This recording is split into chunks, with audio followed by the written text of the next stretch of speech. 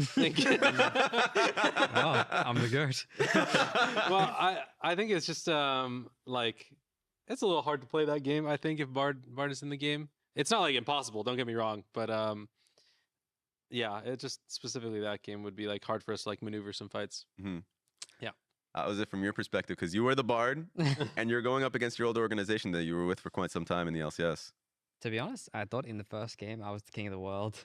I thought I was completely running the game, and honestly, like usually I'm pretty critical, but my first game I don't think I made almost any mistakes. Mm-hmm. There would only be really small stuff, and I thought I played the fights fairly well. Obviously, there was some team-wide mishaps that we will talk about. Yeah. That have already been talked about to some, honestly, substantial length. But yeah, I was pretty happy with the first game, honestly. The second one, maybe not as much. Yeah.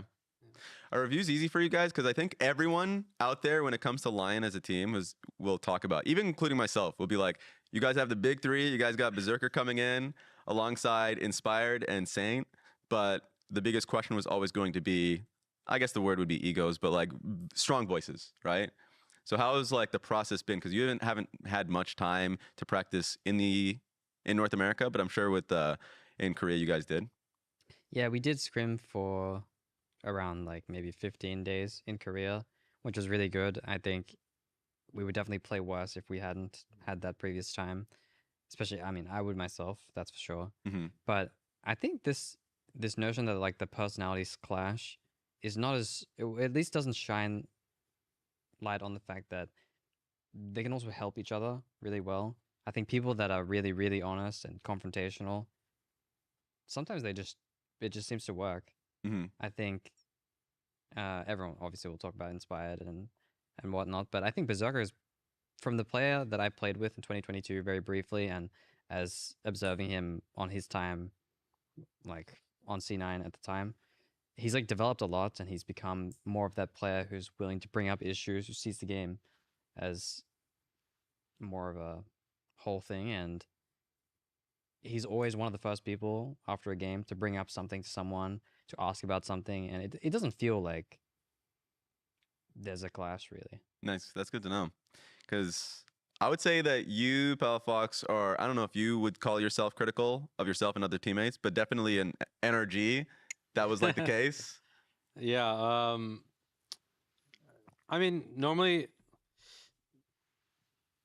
I think I am pretty critical about like certain aspects of the game. So like team fighting, or like just if, I think a large problem with a lot of teams is just like if somebody is in the wrong spot, like on the enemy team, you have to be not afraid to just like go. Yeah. And I think honestly, it's just a balance of that. Honestly, I've tried to tone it back a little bit this year, Mm-hmm. because like personally, I'm not like a confidence player. Like I'm not super, the confidence does affect me sometimes. Yeah. But usually I'm just like, if we lose like 10 scrims in a row, I won't feel it. You know, Yeah. it is what it is. Next day will be better. Yeah. So yeah, just trying to like try to be more considerate of others and how they feel about stuff, and just not push things too hard.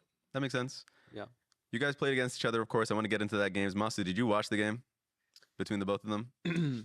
I want to hear from an outsider I opinion. watched most of game 2. I didn't see much of game 1. Oh, Ooh, then talk about game 2 a little bit. What was your thought process watching game 2? I mean, it seemed like Lyon was in pretty solid control for most of it. I think the early game they had some mishaps with like diving and going 2 for 1 and stuff like that.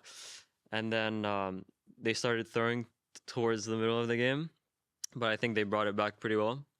So it wasn't like a clean game, but it looked like they stayed composed. What was it from your perspective? How composed were you guys throughout all the mishaps? it was fine. I didn't think early game was really a problem. I think until like the second Drake fight, Mhm. I played really bad that fight. We didn't get punished as hard as we could have, I think, for that fight, but I was completely tunnel visioned on Pantheon, and I pretty much killed myself for no reason, and I didn't block a hook. Was that the one where Inspired Where- flashed over the yeah, wall were to steal? over. And I then was you were like in the middle of completely everyone. tunnel vision. Yeah. Yeah, I could play so much better that fight because Cannon had no flash on ult, and I had flash still. So if I just played a little slower, it could have been so much better. Mm. I think Berserker also kind of ran at that fight, but then I could have saved him by killing myself, but I didn't see it in time. So I felt really bad about that. But in terms of like the actual things that kind of affected the game, it was pretty much just Canon running the show at times. I think Yeah. we had a lot of miscommunication in game, especially that top fight in Top River. We didn't even realize he was there until it was kind of too late. Yeah. Or like we knew he was coming, but we thought Renekton would come as well. And it was Douglas said he said, but like we didn't hear or something like this. So obviously these are things that you have to try and iron out in review Yeah. and try to fix for other times. But it didn't seem like people made massive misplays. You know, sometimes in competitive, if you just have a miscommunication like this, it can be game losing. But it didn't feel like the flow of the game was bad. Mm-hmm. What about your perspective, Palafox? Well, the early game seemed Omega cooked. You know, a little bit rough on the bot side, and then in jungle, like Pantheon stole Krugs with a Q blind Yeah. over the wall. That's crazy. So I thought the game was going to be kind of cooked. Photon brought it back, got I think a solo kill or two on top, and then like I ganked top. So it's like, you know, we found the inter. It was Dokla. And then I mean the rest of the game was just like, you know, us grouping. I think Saint was also a bit of an inter in that game. So was I, to be completely honest. I killed myself on an important timer. And then just team fights. You know, it happens. Sometimes people like go too far. I think like we got caught out in some like licking fights. It happens. And yeah, I mean it's just like learning struggles.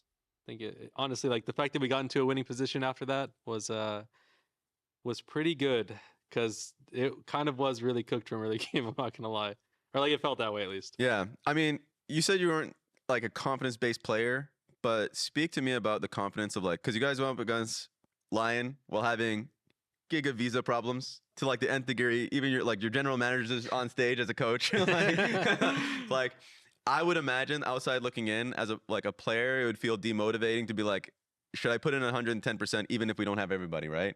But it felt like both games had strong laning phases.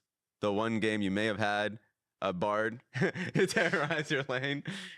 But also it felt like generally you had, in my view, a good game. What was your view from that? I mean, first game was just hard, maybe a little unplayable. Second game was well, I guess I'll say something about draft, right? Like Secrets. yeah, I'll say secrets, you know, for No, fun, of course, for fun, of you course. know, maybe shake things up on other teams. Yeah. But I think just in game 2, stylistically, Talia Jinx cannot die Yeah. if nobody does anything. So Talia Jinx will run the game. Yeah. As long as like in the last fight, there's a Renekton with no flash that gets a super blast cone on my head. Mhm. It should never happen. But like, we will just run to back. Me and Jinx will carry no matter what. And it's mostly because like Lyon engaged champions, like they have a Lulu, so Yeah. they are down 1, right? Yeah. They have a Renekton, that champion is like with flash up is the only engage. They have a Rise, he can like suicide bomb himself in, but that's not like, you know, reliable. And then Pantheon has to do the same thing, but like into Talia it's hard. Yeah. Right? Or like Talia Jinx, because Jinx can just trap as well, Mhm. right? So I think like just in like Talia Rise, that type of matchup, like if the Talia is really good, they should solo carry the game. Yeah. So like, yeah, I don't know. In that game, I think it was kind of like, if I called the right things, I will always carry, like Mhm. regardless of like names, you know. Yeah. I'm interested, obviously, like week 1 will always be an asterisk based off the amount of practice that you have. Masu, I'm interested in your idea of Lyon and their expectation. I ask you because, of course, your former teammate Inspired's playing on that team. Mhm. So there's always going to be a genuine interest of like, oh, how's my former teammate going to do? Mhm. What's your expectation of Lyon this split, actually, or this year? I don't know. I think it could really like vary or Yeah. depend on, I guess, how well they mesh together and how much they can push each other to improve. I mean, like Isle said, I think it's overblown, like the ego narrative where maybe they have 3 players with big voices, so it's gonna like already explode the team. Yeah. I feel like, at least from playing with Inspired, he's reasonable enough to know like when to give feedback and when not to, and then how to give it sometimes. And of course, like Inspired is a very good player. I feel like he elevates the level of any team he joins.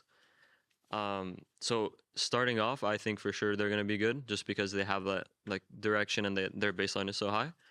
I think the question for me is just like towards the middle or maybe like the end of the split, how well connected would they be? Yeah.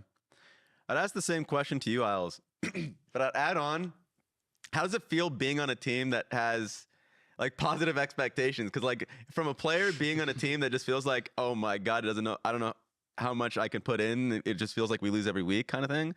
Now you're on a team that has that expectation. Does it feel any different for you at all or not? Well, obviously, like if you look at the scrim record, instead of being 0-6, I'm 6-0 now. So in that sense, like I wouldn't say I'm like a big confidence guy either, but at least going into the day and knowing that I'm on a team that wins every time in scrims, that has these players that are gonna give direction, they're gonna make the game easy for me. I've never like, I don't know, it was just really comfortable on stage a lot of the time, especially in game 1, where I just felt like the game was gonna be easy for me.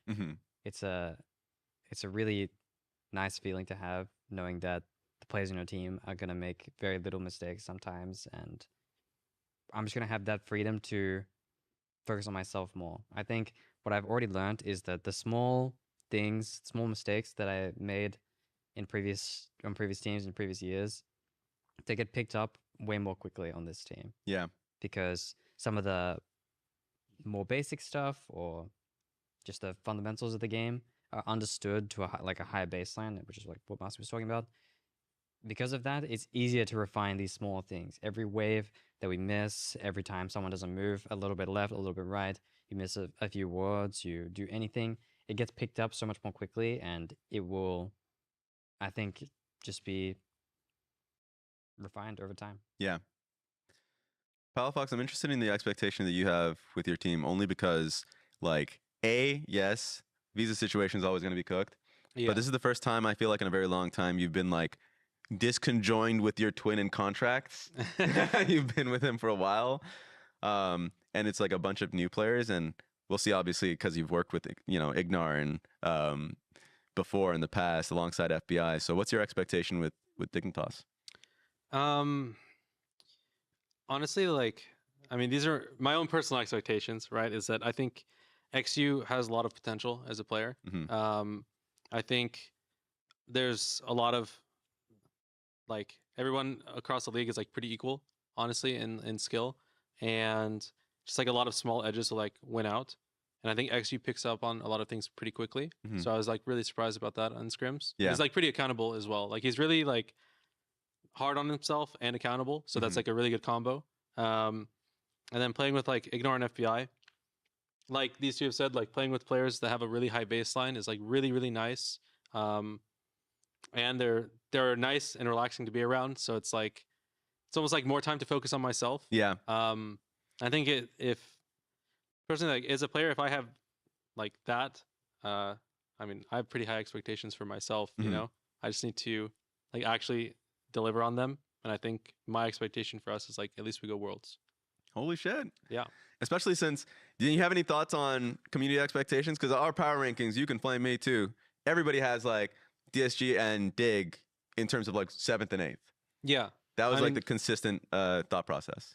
I mean, again, like I think people don't realize how close the league actually is. I don't think like anybody's really going to be running it down. It's just going to be kind of like Isle said, like small fundamental things. Yeah. And then it's just like refining, right? And like even I would say even with like 2 subs and like a sub coach, like we were in a winning position against Lyon, which is, I mean, I don't know who the favorites are in the league, but I would assume it's probably going to be Lyon, right? Yeah. You can kind of see like if we just clean some things up, like we will win. And this is, you know, feels good. Absolutely. I want to go to the next series. Masu, I'm interested in your thoughts. And I'm just going to go straight from how it is to be, you're saying you're the oldest or second oldest player on your team now? I'm the second oldest. Quad is older than me. Oh yeah, yeah. The So at least father. we got that. You're not the complete unk. Unk at what? 21, 22? Yeah, I'm Unk at 21, newly 21. So. Yeah. How is it feeling being on this team in comparison to the team last year in terms of just like, I guess, maturity level, I suppose? Maturity level. I mean, it actually feels like similar, but also different in a way. Yeah. I think the vibe or like the atmosphere is very similar, where everyone's like pretty open with each other. We make a lot of jokes, and everyone's like comfortable around one another. Yeah.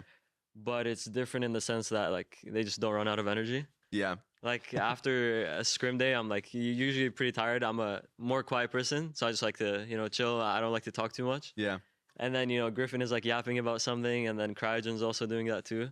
So they have a lot of energy, and it's like contagious. Honestly, Yeah. I feel also more energetic because of it.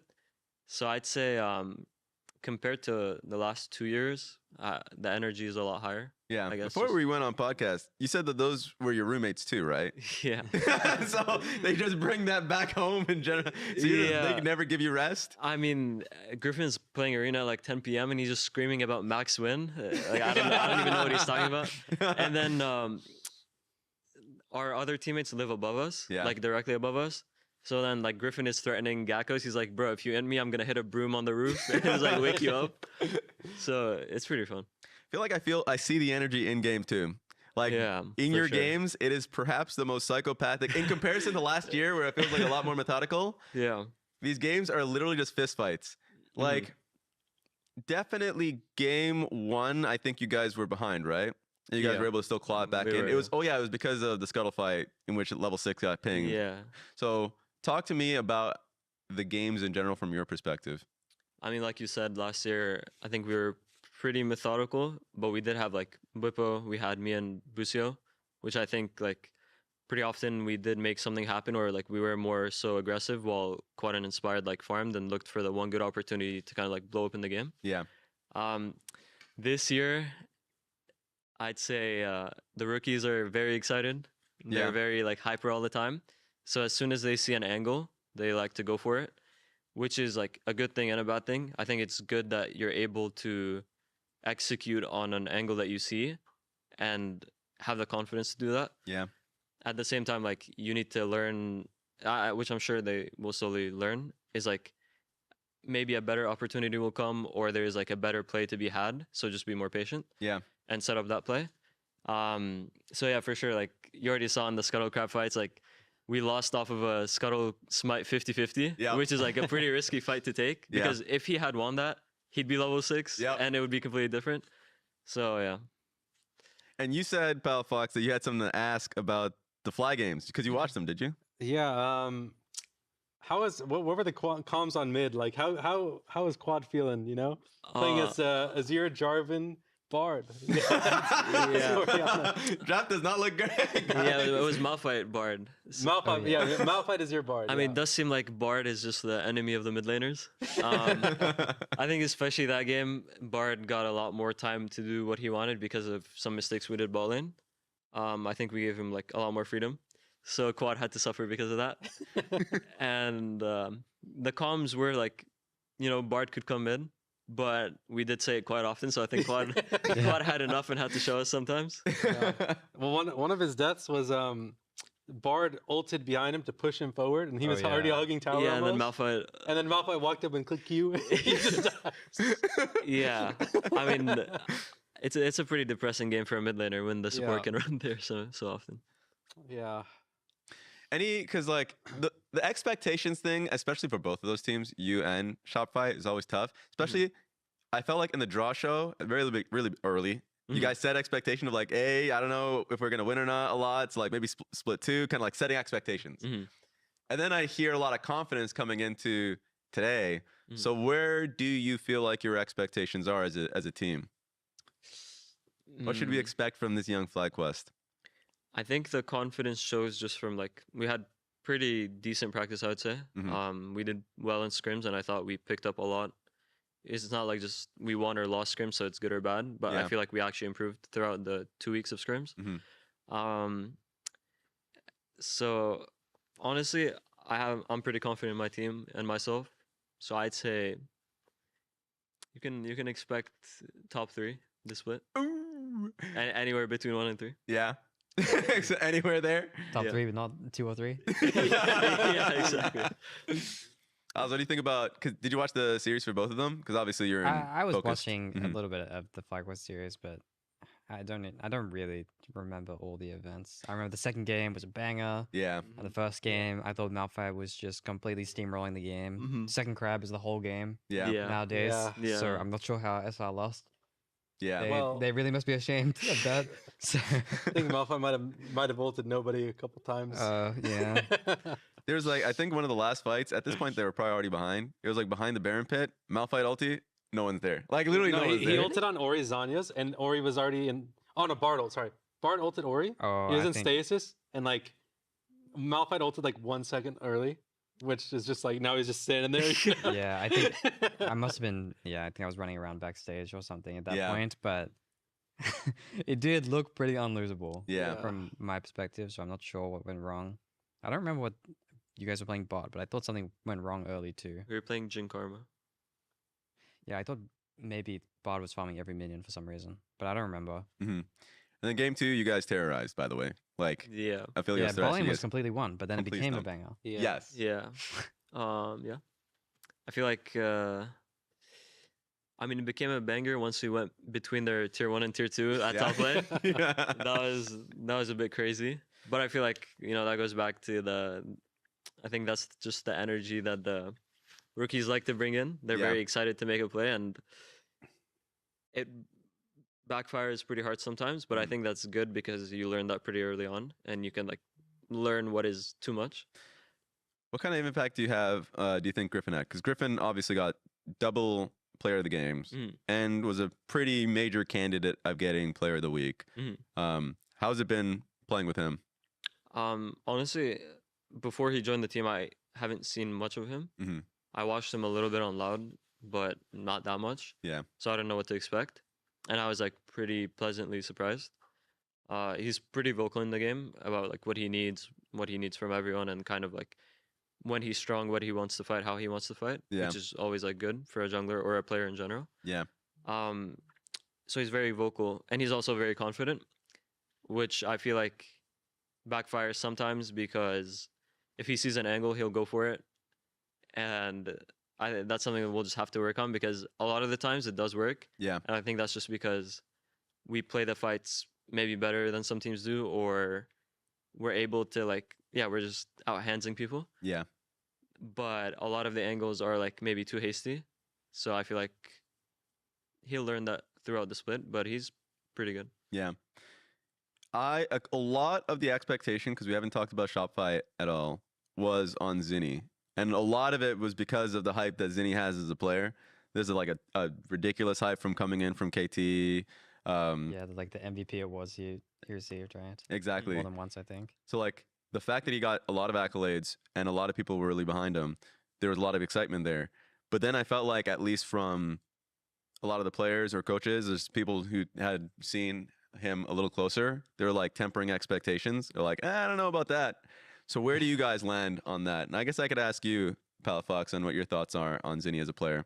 Honestly, I didn't keep up with any of his games. I Yeah. mean, today is just like, I feel like the way SR plays is like he's along for the ride, Yeah. whether or not it goes good or bad. Like, yeah, I don't know. Mhm. I don't have too much of an opinion on it. That makes sense. You guys as well? I mean, today I didn't feel like the aura that was like Yeah. brought out to have, Yeah. but I didn't lane against him, so I'm not sure about that. And then mid game he was okay, but nothing like special from what I saw. Mhm. So I think he just needs more time. That makes sense. I mean, for me, I'm optimistic. I think that when I think back, when I played against Quid the first few times when he played on 100, Oh, right. I thought he was the most gankable player. I thought he would die if I just breathed on mid. And it just, 100 Thieves at the start of their run, especially when they had Sniper Yeah. and before they became like, a pretty good team in North America, I really thought that Quid was, similar to where Zinni is now. Yeah. So that's what I mean. I'm optimistic to see, because I think Quid is really good now, Mhm. and he's developed into someone who, creates advantages in and of himself. He plays a lot of champs. He has the aura, I suppose, that Mars was True. talking about. And I can see Zinni's. He's definitely a mechanical player. I saw the way he was moving on Rise. Just he's definitely clicking fast. And Yeah. he's definitely a young guy. Yeah. So I'm optimistic, That's true. but I haven't seen it yet. People, including myself, can be really quick to judge because I remember his first split with like that was the double if lineup when he first came in, like second split because Bjergsen like retired early, and he looked really bad, like quit specifically. Yeah. And then that changed. I mean, they kept him. People questioned it. He knew it next split, like won MVP. Like he actually Yeah. just. Yeah. So you're right. People definitely could be too quick to the trigger. I'm interested in the draw show a little bit. We'll talk about the draw show because obviously the format's different this time around. It's very similar to Worlds where you just have the Swiss stage stuff. So interested in the next week matches for a lot of you guys. Now, this is fun. Isles, you're going up against Cloud9. That is amazing. What's your expectation or like what are you looking forward to in that matchup? I don't know. C9 has always been the team I wanted to beat most. They were the team I was on at first. So, and I'm good friends with Sven, so I'm obviously always happy to play against them. But it's also a lot of fun to scrim them. So I'm kind of sad that we won't have that opportunity True. this week. But I was talking to my teammates about the TLC9 matchup, and everyone I spoke to other people too, thought that TL was going to win. Yes. They thought they were going to win 2-0, and it was not even going to be close. That's what I Ooh. heard. Ooh. That's not what I saw. Yeah. So we scrimmed C9, and it definitely is obvious that some of these players played together last year. Mm-hmm. They definitely have a lot of this fundamental stuff down. Especially, I think even Vulcan, just my matchup versus him, I think he's definitely has the experience on me, and he definitely sees angles a lot quicker than I do at times. Mhm. So, but it's a 5v5 game, not a 1v1 game. And I'm still confident in my team. What I've seen so far from my team and our preparation has been awesome, and I'm really excited. Masu, Mhm. you're going to be going up against DSG. You guys are in the upper bracket. This is what is so funny about Swiss Stage, by the way, is that it's just luck of the draw. So the fact that DSG and you guys have a chance to immediately just go like 2-0. Uh-huh. What is your expectation going into these guys? Because obviously we'll talk about it a little bit afterwards. I don't think anyone expected DSG to win versus Sentinels. Maybe I don't know if you guys had a different thought process. I thought it would be close. Yeah. Mhm. Also close. Okay, nice. Then that's us outside looking in. What are your thoughts going up against? Actually, were people underrating DSG? Because you guys obviously had different expectations on that. I think maybe people are overrating Sentinels. Yeah. I Mhm. think that's the Yeah. More than underrating DSG. Yeah. I think DSG still has some a ways to go. Mhm. But I think people thought that Sentinels would just, I wouldn't say be a top team, but be a very competitive team right from the start. And I Yeah. think this is not a group of players that have played together before. Mhm. So it's going to take some time, I imagine. Yeah. So what are your thoughts? Because you're going to be going up specifically against Sajid. You Mhm. guys are like FlyQuest brothers in that way. Mhm. Any thoughts going up against him in particular, or just going up against DSG as a team? I mean, I do think DSG is still like a very new team, and I'm right. I think week 2 they're playing with their main jungler. I'm not sure actually. I'm expecting it, Yeah. but you never know. So I don't know which jungler they're gonna play. So I haven't seen them play with their full main roster. Yeah. But I think they have quite a bit to work on in terms of team play, and I think their bot lane, Sajed, I think he's got a lot of potential. Mhm. I think he's pretty good in team fights, especially. In terms of laning or something like that, I think their 2v2 bot is not that scary. Mhm. But at the end of the day, it's not like a 2v2 game, so the entire team is gonna get involved, and I think you will still have to play clean in order to leverage advantages. Yeah. And so I guess the next one would be Shopify Rebellion going up against TL. I'm interested in your thoughts on that matchup in particular. I think it'll be a scrap. Honestly, I think from what I've seen today, like either team can win depending on the day. Yeah. Like personally, I don't think I think TL got like big individual leads in the C9 game, or at least Mhm. like Quid as an example, but it feels like like what I saw out of 100 Thieves last split, right? Like the team fight magic is kind of what I felt from them. Yeah. It's like Quid was just playing like a little bit off in that series. I think it was just like maybe like a little disconnected or just like just a little bit out of it. Yeah. But I think if Quid is on and back to his old self, I think TL will take it. Otherwise, like it can be really close. And I guess I'll double down on you just because you are also going up against Sentinels, and you already said like everyone kind of agreed on Sentinels being like kind of overvalued in a case. What's your thoughts going into that team? I mean, just like going. I'll start with Darkwings because lane, right? Kind of feels like he's a bit unaware. Like he farms a lot. He will be taking waves, and he's pretty greedy, which means that like he's like pretty easily open, like exploitable to like ganks, right? And it feels like I don't have too much of an opinion of like anyone else. I think like the jungler is a little bit rough sometimes. Like maybe he's like trying to do too much. It's kind of what it feels like. But like just strictly like team fighting, I think like jungle is a little bit rough, and I don't think he's like a good engager. So it's like I don't know, if you go and watch those games, like when he's playing Lucian Nami, they're just stomping bot lane, but like little direction, I feel. Yeah. And then in team fights, if you watch like the Rel game that he played, he's like solo ulting a Xin Zhao as Rel, like using his flash and stuff. It's something that I would expect from like I don't know, just not an LCS player. So yeah. Actually, I guess we can go straight into it. I'll go into that one immediately. It was the DSG versus Sentinels game. I definitely thought Sentinels would win. I think the power rankings overall was, at least I'll say my power rankings, that I had Sentinels at 6, but I thought that they would be a team that would maybe scale over time. Because like you have Huhi and Impact as veterans who probably have like a good vision of the game, and you have Golden Glue, so maybe things could work out in the past. But this was obviously not a good week for them, going up against the DSG and losing. So my thoughts, actually a question I'll ask you, Isles. What do you think is wrong with Sentinels at the moment? You can say outside looking inside opinion because you don't know. I don't know what I would say exactly, but I will say Impact's playing great. I think his performance relative to his opponent was amazing. Yeah. And I think I would feel really, really demotivated, honestly, if I had lost that series from his perspective. Yeah. It was definitely not a top lane problem. So from the 4v4 game, we have something to talk about. Yeah. And I remember the second game too, or I don't know if it was the second game, but the Lucian Nami game. Yeah. It looked unlosable.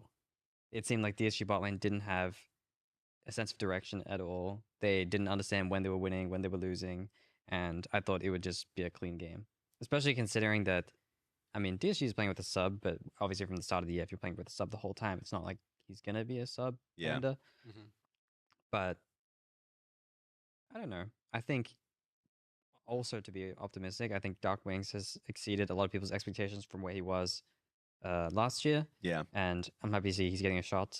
And when I'm talking to Saint is showing me things in lane that Dark Wings is definitely, a reasonable player. He's laning well in the games that I've seen him, in the games we've scrim versed them. But as a 5-man unit, I think they're just so not on the same page. Yeah. Just so far from each other. And their expectations just don't align almost at all. So from the games I scrimmed them and from the games I saw, it's hard not to believe that they will crumble somewhere in the mid game. Even if things go well, there's a chance that something can go wrong. You're nodding along with that. That's such a tame take. Bro, all right, so let's say like in game 2, right? Like Botling was 80 CS up. That was the Lucian Nami game? Yeah, that was the Lucian Nami game. It was like so 80 CS up. That's a big number. That is crazy. It was a lot. It was a lot. Would you carry that game if you're Lucian Nami? Like if you're Would I have carried? Would you have been a part of like winning that game, giving them direction? I hope so. I mean, I don't remember the exact game state, so it's hard to say. But I remember the Impact, as long as memory serves, was crushing both games. Yeah. The Kasante game he was playing great, and the second game I forgot what he was playing. Mordekaiser? But he was solo killing second, Sion or something. He was definitely Mordekaiser. playing great. Yeah, I would hope so. It's really not hard to play, I think, when you have a champion like Mordekaiser, who is just hard to kill inside. If people go to him, he can 2v1. Yeah. So one of your side laners will just be under control the whole time. And Lucian Army will have prior on every single mid wave. So where does it go wrong? Yeah. It's kind of hard to believe now that I'm actually thinking about it more. Like, how did they lose? It's tough. I do think it's actually crazy. I do think that game later on was hard for the Mordekaiser because the mid laner they're going up against, Akali, pretty difficult to ult. Well, Oh, debatable. Akali can't use Shroud. If she uses Shroud and then you ult her out, you Yeah, just then she kill doesn't her. have Shroud. yeah, Also, if you like, he was so strong in that game that when he ulted Akali, yeah, he didn't even lose 1v1. So when Akali pops out, she would have no Shroud. that is true. So it's like, you know, there's that. Also, I would say like for you, Red. So like you spawn in, you don't give direction to your team. Like you would say the thing about Mordekaiser, I'm assuming, right? Like our Oh. Mordekaiser can 2v1. We It would get be- prow on every mid wave. I don't know if I would say it, but I mean, I have teammates that fill in a lot of the blanks for me, so I see. there's a blessing in that sense. But Okay. I mean, genuinely, it's hard for me to understand if you win so hard on mid and you win so hard on side, just what happened. Mordekaiser could easily make fun of Xinjiao in team fights. If you just walk as Mordekaiser true. in front of Xinjiao, like, Yeah. there's nothing you can do. Yeah, The 4v4 game will be completely won. And Xinjiao versus Lucian is like a bit of a feast or famine. When Xinjiao is winning, Lucian can't play. If he tries to hit Xinjiao, he will die, and he will deal 0 damage. But the inverse can also be true. When Lucian is culling your front line and Xinjiao has to pop ult, he's currently useless. Yeah. So champions like Xinjiao are much better situated in the river, hitting the Drake, creating chaos in the team fight, and making space that way. But when the game is just, we can't breathe on mid lane, we can't kill Lucian, it's impossible. If I go to side lane to hit Mordekaiser, he's just going to kill me. I don't remember what the mid laner was, but still I'm Yeah. finding it hard to believe that they found a way to just throw it all away. yeah, yeah. Fox, I guess through the line of your questions, you're basically saying they just had no direction. Yeah. I mean that's kind of what I'm trying to instigate a little bit. But I mean, Yeah. yeah, I don't remember the game that well, so it's hard I for me to see, speak okay. to it, I guess. But I want to go into the C9 TL one, but do you have any final thoughts on the Sentinels DSG series? I honestly didn't watch most of the game, Okay, so I'm not sure that's fair. how they lost either. We can go straight into the C9 TL one because that one is a pretty big banger. It feels like everyone's expectations of like top 2 teams. Actually, Isles, you even mentioned that everyone expected Team Liquid to win from who you talked to. It was pretty divided from like broadcast down. Like I had C9, but I didn't think it was going to be 2 at all. What was your? Actually, I'll ask you, Masu. What was your thoughts of that series if you had watched it? I mean, from what I remember, I think I watched the second game mostly, Yeah, and APA seemed to be playing quite well. yeah, I think he was already stomping mid lane. He was like up 20 CS on Yone as TLAW, which is not normal, I think. Mhm. And he was also moving around and like being in the jungle fights, being in the bot fights, and the game seemed pretty hard. Yeah. So I was thinking TL was the stronger team before watching the games. By not that much, just like by a little bit, just because I thought their bot lane is honestly very strong, especially in lane, I think. yeah, And I think Sven Vulcan are good at neutralizing lane mostly. They're not, in my opinion, I haven't seen them play a winning lane and like stomp their opponent hard and create an advantage that way. Yeah. I think they're very good when Sven can farm either 1v2, 1v1 while Vulcan moves around with Blabber. So I was kind of surprised that TL lost 2-0, but then again, I think either team could have won. yeah. Especially since TL had a pretty consistent advantage in game 1. Like they had an advantage the entire time. I think that was also the game in which APA solo killed Quid in lane. It was like Ori versus Azir. that solo kill is like bro, he stood still as Azir and auto attacked and Quid died because he kept trying to run back in. You know, like Azir didn't even click E or Yeah. like R anything. He just poked him. You know. Yeah. I think Quid has to accept that one a lot. Yeah. For that to happen. That one. So you just think it's like an aberration that just shouldn't That happen? one looked real weird. Yeah. Like a one-off. Yeah. Most likely. Yeah. For the TLAW thing, like you said, it's just I feel like TL looking at that game just didn't realize like their win con is not early game. Like just chill out, don't do anything, and then like after Yone gets some pressure in the lane, like you can do something. But Mhm. I don't know if you realize like TLAW walked down to a crap fight at level 4. TL was hard losing it, like it's Jarvan versus Vi. Like they just don't win early. So they're already winning it. TLAW comes down, eats a kill, has blue buff, and gets lost chapter from it. Yeah. Then he runs back to mid and just starts railing Quid with no mana issues. I was like, damn, that's roughy. You know, Yeah. like if that happens in your mid, you're just like, oh, I'll do my best. You know, just yeah. Especially like TLAW when she has like that type of a lead early, especially like item advantage too. It's hard for a little bit, and then like you just, as long as you survive it, it's fine. But it's kind of hard to survive that one. Where's the confidence coming from where everyone believes that Team Liquid is the better team? It seemed like C9 obviously brought in a lot of the same players from last year, added APA, seemed like they were, well, like put in a position to succeed in that sense. But I would ask you, Isles, where do you see that confidence in Team Liquid being the outright better team, obviously, before the series? Well, I'm not sure I shared the same experience to the same extent that some of the people I talked to did, but Yeah. what I will say is when we played against TL in Korea, we were, I think it was SR, C9, TL, and us that all went to Korea, and I scrimmed all three of those teams. Yeah. And I just thought that Morgan seemed like he really put all the pieces together. Their bot line is strong in lane, like Masu talked about. Everyone has known that Yon KoJJ has been, at least I think historically, the strongest bot lane in lane. Yeah. In North America, maybe not out of lane. Maybe Bushido and Master were goated. I don't know. I was too busy losing every game to know. But yeah, I don't know. When we played against Morgan, it seemed like he was creating advantages in and of himself. He had an idea of what he wanted to draft each game. It seemed like he could play champions that we thought would be terrible, and even if he went down 60 CS, he would somehow find a way to be useful later in the game.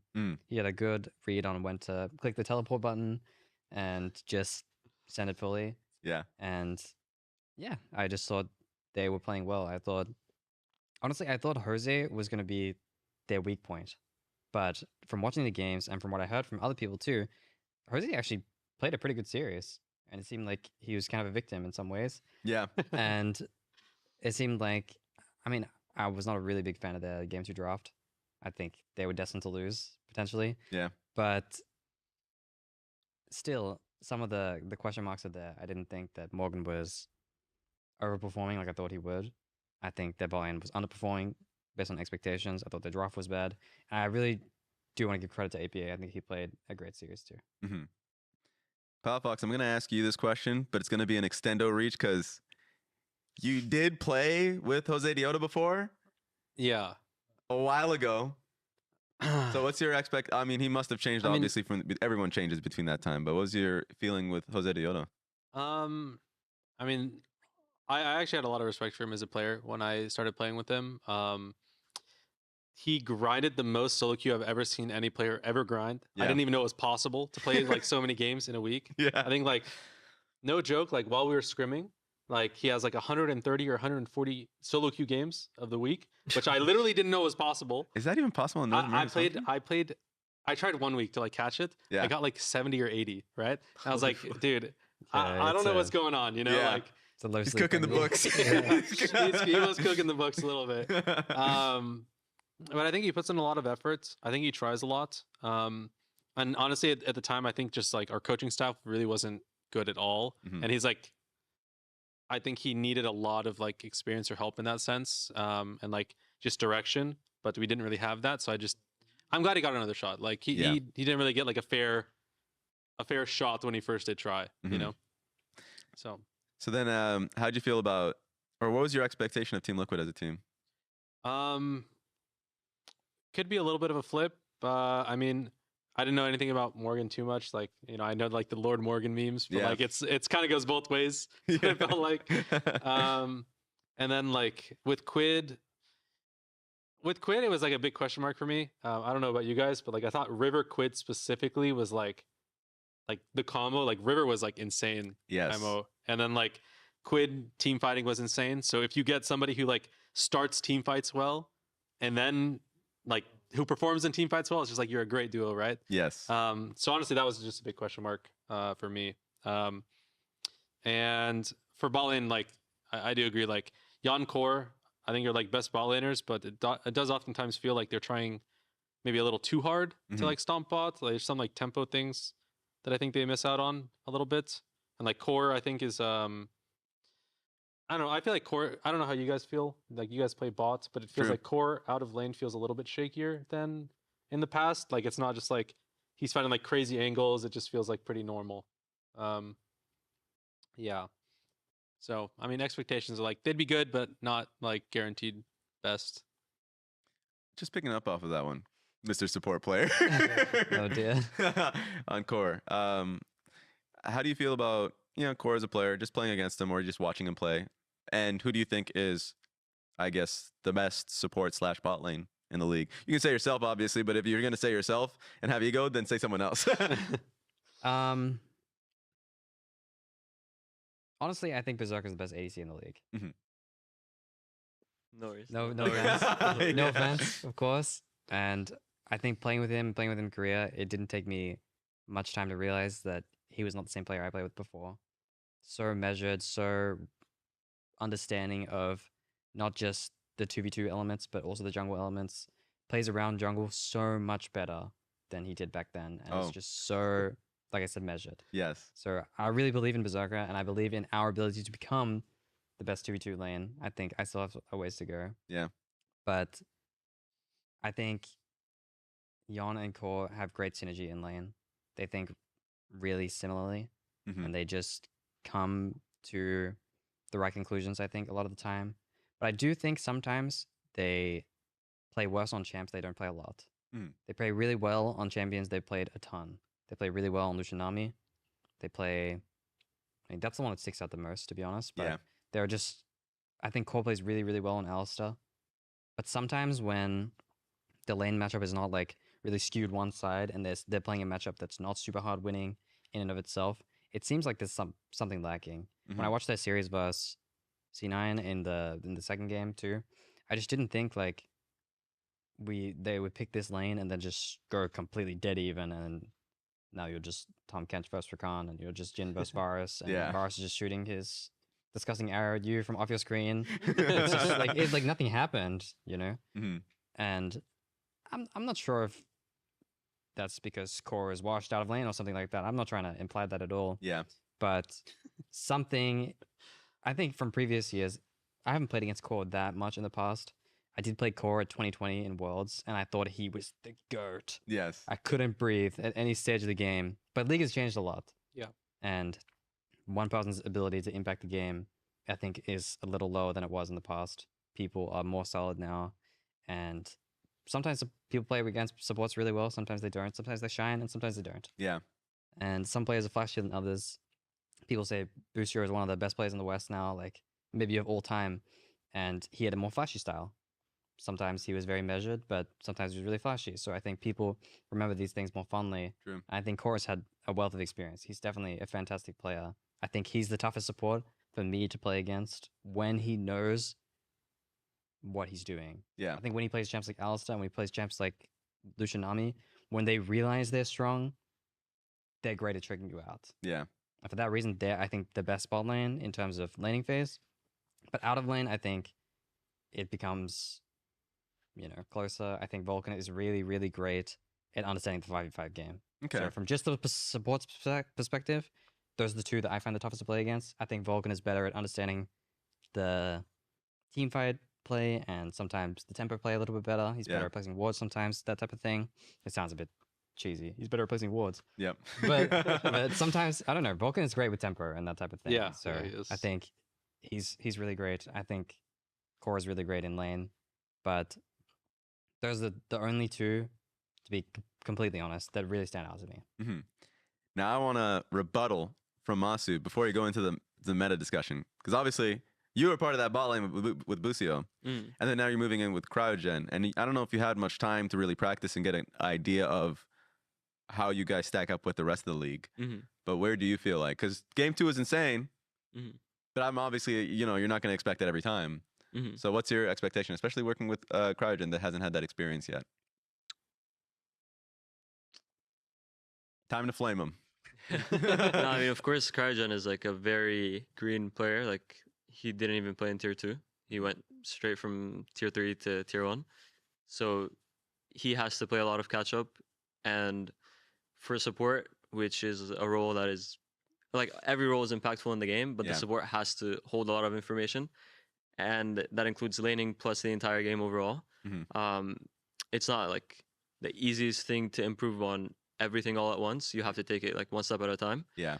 So I think in terms of lane, I'm very confident in myself. I'm confident in him as well, and I feel like that won't be like an issue to improve on quickly. Mhm. And I feel like already from the like 2 weeks ago when I played with him first to now, I feel like we've gotten a lot better already. Yeah. I mean, like I said, I don't think I'm the best AD carry right now, just because I don't think my form is good, but I think I easily can be. And then for Cryogen, I think he's improving a lot every scrim. I think he's learning how to play the map. He's learning how to play the map, Yeah. and I think he's getting better. Sweet.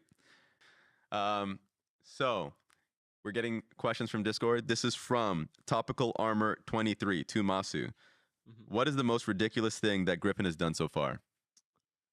I feel like when we go out, Griffin is a very outgoing person, Yeah. even to strangers. Oh no. So Oh, no. like we're just walking the streets and he's just randomly like talking to people. Yeah. And he's just asking them the dumbest things ever.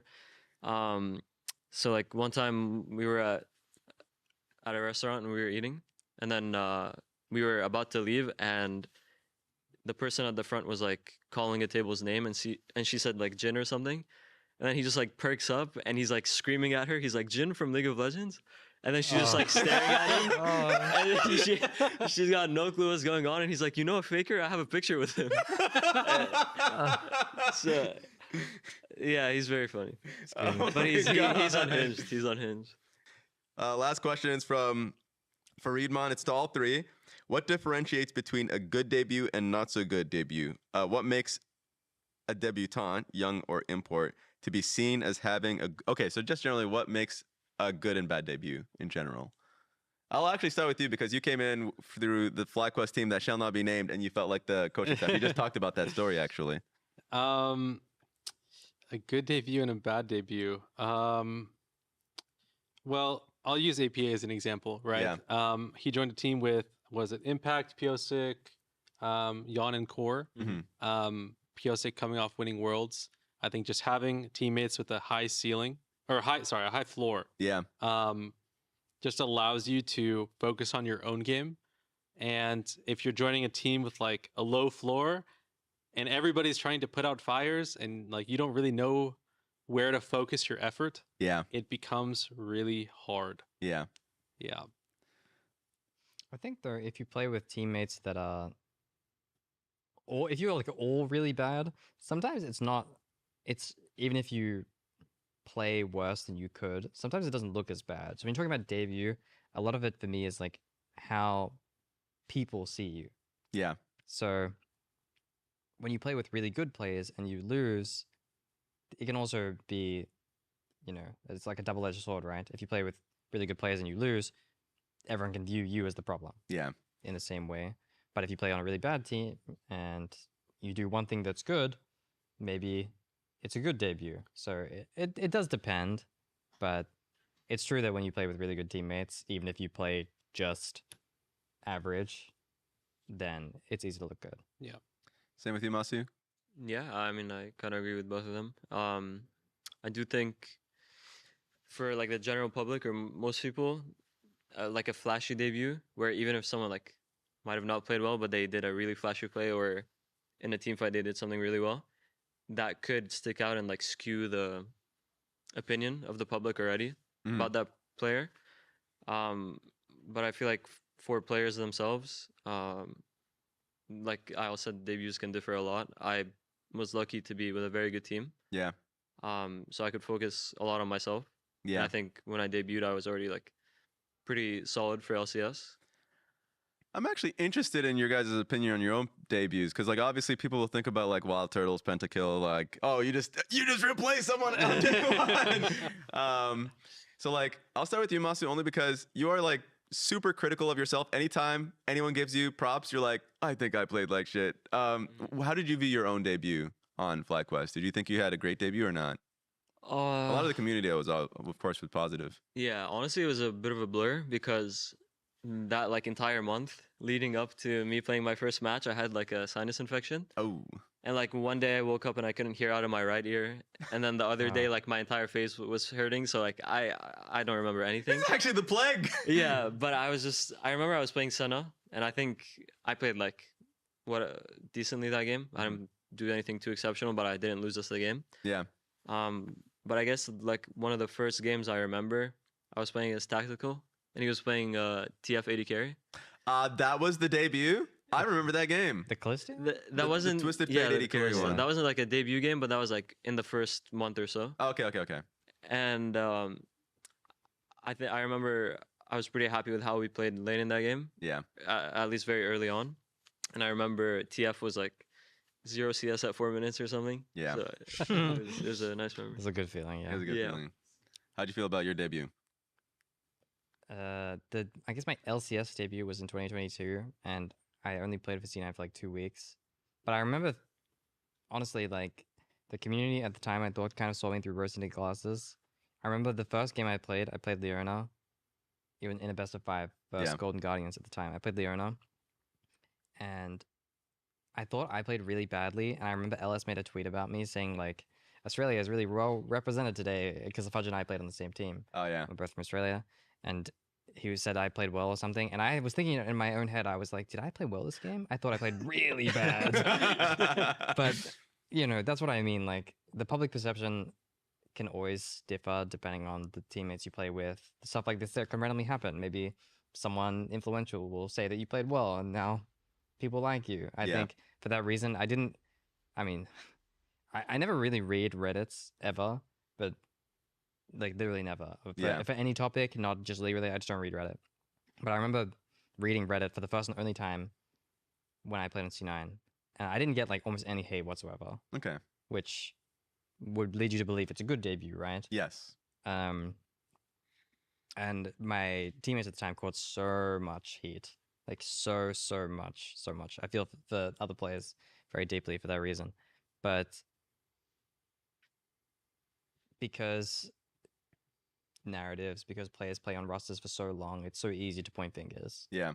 And that's just what the public just don't see the nuance of the game sometimes. I think, for example, Cryogen today had an awesome debut. Yes. His second game, in terms of just getting solo kills, is like so great for your career. It's such an awesome start. But from my lens, being more critical, I can still see things he has to work on, but the public doesn't see that. So, I mean, I'm obviously I'm happy for him. I wish the best for everyone individually. Mm-hmm. But from what could have been a mediocre debut, he's had a great one. But it's not necessarily, that doesn't mean he's suddenly the best support in the league because he got solo kills in lane. Yeah. On his first day. Yeah. Okay, we got to. I'll ask you how you felt about your debut before we go to the next question. I don't even remember it. You don't remember it? Fair. Yeah, I think it was the LCS lock-in. I either played good or bad. If it's the game I'm thinking of, I played well, but the macro wasn't there. Yeah. And then if it's not, then I have no idea what the debut did. Hey, honestly, we'll stick with a good memory. Yeah. But we're going to go back to you on this next question coming in from Mass Mischief. This is the most weirdest question, but you got to have to work with it. All right. If you were going to run it down a single game, what is the champion that you would choose, and what champ do you think would actually help you win despite running it down? This is like a puzzle piece. I actually have no idea. It's well, there's actually a lot, believe Yes. it or not. Thought Galio, about this before. Annie, Nico, Silas, Akali. Why do you have that list right now? I mean, look, I'm not gonna say I ran it down on purpose, which I didn't. On SR, there were some games where I was playing Annie where I would say like, if they go on me, they'll lose the game. Yeah. I'll accept death. You know, like it is what it is. Yeah. I think one of those games was against C9 actually, where I was just like, they're blowing Nico ult, they're blowing like Nico flash, they're blowing everything to kill like a 2-4 Annie. I was like, I hope you carry B-Boy. You know, like it is what it is. I got my full combo off. I did my job. Oh, there it is. That's the reasoning. I love the fact. I think that was the perfect person to ask the question. And before we end the podcast, you know, you guys have spent quite a bit of time on the patch. I want to hear complaints. Just like thought process. What's the one thing that's your pet peeve currently on the new patch or new season, whatever it may be? You can think about it, but I'm gonna go straight to you, Masu. Because like there's so much that's changed.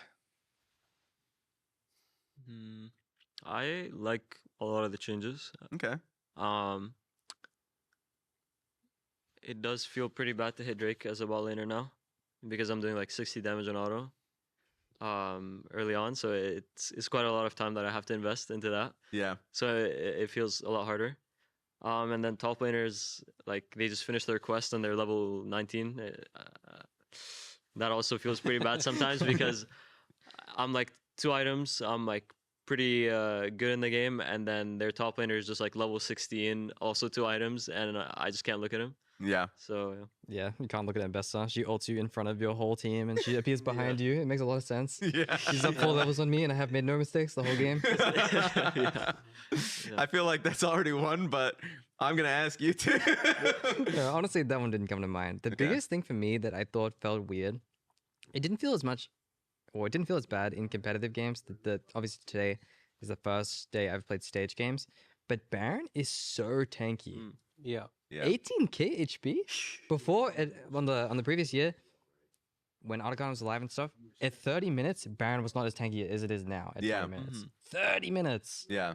Think about how much more gold teams can acquire during that 10-minute period. Mhm. Obviously, there's more gold in the game now with plates being on towers and whatnot, Yeah. and the role quests and whatnot. It's easy to get more gold, but not 10 minutes worth of gold. Why is Nash so tanky? When can we win? Yeah. Like, even in the game that we played versus Dig today, like, you would think when we're up 10k gold with Soul, like, maybe we can take Nash really fast or something if they're losing, like, obviously we misplayed really badly. Yeah. But you would think, like, we could kill Nash in, like, 10 seconds with a 4-item ADC Yeah. at 20 minutes. You would hope so, but you just can't. I don't know if I asked you this while you were in the room before we started the podcast. Did you know that Baron didn't have shred all of last year? Not like What do you mean by that? resistance shred, like magic resistance and armor It didn't? resistance. It did not. Apparently, it's because Otacon did. Baron Oh, did right. not. So not only is Well- it, so a lot of people didn't know that. I did didn't know that. think that Otacon was a lot harder to take than Nash, oftentimes. Yeah. Last year, but Yeah. I thought it still Yeah. had shred, just not as much. It wasn't as significant. Mhm. Hmm. Because that was in the patch notes. So I when I saw the patch notes, I was like, oh. So it's tanky and that has that. Last one for you, Palafox. Yeah. It feels like honestly this meta there's not too much going on. It feels like a lot of the game is just like a I'll give you an example of like I don't know if you watched the T1 game where they're down like Yeah, 14,000 gold I against watched PG. it, yeah. Yeah, I remember It that. feels like the game will become more like it was in like season 4, season 3, Yeah. where it's like make them break us. Baron gives 500 gold. It gives nothing. Yeah, that's true. You can It's honestly not trade that Baron for a dragon, any dragon, like soul point, not Mhm. even soul, and it might be worth it. Like honestly, it just doesn't feel like the game can be progressed so fast if the enemy team doesn't give it to you. Yeah. Yeah, and like I'm not gonna lie, like in the game, the first game against you guys, like it seems completely doomed, but you guys have like Akali Rumble, which Akali kind of gets outscaled by like Kai'Sa specifically, Yeah. right? It feels like even at that point, my AD carry hit 3 items, we can win, Yeah. right? So it really just does feel like I don't know how to put it, but like the game doesn't progress so fast anymore Mm. if the enemy doesn't give it to you. And in comp, I feel like it's going to be a lot slower. In solo queue, people just give it to you, you know? Yeah. So- I mean, to be fair, Otacon was literally the objective that was made to kind of pull people to into create fights. more Yeah. action Yeah. and whatnot. It That's definitely true. it definitely did. I like that Otacon has gone Yeah. personally, but oh, it definitely like it I like definitely made Otacon, people dude. die. Otacon was interesting. Bro, as a fan, I loved Otacon. Yeah. Just watching the game be lost by it. Mhm. But no, that's we're at time. That was a great conversation. I appreciate that.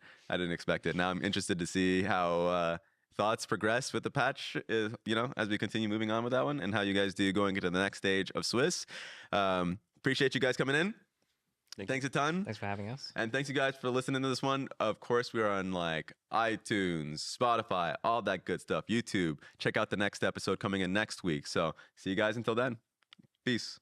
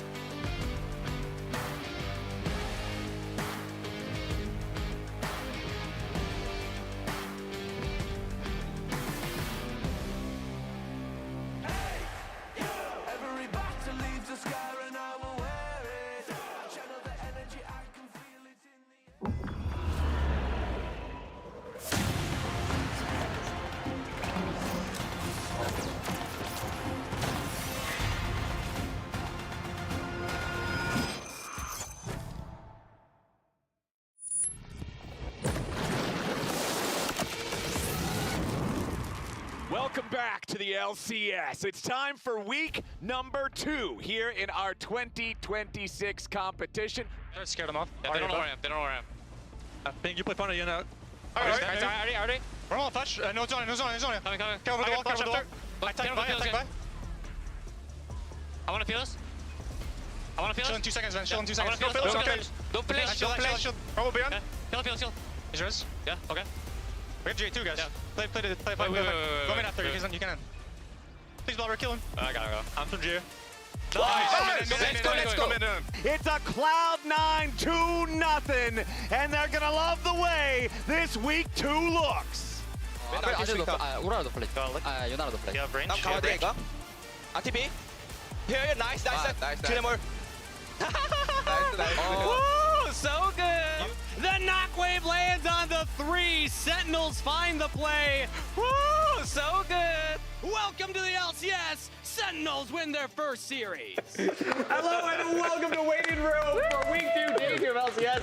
Raz just screaming at the top of his lungs. Raz was singing to us. I don't know what you're talking about. Do you want to let the audience know what they just missed out on? No, it's completely It was fine. beautiful. No, at least your shirt's the right way right now. There was a moment there. Do you want to show off the back of it? This is actually a really cool shirt. Yeah, Raz is it's showing sick. off the back of his shirt. Let's get a show close-up of the that. back, yeah. Look at that. Oh, Are those hummingbirds? They're birds. They're birds. Clouds. They look fantastic. sick. Either way. We're here to boom. You get to see the full back.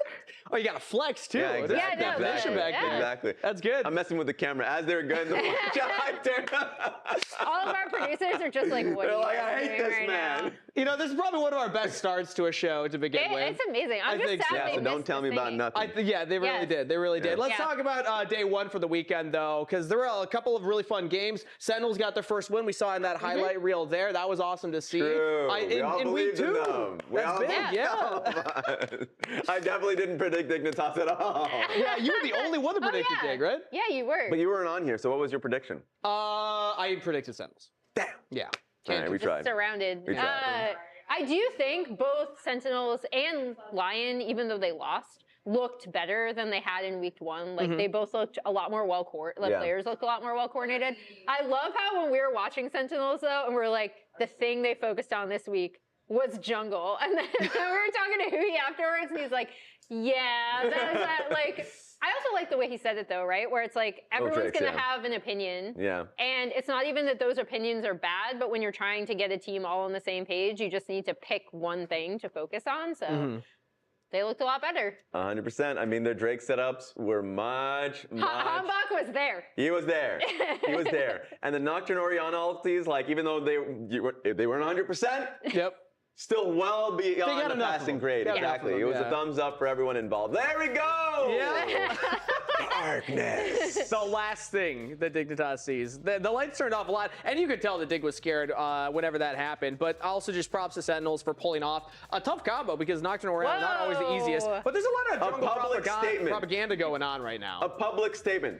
This is from Christian I Will Dominate Rivera. I've been publicly accused of one of my players, Sven, of being a jungle propagandist. I want to state that I am not creating jungle propaganda within the team. Lies. It is not my fault that jungle is simply the most important role and everything must revolve around it. So that's up for you guys out This there. is going to be This an is- ongoing thing Yeah. with that second scuttle. I think this is Dom really siding with Blabber, really, Yeah. at the end of the day. As we know, he's the one trying to throw for those 6-minute scuttle crabs. Look, Blabber already was a crab enthusiast. Yep. Yeah. Now the game is encouraging all of us to be crab enthusiasts. I mean, even in the like APA during his Player of the Week interview was talking about how their entire reviews revolve around the crab, how the most important objective for C9 right now is the crab. Yep. So it's the crabs. It's the at crabs. least for me, the most important thing right now at this moment, The bracket! let's show the bracket. Let's update Let's show the everybody on bracket. what the Swiss bracket looks like right now. Because a reminder, we have Swiss Stage 4 Split 1. We're currently in this second week, and we already have a couple of teams kind of seeded. So C9 still undefeated 2-0. Let's go. Yeah, I mean, well, if you're already 2-0, you're in playoffs. But that wasn't even a question. That wasn't even a question if C9 was going to make it. But what we have in front of us is DSG versus Fly. Team Liquid versus Shopify. Something no one expected was, of course, Shopify to be in this going up against Team Liquid. That's a tough run. Yeah. Also, it's Team Liquid Alienware. True. Just, True. Just, you know, Good let's point. get with the times. TLAW. Get it right. TLAW, which is a objectively cool nickname, I think. Well, they're currently the law in the lower bracket. Yeah. In the 0-1 right now. Yeah. But ahead of this weekend, we asked fans to submit overreactions about the LCS so far. So to kick off the show, let's take a look at some of those overreactions All right. that you at home submitted to us. So overreaction number 1, I believe this one's from Jackson. Okay. We'll see it on I'm screen in a interested second I'm here. interested in what I'm he's got to Jackson, say and about my LCS overreaction is going to be that Lyon has the worst mid-jungle duo, and that will be definitively proven by the end of the year. I think individually, Saint and Inspired might be fine, but when you put them together, Saint being a Giga Tilter and Inspired being the most likely jungler to inspire Tilt with how blunt he is, I think it is going to be a recipe for disaster, and that will be proven by the end of the year. This guy's intense, by the way. Yeah. That was in front of my face. He'd be like, "I gotta tell you one thing." He's opinionated. I will say, I'm glad that he then, because like initially you're like, whoa, Yes. and then he qualifies it with, they might be individually good players, but as a mid-jungle duo, I still think I can't agree with this take simply because of the caliber of players. They're so good. But like, this is a hot I'm at take. least glad that he did break it down where he was like, they're still individually good, but together, collectively, he thinks they're going to be worse. I just don't think collectively they're going to be the worst. The worst. Yeah, I think they're such good players that that's really tough. Yeah. I'm not happy that he broke it down at all. Because at least if you, like, he believed in what he was saying. Yeah. But even if you didn't believe in what you're saying, you don't put the literal reasoning that would be against your point in your supportive statement. If you're saying both of them are individually really good, then how does that make them a bad duo in any way, shape, or I form? do that with arguments all the time where I'm like, and I know you're going to say this, so I'm ahead of you, Also, and then but that's a this is my big but. reasoning. No, Raz, you are the Kinda like king of mine. doing this, first of all. Every time you pitch content, you're like, this is going to suck, but here's my idea. But I'm not going to call you out too So much. We have more overreactions covered. Let's take a look at overreaction number 2. All right, Tom, take it away. Oh, God. Hi, my name's Tom, and can you even call it an overreaction? I think APA is just the best native North American mid to ever do it.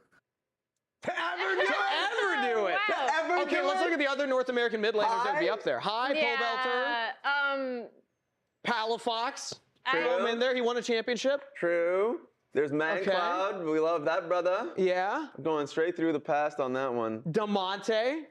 Golden Glue. I mean, there's a chance. And APA came off, to start the year on a really high note. He's won 3 Player of the Games. JoJo to kick Kyun? off the first 2 weeks. JoJo, yeah. How do we forget JoJo?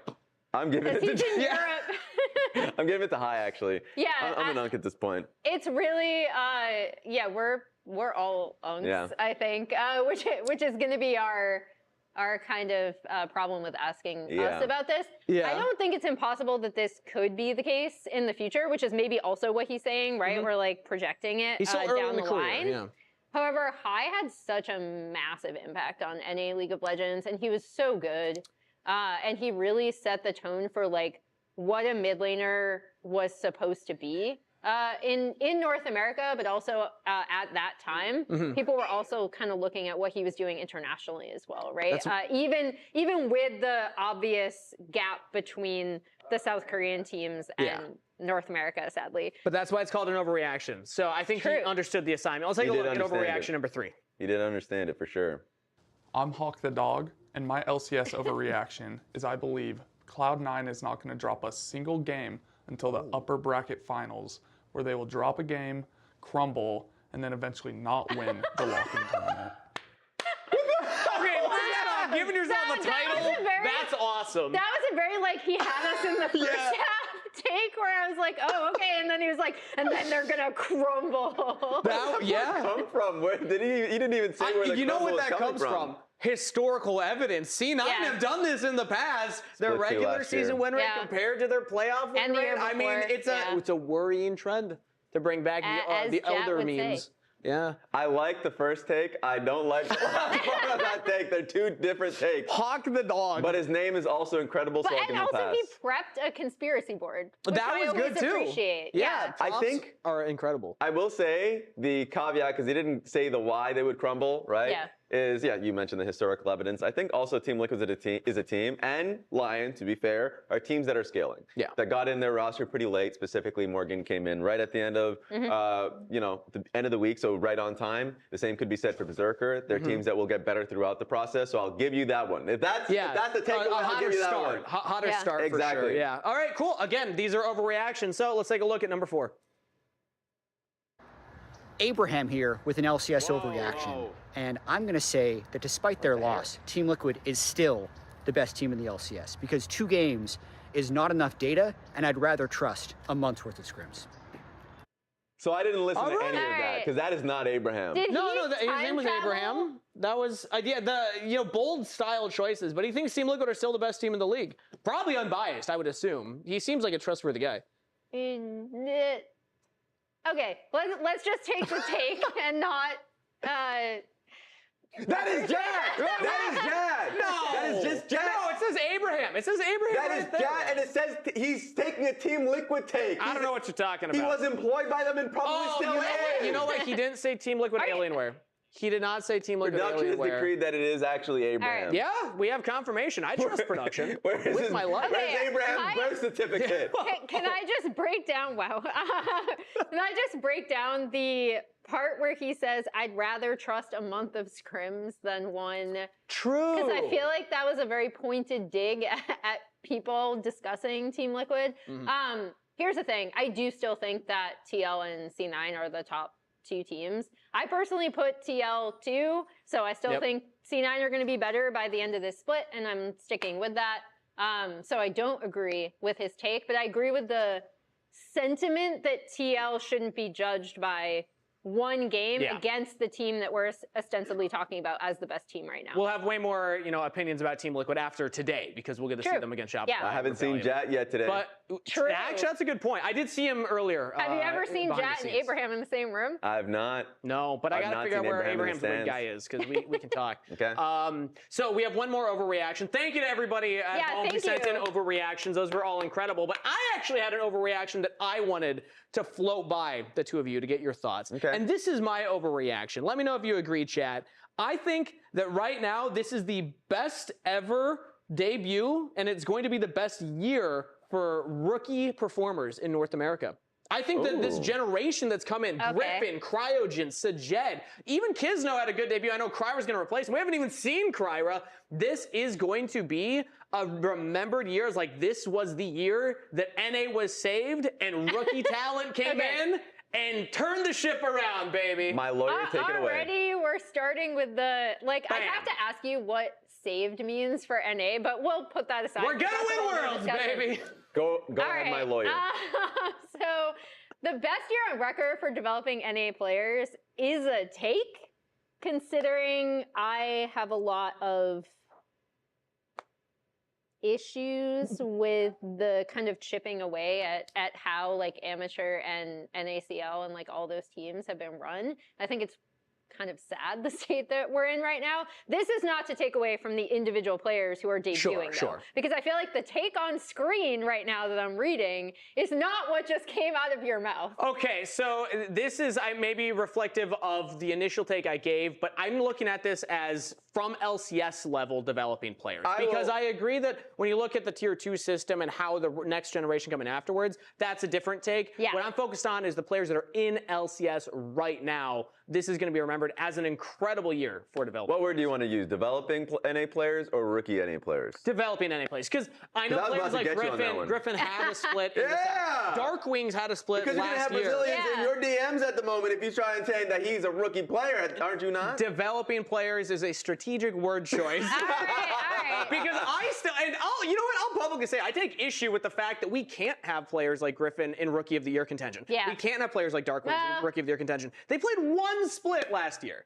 That's not a rookie year. That's half a year that they played. A third of the year, essentially. then you end up with, as Raz already knows, if you watch the LPL, I'm pretty sure Peanut won Rookie of the Split 1 year because it was his first year in the LPL, and that is just ridiculous. Fair enough. Well, all this is to also... But I like the take. Talk about the developing players because we have a really exciting matchup. I will say, just as a point, how are we going to talk about successful rookie talent if Zamudo can't even make it past the visa process?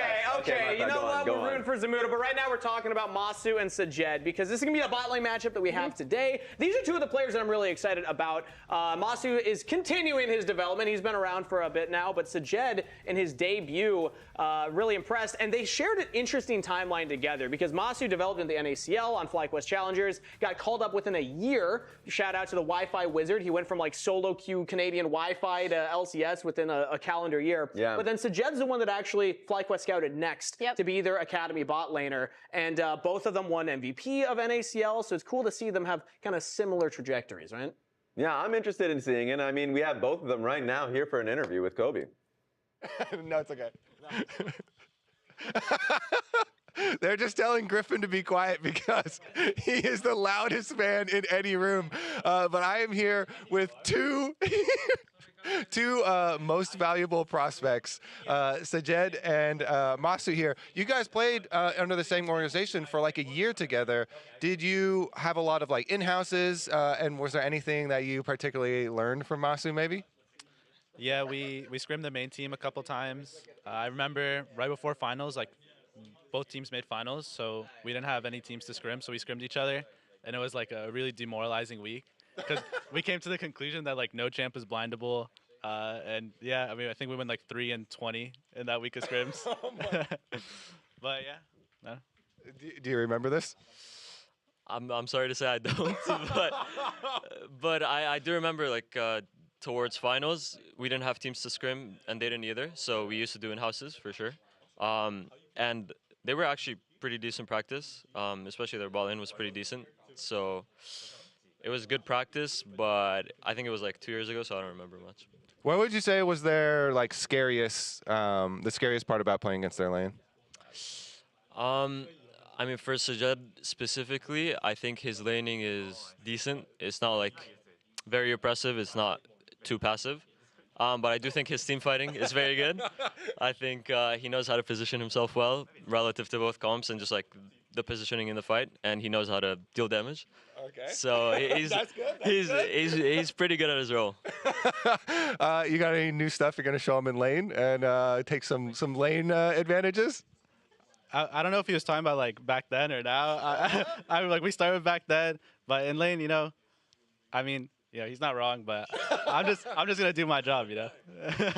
Well, how about this? What does your support do better than his support? You guys can talk some trash for your duos. I think he probably does everything better, you know. Oh, clean. What about Cryogen? I mean, he's probably right now. I'm joking. I think I'm joking. Craxton, what? Oh, this he's lying. They're both lying. Yeah, I mean, Cryo, he's very good at his champs. I think he's listening.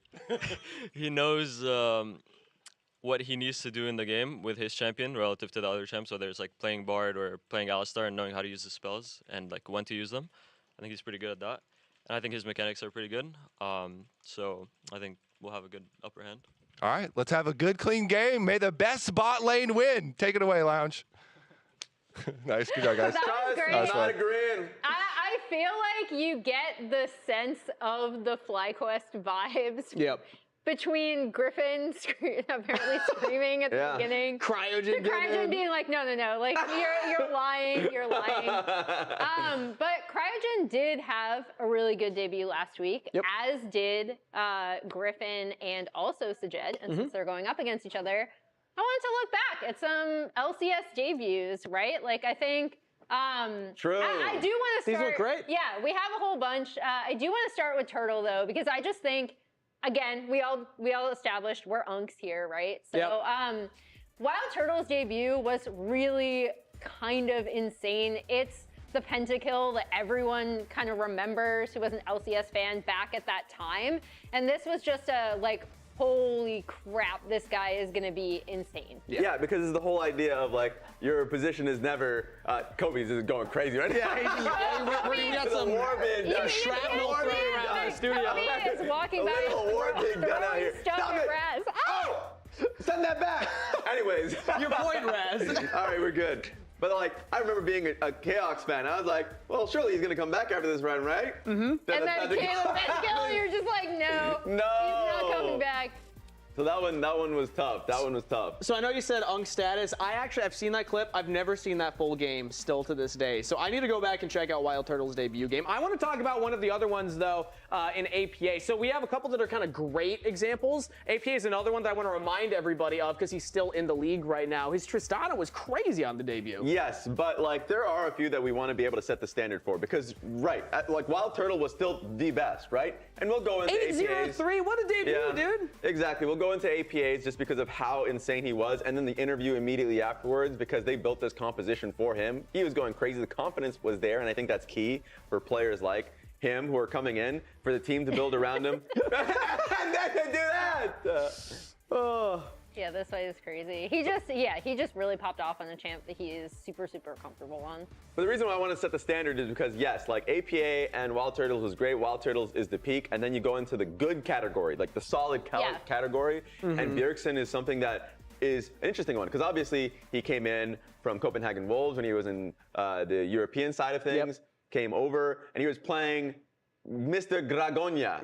Greg is versus who? Look at him! Look at him! Yeah, he was a little cringe. We're all cringe back then. We were all cringe back then. 2014. I'm still what a cringe concept. now. I'm glad you brought this up as like a solid debut because Bjergsen actually wins this lane, right? And he himself does really well. I remember He's how up hyped 20. this is, but Hai is playing Teemo, and C9 basically just stalled out until those Teemo shrooms just kept hurting more and more and more, and they were just a little bit more well coordinated in this. But Bjergsen had a really solid individual debut. Yes, he did. Yes, and that brings us to the last example. So we have three categories: great, solid, and rough. Unfortunately, we did have a rough debut in recent memory with Danny's debut, and so we'll take a look at that one, and then we're going to take a look at the debuts from this past weekend and kind of put them in different brackets. So this was Danny's initial debut. We remember him for the highlights and how much he popped off, but in that opening game, it wasn't the kind of most impressive. And this is when chat should come in and be like,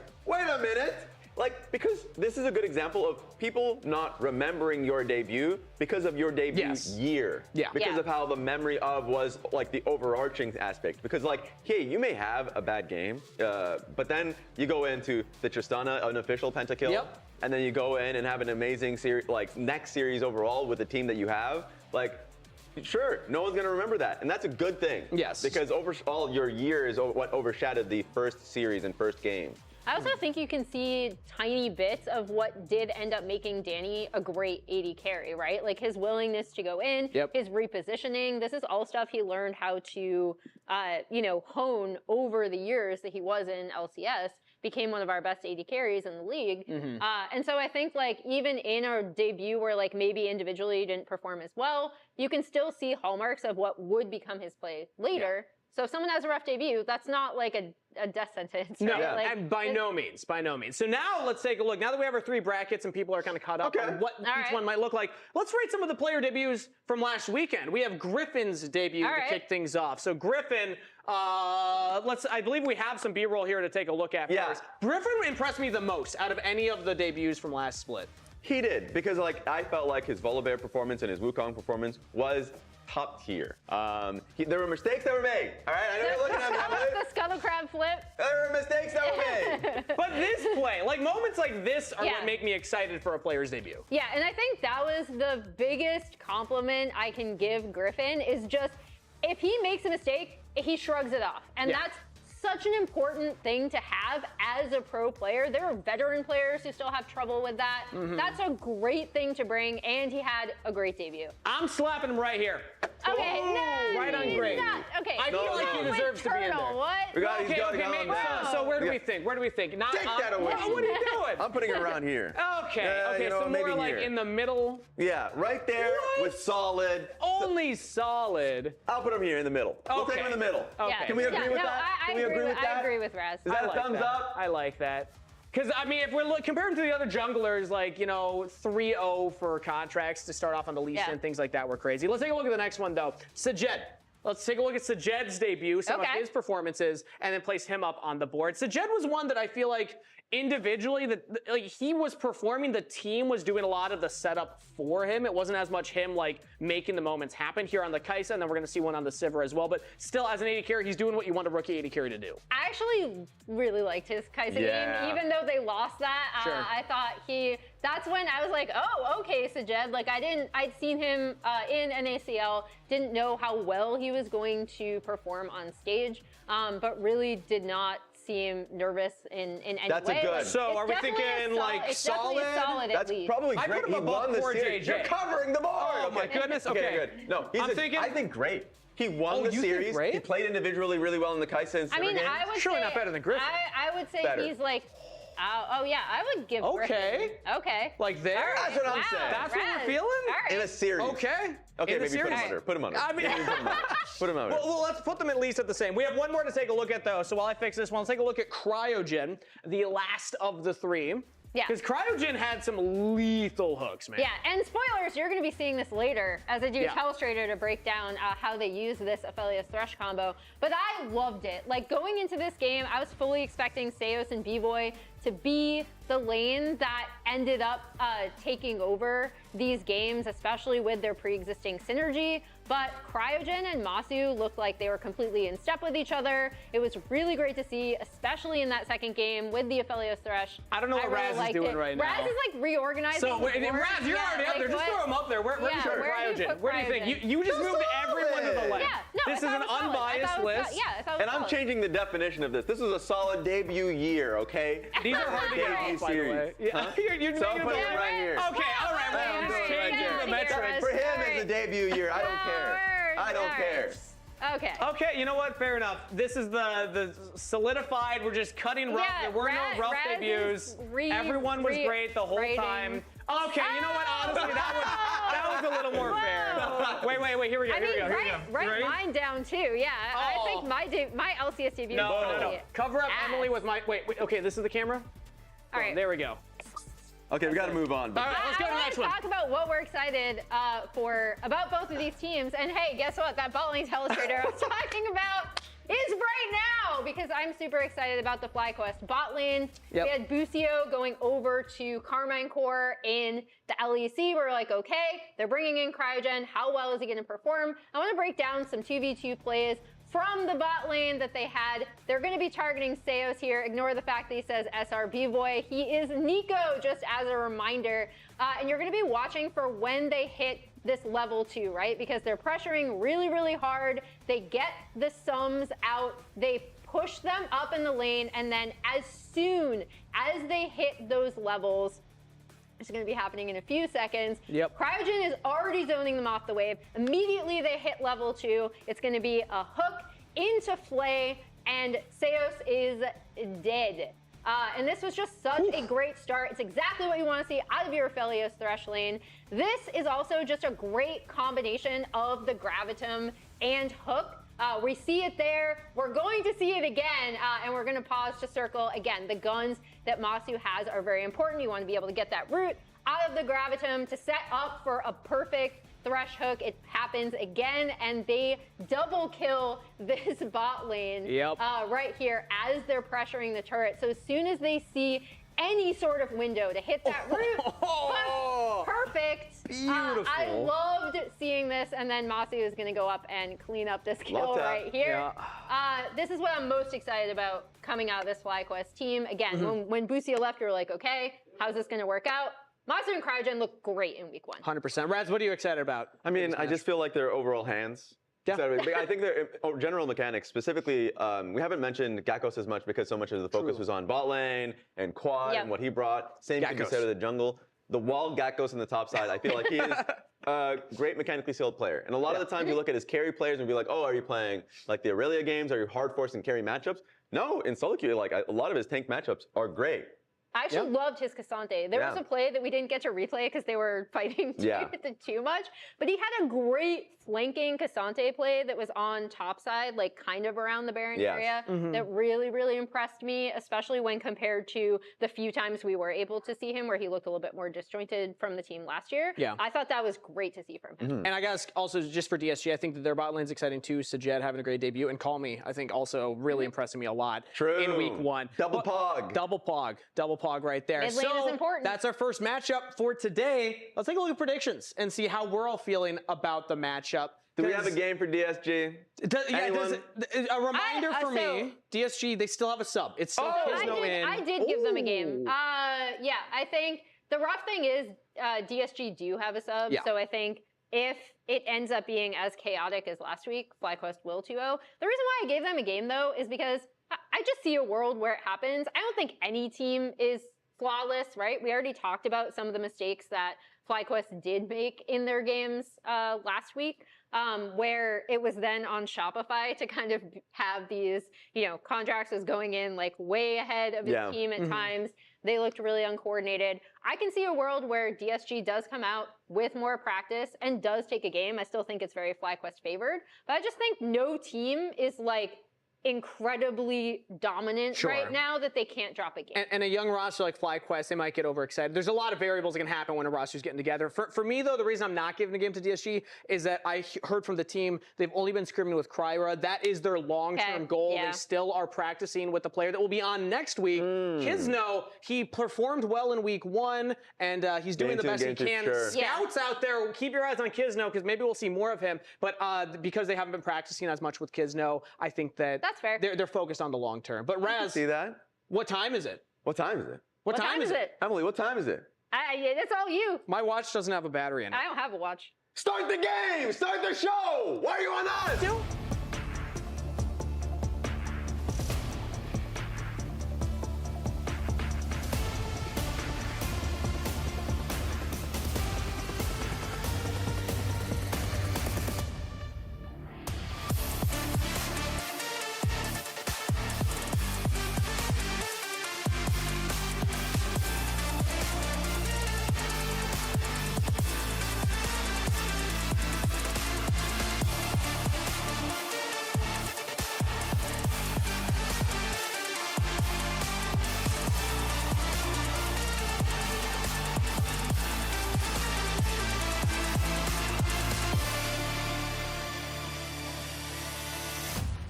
Ladies and gentlemen, welcome back to the LCS. We're here for day 2 of week 2 in 2026. And it's time, my friend, to figure out where our teams, who might be in for some very, very scary prospects if they lose today, are going to end up. First up, we got FlyQuest going up against Disguised.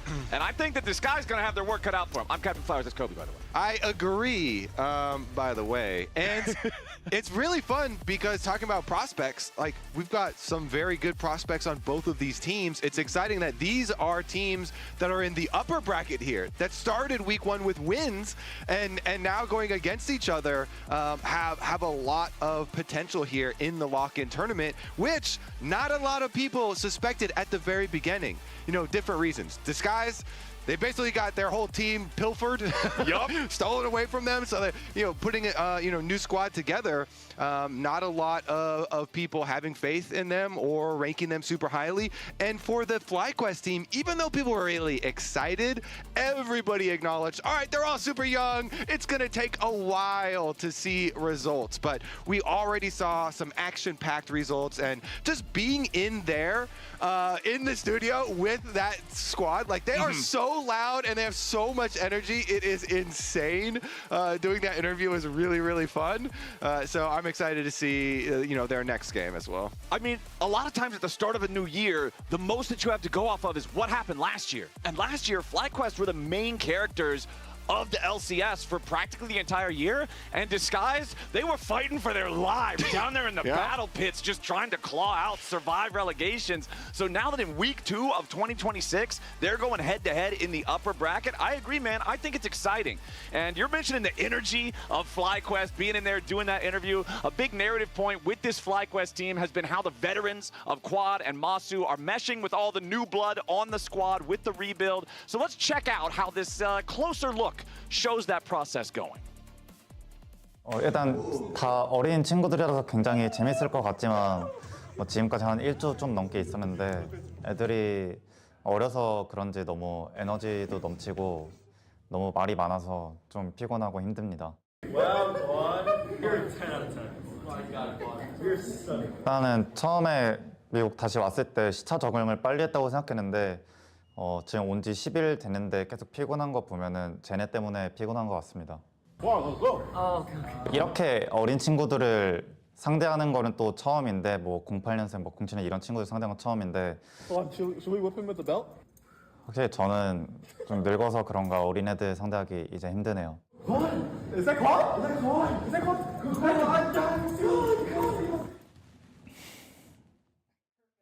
Born in 08 or 07. That's about half as old as I am.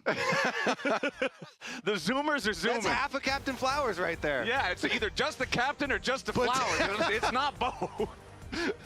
Put two of them together, you get one Skarner main. Yeah, stand on one guy stands on the other one's shoulders, and somehow you can manage to lock in an old purple Scorpion. But Quad definitely seems to have his work cut out for him, dealing with all of the young whippersnapper energy. It's really funny too because you don't really think about these two guys as being like the veterans or anything, right? Both Masu and Quad are also kind of soft-spoken, so it's going to be interesting to see the development of this squad. Meanwhile, on the other side, talking to Sajed, Masu was like, yeah, he's pretty good at team fighting, but not scared of his lane phase at all. Sajed was basically like, well, yeah, he's not wrong. He's not wrong. So we'll see this game because Masu was popping off in week 1. He had some extremely good games. Him and Cryogen were kind of running bottom lane, and they absolutely destroyed later in the game too. So that's one of the things that definitely want to keep my eye on here for this series. How they're going to draft around bottom lane to see if they can get to Sajed's strength there with the team fighting, and if they're going to get run over too early. Okay, so in the selections for this first game, FlyQuest chose last pick and Disguise chose blue side. So very standard draft in terms of the order of things, in line with what we've seen for so many years up until this point, as it will be Jace and Varus banned out by Disguise. FlyQuest targeting some junglers, looking at Kisno over there, banning away the Jarvan, banning away the Pantheon. Disguise now also going to ban a jungler themselves, getting rid of Nocturne. So you know what that means, Flowers? What's that mean? We got all the picks up here. We've got the Azir Orianna trade. We've got Rumble for top lane and Bessa for top lane. A lot of primo picks up and available. And whenever you have a team with Castle, this has always been true on all the iterations, previous DSG and multiple teams that were like losing teams. Castle has always liked being on a champion, like Aatrox or Ambessa, one of these ones, where you can carry for top lane. Rumble here, huge for team fighting, one of the ones that we mentioned. So they think it's first pick worthy, and they're fine trading Orianna Azir. Seemingly, maybe they even have a little surprise cooked up. Response. But I'm not predicting any sort of surprise. Call Me did have a really good Akali game.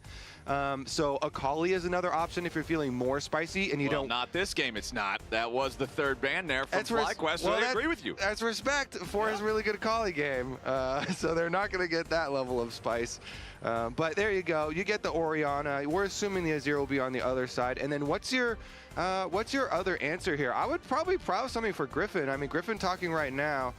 Looks like they're going to get their just Rumble answer, not really any sort of counter or anything, but we've seen Cassante do some Cassante stuff quite recently. Yeah, if you're talking about spice, I feel like Orianna Cassante 1-2 is bread. That's the amount of spice that we're on right now. It's like the spices that they use in England or like German food. The spice is beans. It's just beans on toast here for FlyQuest. But hey, it works. We'll see how well they can execute on it because Disguised, it's a classic combo with a Rumble. You have some powerful AP damage up there in the top lane, Wukong right next to it for some equally powerful physical damage alongside AoE on both of them, and they'll lock in the Azir mid here as well.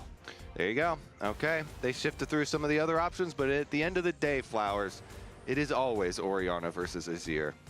Unless they're already, as old as time. Unless it's a fearless game and they've already been played. So yeah, then they're out. Then we can't use them anymore. But hey, yes, there you Griffin! go. We got Kobe's pick. My boy. Okay, Bear. so I all of my hopes this whole season were resting on Griffin because he had already previously played Volibear in the South, and Volibear right now is in one of like the peak forms of this champion. With Dusk and Dawn in the current iteration and Volibear in the current iteration before we get the next patch.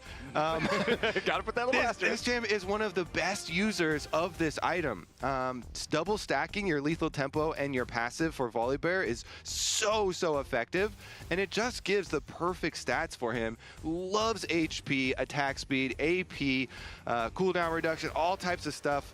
It's this really good rush item, and so I'm really happy to see that we do have some players that are willing to use this before Volibear does get nerfed, and it seems like the nerfs to this champ on the next patch are going to be fairly substantial. So I don't know for how long we're going to see Volibear. Are you already writing another letter to Freak? No, I'm good because I already diversified last time they turbo nerfed Volibear.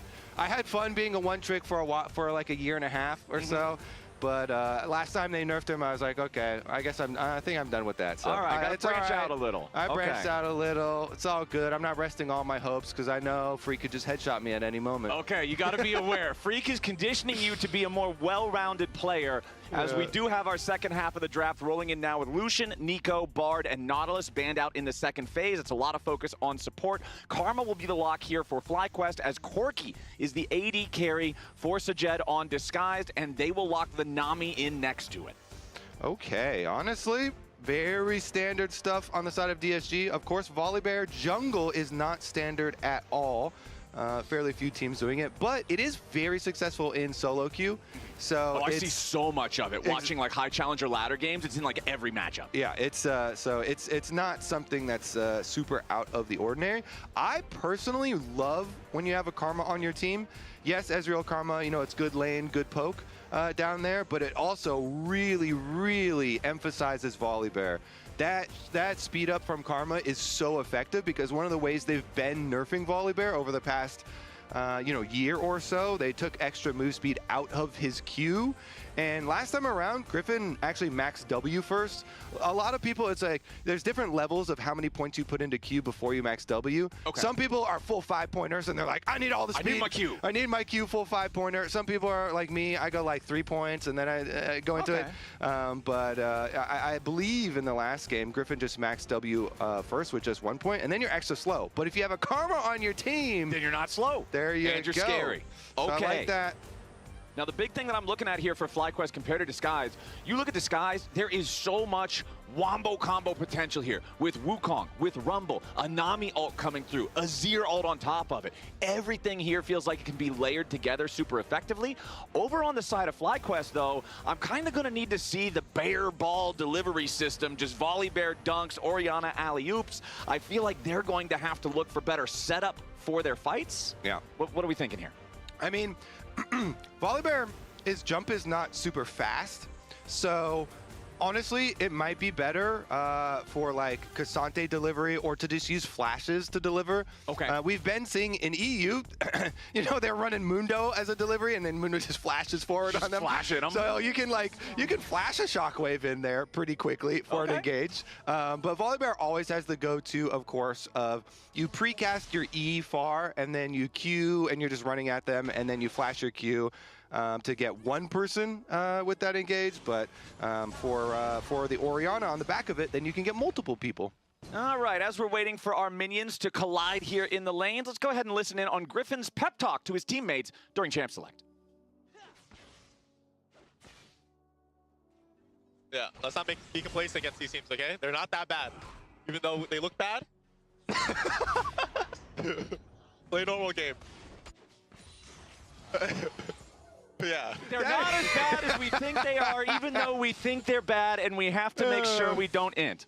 Honestly, I respect it. I love cocky jokes. You know, he's like, yeah, these guys are terrible, you know, but they're not that bad. It's like, don't full send it. Don't full send it. Even if you think they're bad, play like they're good. That is funny. Okay. I respect it from Griffin. I love this guy's attitude. He hasn't been in the league for very long at all, but like every time you see him, he's super high spirits. He seems super confident. I'm excited to see what he does on the volley bear here. Yeah, I went in there to interview Masu, and then Griffin is like yelling at me the whole time. You know, he brings a lot. Anyways, we'll track him. We'll track the Volibear. Both junglers are heading down to the bottom lane, which is a very, very good strategy in the current meta. See if they can get any sort of extra pressure down around there. You know, Masu and Sajed, like we talked about, they were kind of in agreement that it's probably going to be Masu and Crouchin with some early pressure. And of course, if you're running Ezreal Karma and you should have the early if you hit your skill shots, you're going to have some early pressure. And the idea is you can push them in and then poke them while they're trying to CS under tower. Yeah, Ezreal Karma, very deadly from range there. A question to pose to all y'all DSG fans that might be out there. Obviously, the season has started better than 2025 did, with this squad being able to grab a win in week 1, but can they fight their way to the top half of the standings? Can they truly defy expectations? That top we will 4. have to see. That's pretty high, Flowers. Yeah, it's definitely above at least 4. But right now, it's true. Because they're 1-0. They're doing it. They're making it happen. So right now, it is true. So how high will they finish, though? Okay, already we got some believers. We got some believers, and they're actually growing. The believers are growing. Honestly, that's more believers than I was expecting, considering Disguised placement in the standings for the majority of 2025, right? Like, you remember the end of 2025 where the team finally got it together more. They were able to defend their spot. They didn't fall in the relegation tournament. But throughout a lot of the year, especially early on, there were so many struggles for the team. So seeing 40% of viewers believe in Disguised for top half is honestly pretty reassuring for them. Yeah, definitely is. We got Papa Smithy in the chat. He's always very complimentary. He likes talking about both Sajed and Masu, of course. They were both under the FlyQuest organization. I'm sure Papa Smithy doesn't want them doing well at the cost of FlyQuest doing poorly, yeah, right? I know. It's like, oh, we want them both to do well, but one of them to do a little bit better. But if I have to pick, I'm picking our guy, right? Like, I would sure. love for everybody to be able to hold hands and be happy, but... He's like, I hope Sajed can lose gracefully, you know, and still look good individually. Maybe he'll get like a pentakill, but then they still... Yeah. I hope Sajed gets to work on his losing gracefully and Masu gets to work on winning humbly. As far as what we did see from this DSG team, though, that gave a lot of people confidence was, honestly, Call Me here, that is on screen at the moment in mid lane. He had some very impressive games, I thought, and definitely bringing a lot more carry potential and playmaking potential as we see Griffin going for the invade on the Raptors here. Volibear definitely can bully Wukong. early on, and so trying to use that pressure. And I like how observers split the cam here because it shows the invade from Griffin is at a time when Masu and Cryogen are also crashing the wave into the tier 1 turret bottom. So Sajed and Lions don't want to have to rotate over to a chicken pit to take some like Colonel Sanders fight for this little tiny camp because they don't want to leave all those minions underneath the turret. So I like the timing here from FlyQuest. Yeah, and they got pushing mid lane too. Oriana crashing a wave in mid lane, so you've got mid push, you got bot push. Great time to try something. I believe Gizno got plenty of value out of the Raptors still, and he's going for the Oriana play. Okay, Quad could be in a little bit of danger here. Gizno saves the Nimbus strike to try to chase him after Quad gets away there with the shockwave, but Quad still alive, does not have to spend the flash. Worth noting, he did already take his first recall, both mid laners did, so he doesn't have a TP, and he is at 300 HP and almost no mana, so Quad's not in great shape despite staying alive and not spending the summoner spell. Both mid laners now going to take the chance to recall. Okay, so Griffin over here on Volibear as well after finishing up his own side. Taking the Raptors, then going back to his blue side and easily take Dragon. Volibear can easily solo Dragon, no problem. So good objective control here for FlyQuest. Ooh, and level 6 now too on the Volibear.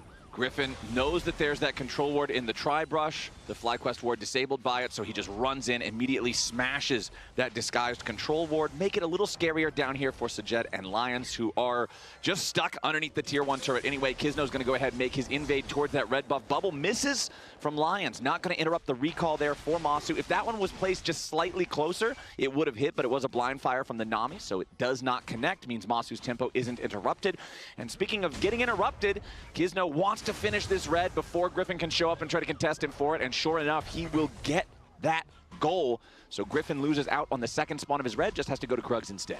Yeah, all right, Kizno doing a pretty good job. I went back to check the smite too because it was pretty close, but Kizno also landed the smite on his own Raptors, so his defense of the Raptors was pretty good there too. Nicely done. And now with flash on Wukong, with level 6 on Wukong Flowers, you've got your work cut out for you.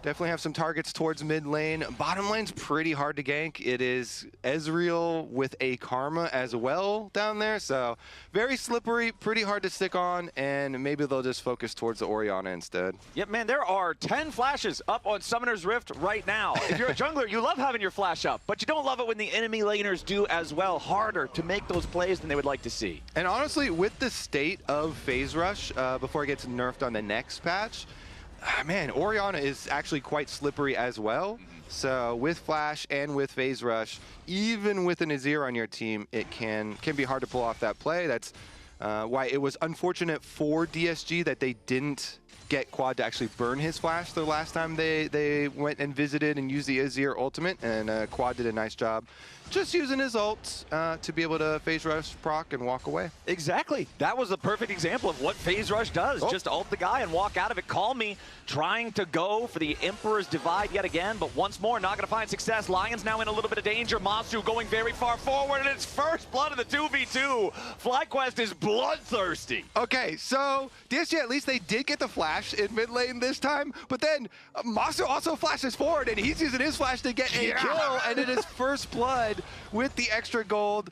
Masu and Cryogen indeed using the Ezreal Karma here very effectively. They had constant pressure, earned themselves CS leads, earned themselves tower plate gold, earned themselves first blood. So it is definitely looking like kind of both of them may be expected, maybe not to this degree, but full pressure from FlyQuest, and this is what you like to see them use the early pressure very effectively, getting a lot of value, take away the red buff as well after the first blood, and successful bottom lane plays. Man, that bottom lane lead is excruciating now. Nearly 1,000 gold for Masu when the team's gold lead is just about the same overall, plus 25 in farm in the bottom lane, and even mid and jungle are also farm advantages for Fly. Back in draft, you mentioned how Castle, whether it's on Disguised or previous other teams that he's been the top laner for, he likes to be able to play a carry and try to impact the game even if everything else is rough.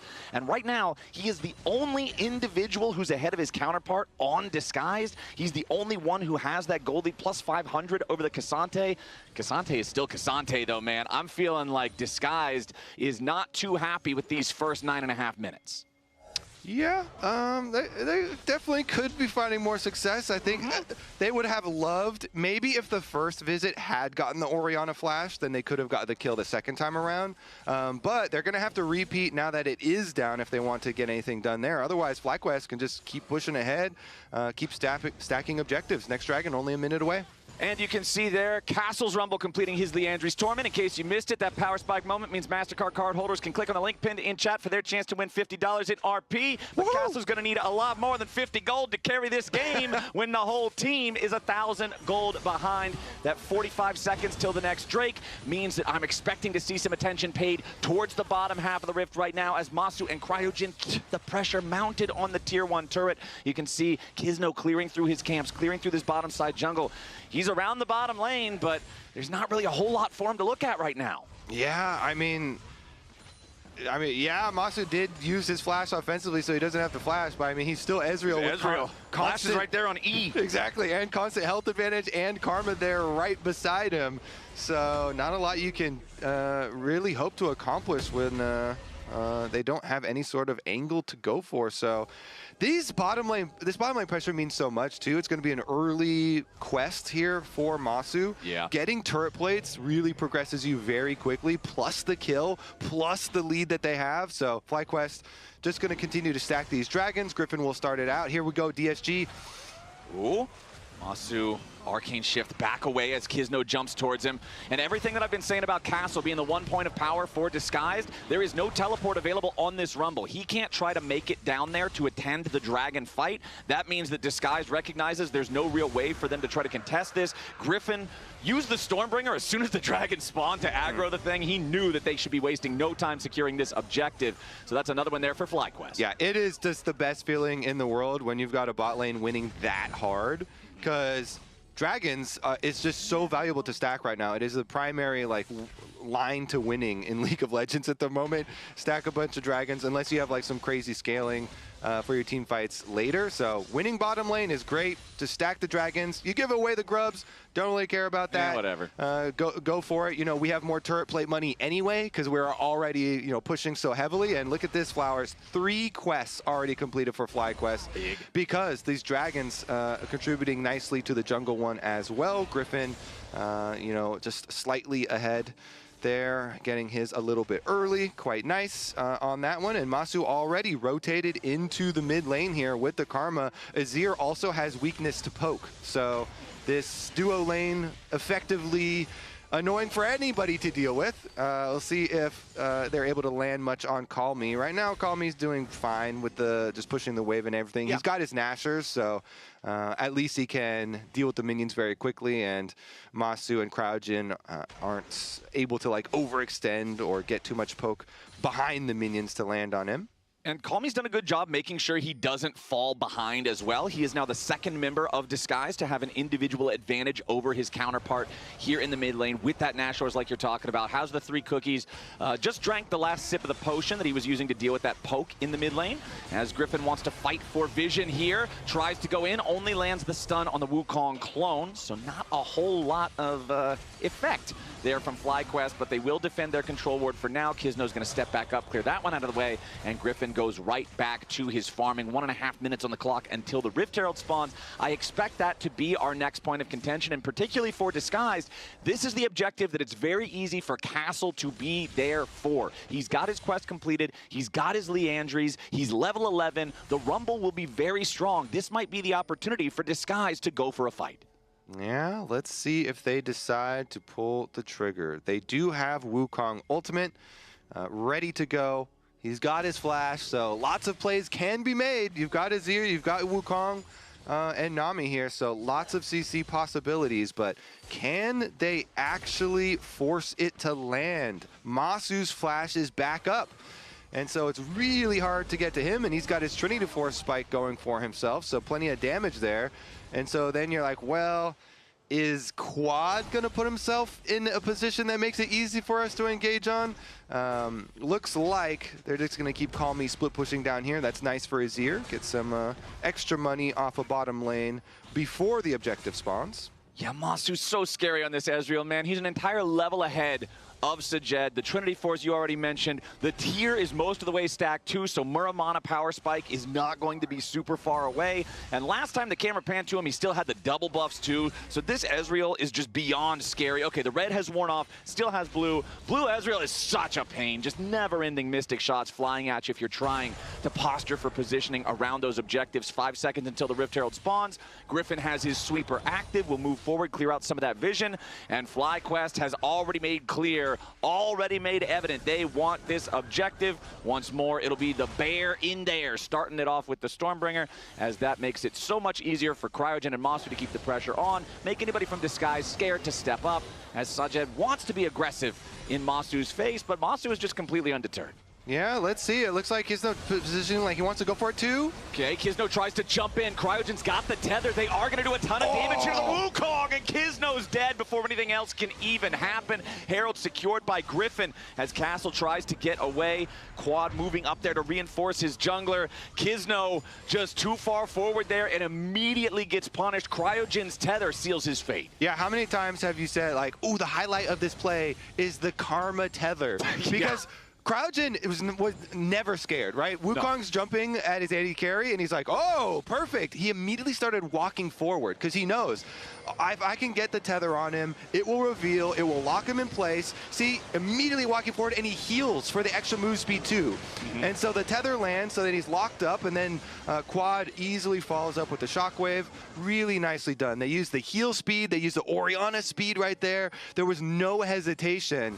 I love that here from FlyQuest. It's one of the things that we highlighted with this team, with these young players. They are always ready to fight. They are not scared at all. I mean, you even heard in the comms at the beginning of the game, Griffin was like trying to calm them down before the game even started. And he's like, hold on, you know, everybody remain in control here. Don't go too crazy. Yeah. But very surgical, honestly, from them, showing no fear as they showed in week number 1. So nice stuff again from FlyQuest, controlling the objectives. Karma Tether is part lie detector. Anytime a champion tries to go invisible or bamboozle you, as long as the tether is there ahead of time, you are going to be feeling pretty good, but Griffin's feeling bad. Immediately just exploded. He tried to call the Uber with the Rift Herald, but he couldn't get home safely. And now FlyQuest has already lost their jungler. The fight might go further from here. All out from Gakgos means Masu's grabbing the kill on Castle. Disguise still sticking around. Kisno could be in some danger here as Masu is once more empowered by the Karma shielding. The Herald in mid. They're going to take down the tier 1 turret. Masu's got to be a little bit careful here, down to half HP. 3-1 game for FlyQuest, 2,000 gold ahead. Herald walking forward, trying to grab the second charge here. Will it hit? Kaboom! Yes, it does. Sajed will finish it off after it has already accomplished its mission, and FlyQuest with their jungler just now respawning, making his way back out onto the Rift. Will not start the Dragon up just yet, but Kobe, I have to be thinking Griffin's eyes are on that next neutral. Yeah, his eyes were previously on a gray screen, and so after reviving, now he can turn them straight to the dragon. Good job there, Gakgos, and they're able to get the counter kill, so all good. Back to that dragon stacking. Just a very slight delay in number 3. It's still going to be a fairly early one here. Kisno is back, though. Kisno could try and go for a steal over the top. Looks like they're going to walk around the outside instead. Okay, the Drake is already secured. Gakgos here soaking most of the aggro from Disguised early on. Castle has gone behind enemy lines, and he did not want to be there. True Shot Barrage hits Kami and Kisno. Gakko still looking for a little bit more. Griffin goes through the Hex Gate. The Volley Bear jumps straight into Disguise as Kisno and Kami both barely get away. FlyQuest really wants these kills. It's less than 100 HP on either one of them. Griffin is still chasing. Kisno's got plenty of speed for now. Doesn't look like Griffin will be able to catch, but he is looking for it. No. As soon as he walks into the turret, he realizes the chase will go no further. Disguised very happy to not lose jungler and mid laner there as well after Castle just sends himself straight into the waiting maw of FlyQuest. Now Call Me back down here trying to protect the tier 1 turret. Again, just trying to absorb all the pressure from this FlyQuest bot lane duo that's been having such a good game. Yeah, that was not a good Hex Gate, Flowers. No. The castle has fallen. That Hex technology is dangerous technology. They did warn us about that in Arcane. Yeah, exactly. It's very Even if it's dangerous. not made of Scorpion Souls anymore, it's still bad. Yeah, it's very dangerous. So obviously after that play is made, then it's a tough spot for DSG because they're going to be down their top laner. So, I mean, Castle is going over. it is, I mean, that's always going to be a really dangerous play. But again, you know, Griffin's like, okay, great, I'll flash over. And so he immediately flashes the wall to get the kill. Cool part here is they use the shockwave on the Cassante. So they give it to Gakkos, and then he can kind of do his quick little engage there with the double dashes and get his little initiation into the shockwave. And they're having fun. FlyQuest coaching staff over here watching the kids have fun playing as well. I feel like ThinkCard's grin had to be with the Hex Gate. It had to be like that's not a Hex Gate we should have took. So, pretty cool, we'll take it. Yep, you love that if you're on the FlyQuest side. These guys are now 3,000 gold ahead. They're on Dragon Soul Point. They're going to pick up this tier 1 turret in the top lane. That's going to bring them up to 3 turrets total, 2 in mid, 1 in top. Still got to deal with that 1 down there in bottom lane, but Gakkos is on it right now. And Kobe, we've got less than 3 minutes until it'll be the Dragon Soul spawns. This is now, there's no more time for lollygagging. There's no more time for fun and games. Ha-ha, tra-la-la. We're just some 5 guys having a good time. Dude, there's always time for fun and games. There's no time for fun and games. They're literally playing games. Dragon Soul is on the line. Fun is gone. Games is gone.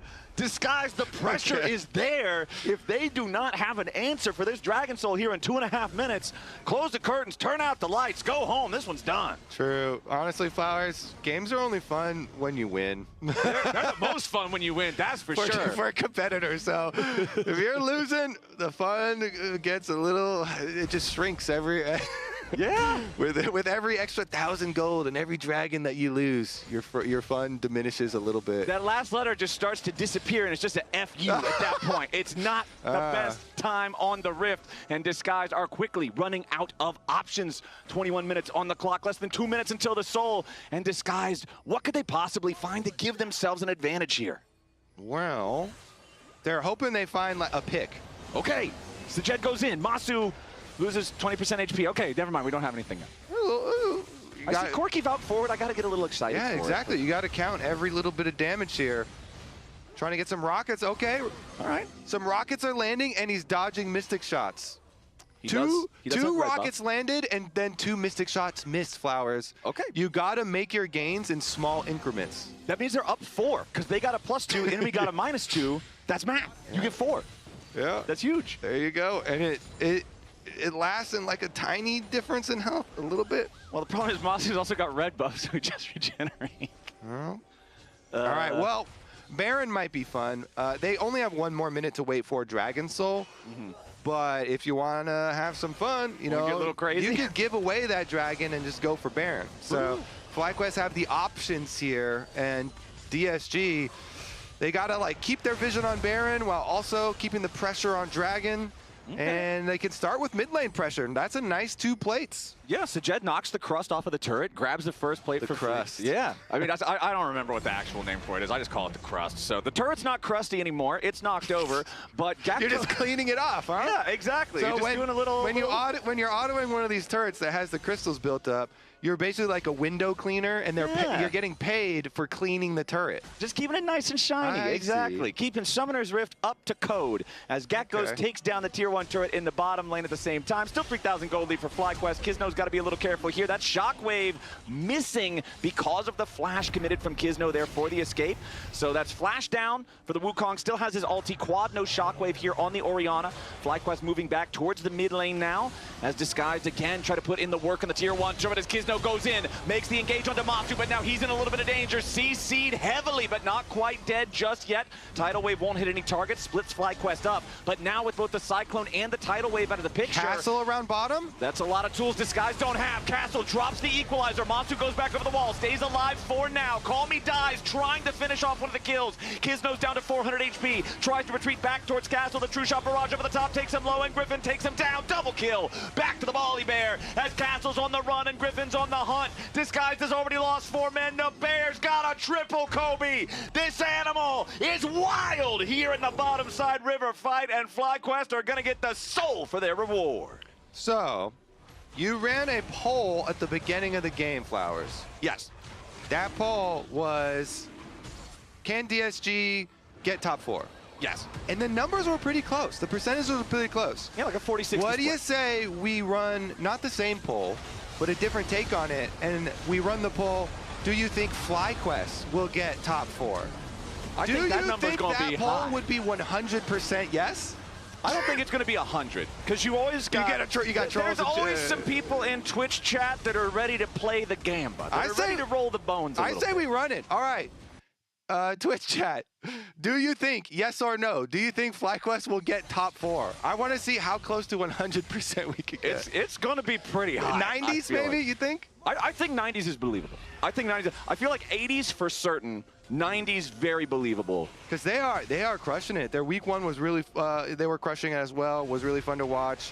And honestly, definitely do see some high peaks for this team. Some good potential.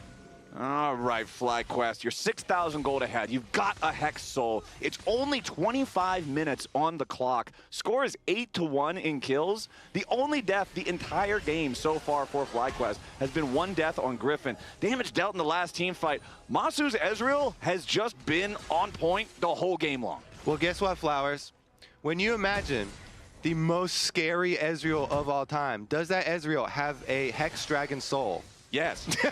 Yes, he does. He also has 2 tiers. Yeah. Because that was like one of the Ezreal terror builds from years past. Yeah. And now it's possible again. Yeah. So you can see he's got himself his snowball item with the Endless Hunger. Yeah. He's got his Trinity Force and Muramana. And the next tier is already over 200 stacks. Nice, nice. All right, well, ain't nothing gonna slow FlyQuest down, Baron. Start that right up.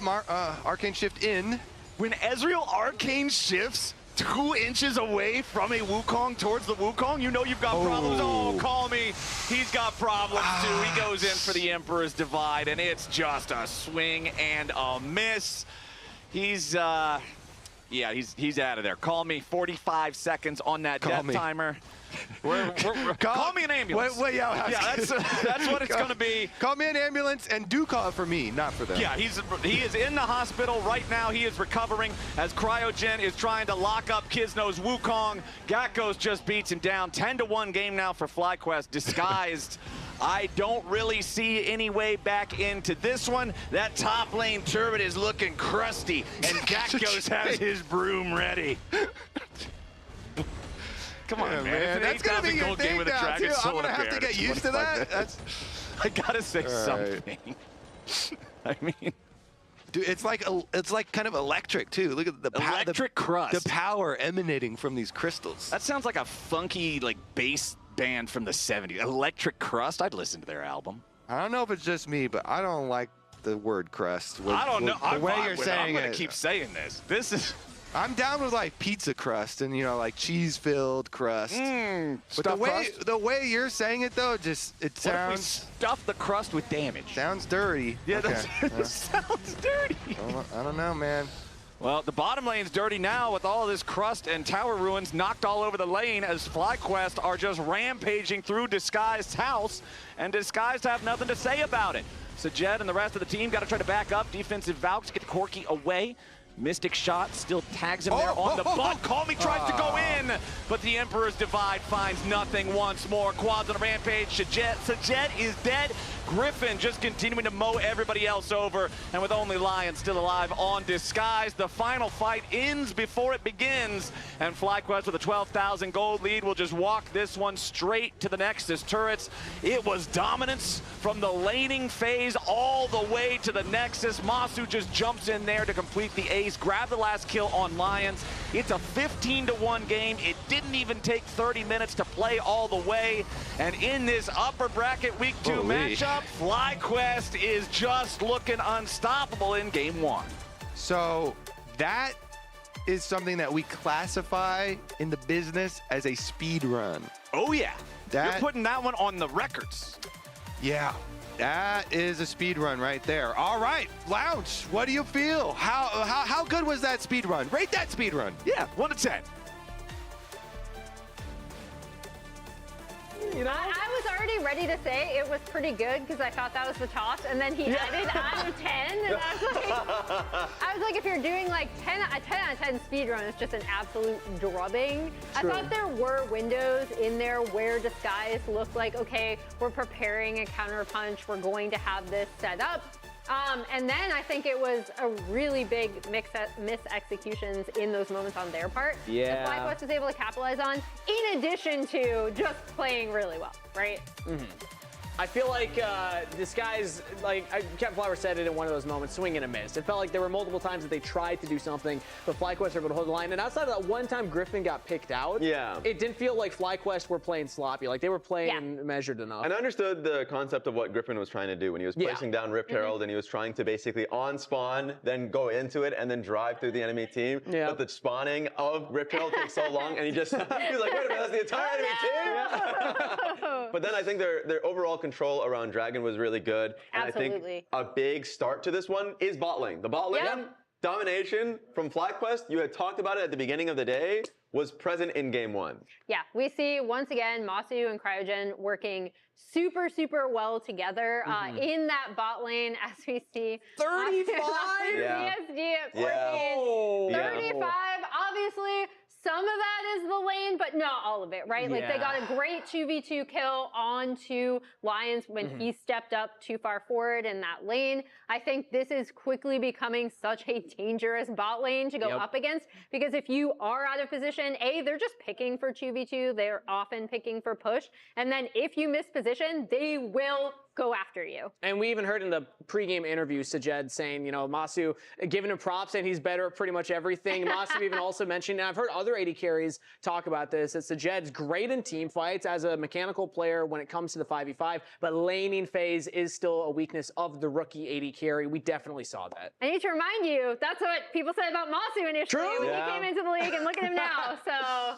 It takes time and a lot of drilling from not just your coaches, your teammates, and getting drilled in by the enemy. Yeah, I was going to say, sometimes you have to be on the receiving end. You have to be on the receiving end of it.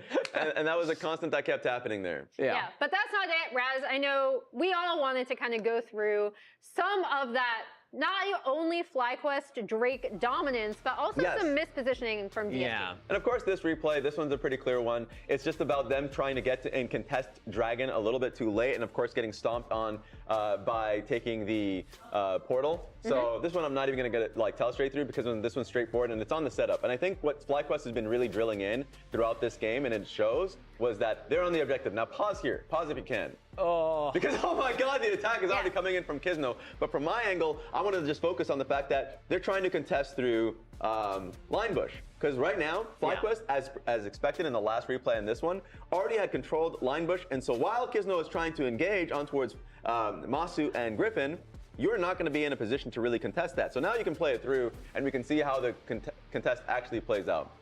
Because then they disengage, they pour it on towards Kisno, they have to re-engage again, and you're in a position that's really difficult. Pause one more time, because now how do you even take this fight? Kisno is 1/3 HP, he's in a position where like, do I actually look to fight and engage on this one? I like the control that FlyQuest has here. They have a control ward in this banana bush, just chilling here with Masu, with Gakdos, a beefy tank that has ulti, that has full, resources. So you're just seeing a FlyQuest that's really to pull the trigger if they get walked in now. Play the rest of this clip out, and you can see how difficult it is from DSG from this point onward without ulti from Wukong, 1/3 HP, that this fight is just not really tenable. Yeah, and you saw a couple moments. That one was, call me, that was kind of the first shuffle that was missed. He feels pressured maybe to go in for that play. The Wukong set it up earlier, but then the team doesn't fully commit. Now later, call me goes in for the shuffle and doesn't angle it the right way, And the player of the game for this one, is Masu! Yeah! We talked about how strong that bot lane has been. 5-0-7. That's some Ezreal damage coming out. I feel like whenever we see Ezreal, it's 1K or more. But honestly, I do still want to point out, when Masu first came in, we were talking about him like we talk about Sajed now. Now he's just such a complete AD carry. This is the most lopsided That's crazy. Look at that right there. I have seen of any that we've run thus far. Yeah, a straight domination in bot lane, and it carried on for the rest of the game. Never seen it at 75%, now 73%. Seems like the fans at home agree. But we're headed to break before game 2. Let's take a look at the top moments from last weekend's clash.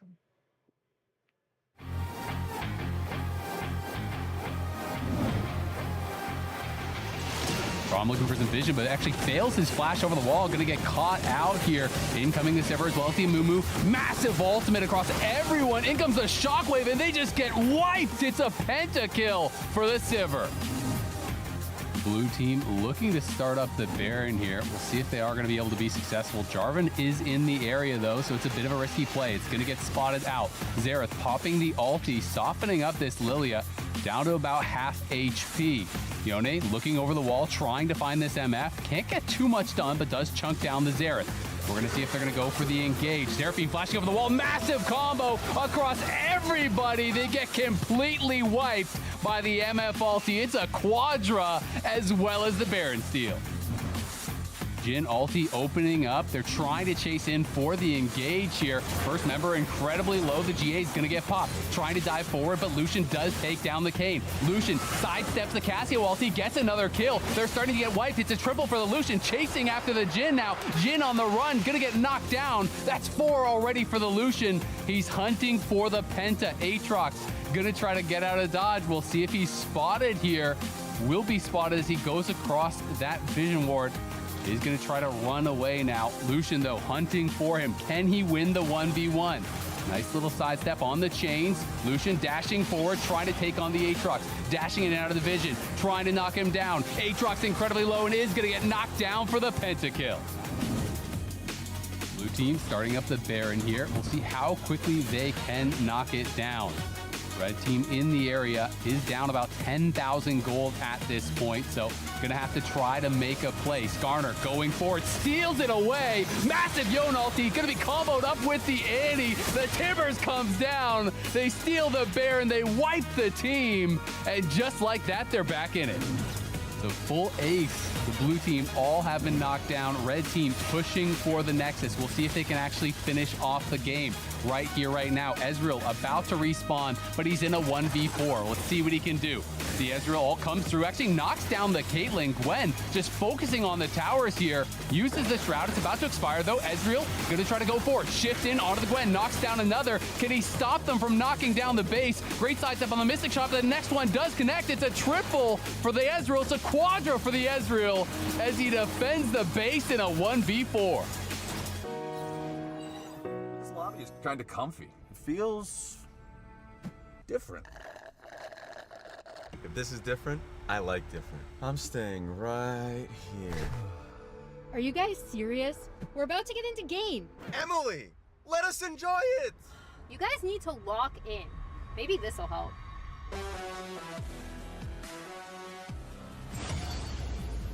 Oh no, not already.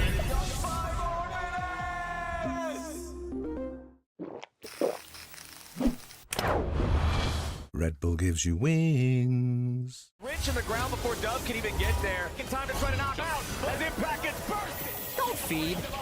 Knocks him down. Get fed.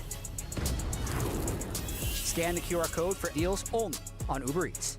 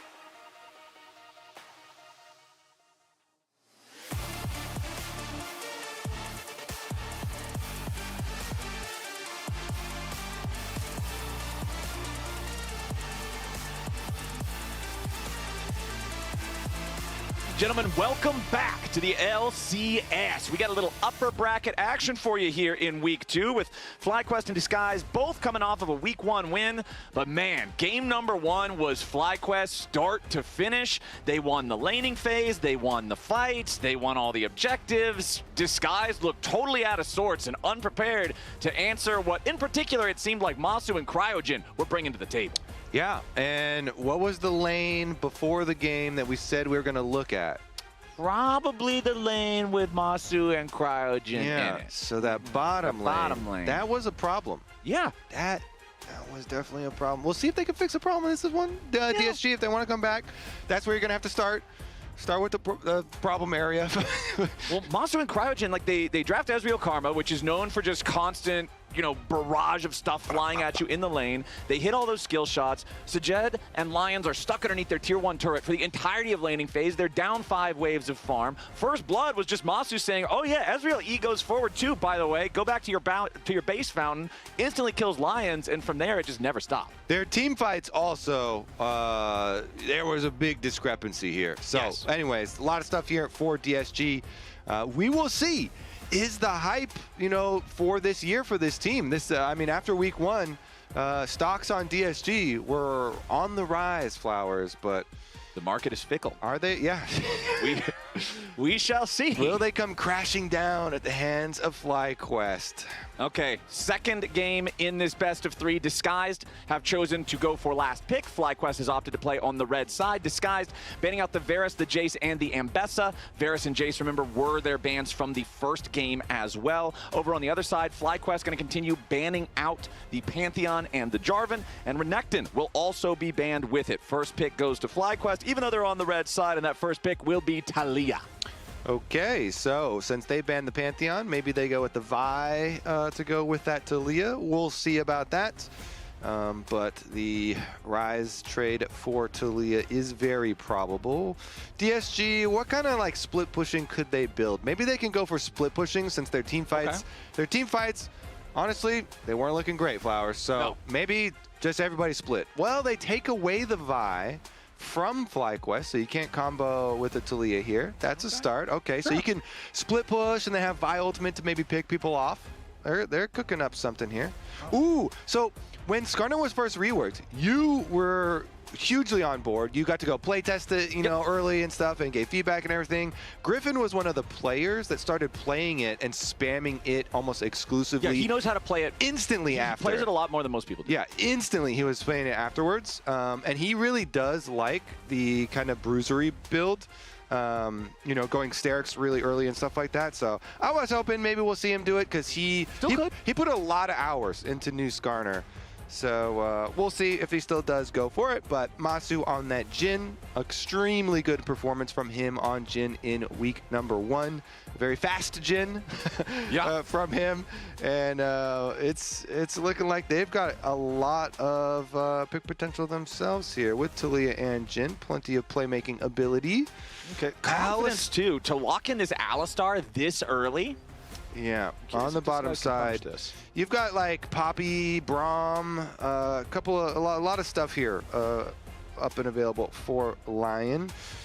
And at least for Disguised, this time around, you know that they shouldn't be able to bully you in lane as much as they did last time. Alistar is notoriously just not a bully laner at all compared to something like Ezreal or Karma. So Disguised are going to go ahead, pick the Bard up for themselves. Up against Jhin, I feel like Bard is one of those pretty common counter picks because you just see the curtain call lines open up. You fire the Tempered Fate right where he is. He doesn't get any value out of his ulti. Also, it goes with the theme that we started talking about with Rise, where you want to like split push and put pressure on side lanes. So you have Bard ults to blow people's flashes, and you've got Rise split pushing, hopefully, and then Vi can go kill the people that don't have flashes. That Bard has already ulted and burned their flashes off. So a lot of side lane opportunities for DSG. I like this. After game 1, not being able to win the team fights, say, all right, fine, we'll make some picks, some side lane plays, and call it a day. All right, second half of the draft coming in now as Yunara banned out by FlyQuest, wanting to remove that option there for Sajed, as Xinjiao will be banned out by Disguised. They know that their opponents still need to show their jungler. They've already got the Vi, so they want to get rid of that matchup.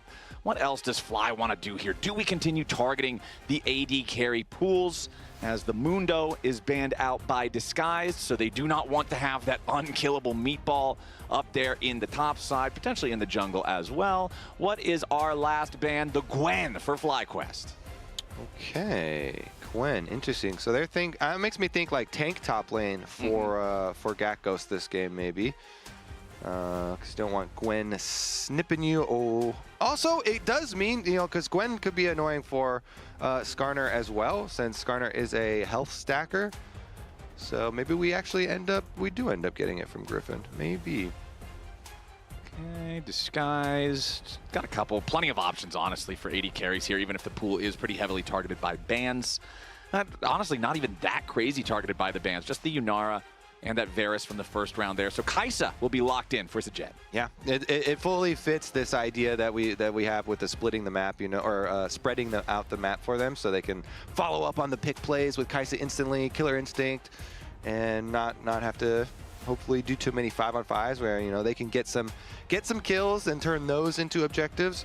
And so here's our tank that we're expecting from Gakghost because of the Gwen ban. Just good old Sion up there in the top lane, and we get the Griffin reveal. Jungle last pick, ain't no way we get a competitive Briar. I highly doubt it. It's a champion that you can't control, and that feels pretty counterintuitive to pro play. But Kiana. This one, I'm much more convinced by the Kiana. We'll get that one here for Griffin. I was already about to go into a spiel about Endless Hunger and Briar and snowballing, and it's pretty fun, but it's hard to do, and I think it was probably tenfold more difficult to do in pro. I'm sure it's great fun in solo queue, right? But in this type of environment, there's a lot more difficulty on that. Final pick of the draft here for Disguised is Rek'Sai in the jungle for Kizno. How are we feeling about Rek'Sai right now, my friend? Let's go Rek'Ai top lane for. Rek'Sai top lane. Sorry about that. Yeah, I misspeak. My bad. Unless they want to do a last-minute swap and do some bossy tech. Ooh, lethality vibe.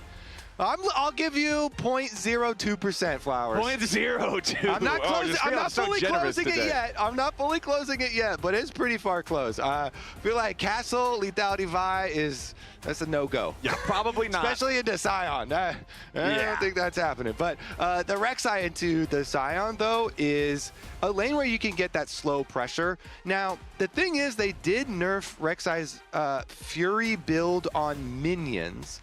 Because they wanted to nerf top lane Rek'Sai while keeping jungle Rek'Sai unnerfed. Thank you so much. I love that, by the way. Bless. So we'll keep track, you know, how hard did that actually make it to build Fury and regen on Rek'Sai? I feel like it's still going to be fine. Yeah. And you should still have pressure.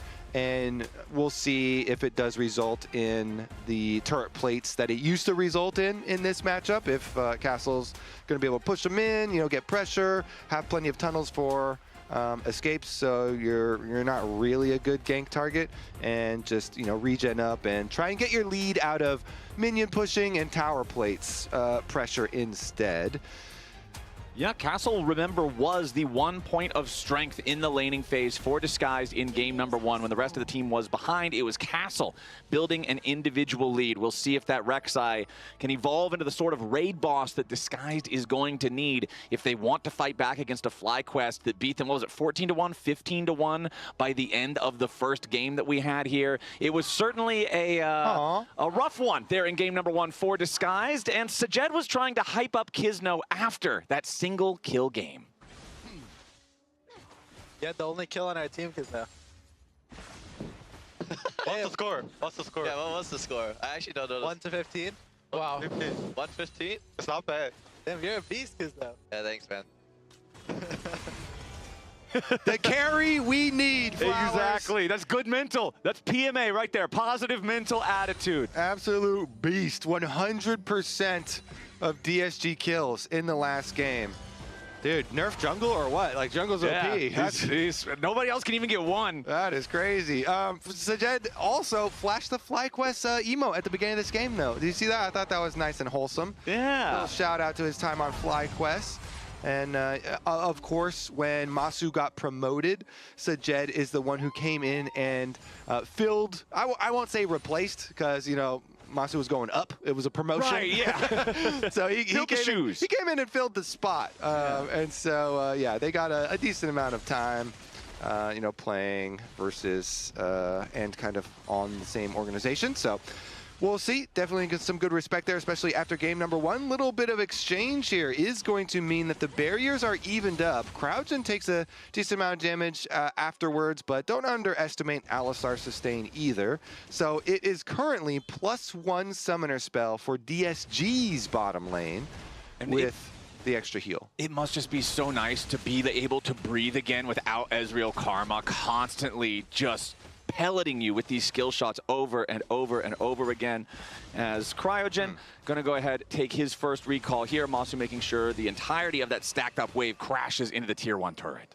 I thought you were going for pelted, but pelleted also kind of works, you know? I really wanted to do pelted, but my brain wouldn't summon it, so I just made something up. That works too. Yeah, just grab a handful of pellets. Yeah, just bang, bang, bang. You got a bunch of ammo.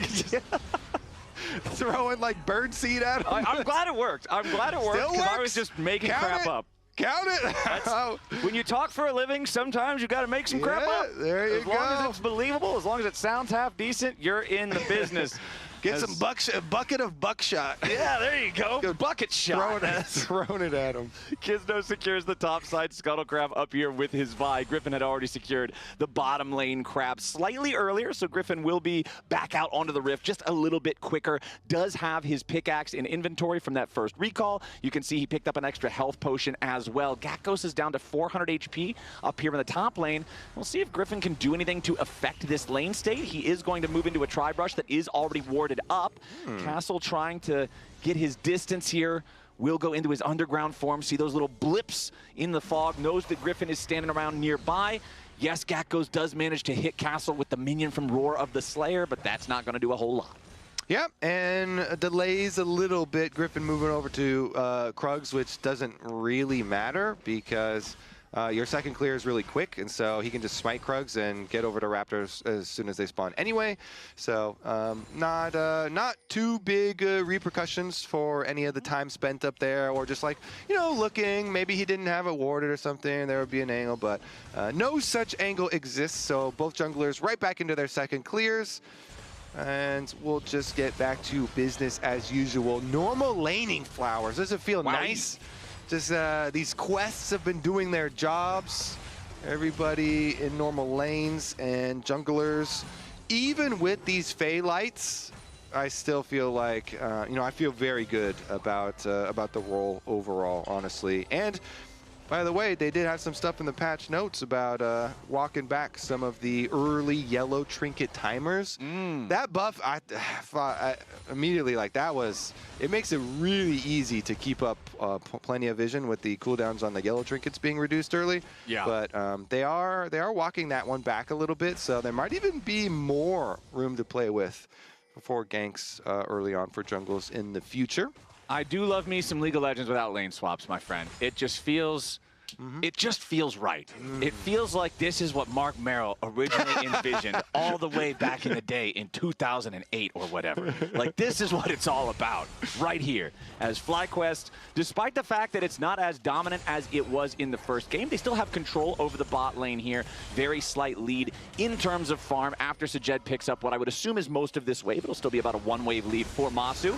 Quad walks into the brush here. Call Me immediately finds a lot of damage onto the FlyQuest mid laner. Tried to cover for him. Quad with a flash away. Stays alive with 10 HP. Quad dancing on the edge of death with that one, but stays alive. Woo, he almost fell off the edge there too. That was he was teetering. We could get a health point count right there. That must have been single digits. And then the flash just at the end. If you wait a second, that's level 6 for Griffin. Yep, Yoinks the crab. Thank you very much. Because his mid laner had almost 0 HP, it's not going to mean he gets to use that level 6 advantage to instantly ult and go for a duel, but is nice to grab the crab all the same. And also is nice for Quad to be able to live.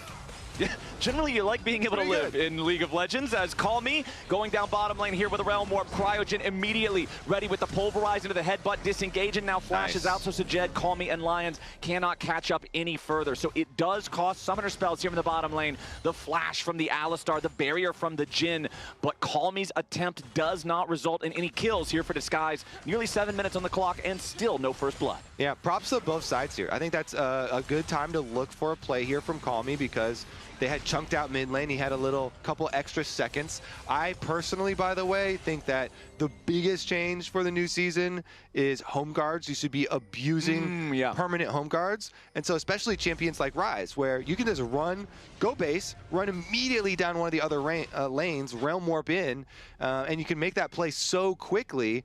And then get back to yours in time, no problem as well. You should be abusing that home guard speed, but also pretty well. Wait. Quad in some trouble again, and this time he does not have the flash to try to get away. Nice use of the supreme display of talent. It was a supreme display of shove right there from Griffin. You're not going to get the big explosions on the wall, but you keep your mid laner alive. That's the second time Griffin has saved quad. I did get an update from producers as well. The first attempt on quad where he did have the flash, he lived with 6. So you were right, single-digit HP. That was a supreme display of peeling. Yes. Right there. Nicely done against the old peel. So, yeah, some good defense from FlyQuest so far this game.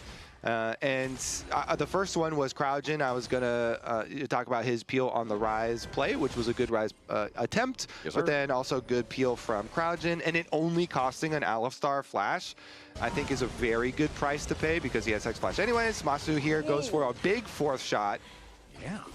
Sajed not happy about the chunk that he just took to the health bar. 300 HP remaining on him. Also, while the camera was panned up towards the mid lane, you saw Call Me going for a recall that was interrupted towards the end of the channel from quad, so messing with his tempo a little bit right there. Call Me has been trying to get active on the map, make these plays like you were talking about with the Realm Warp in the bottom lane on that good timing, but losing your recall can kind of slow down those aggressive tempo moves as Griffin has started up the Drake, but he's going to be found by Kizno. Griffin gets away, but he has to use his flash to do so. Now Quad's coming in, but he rode the Weaver's wall right into danger. FlyQuest grouping up behind him, trying to see if they can go in after Kizno. The curtain call opens up.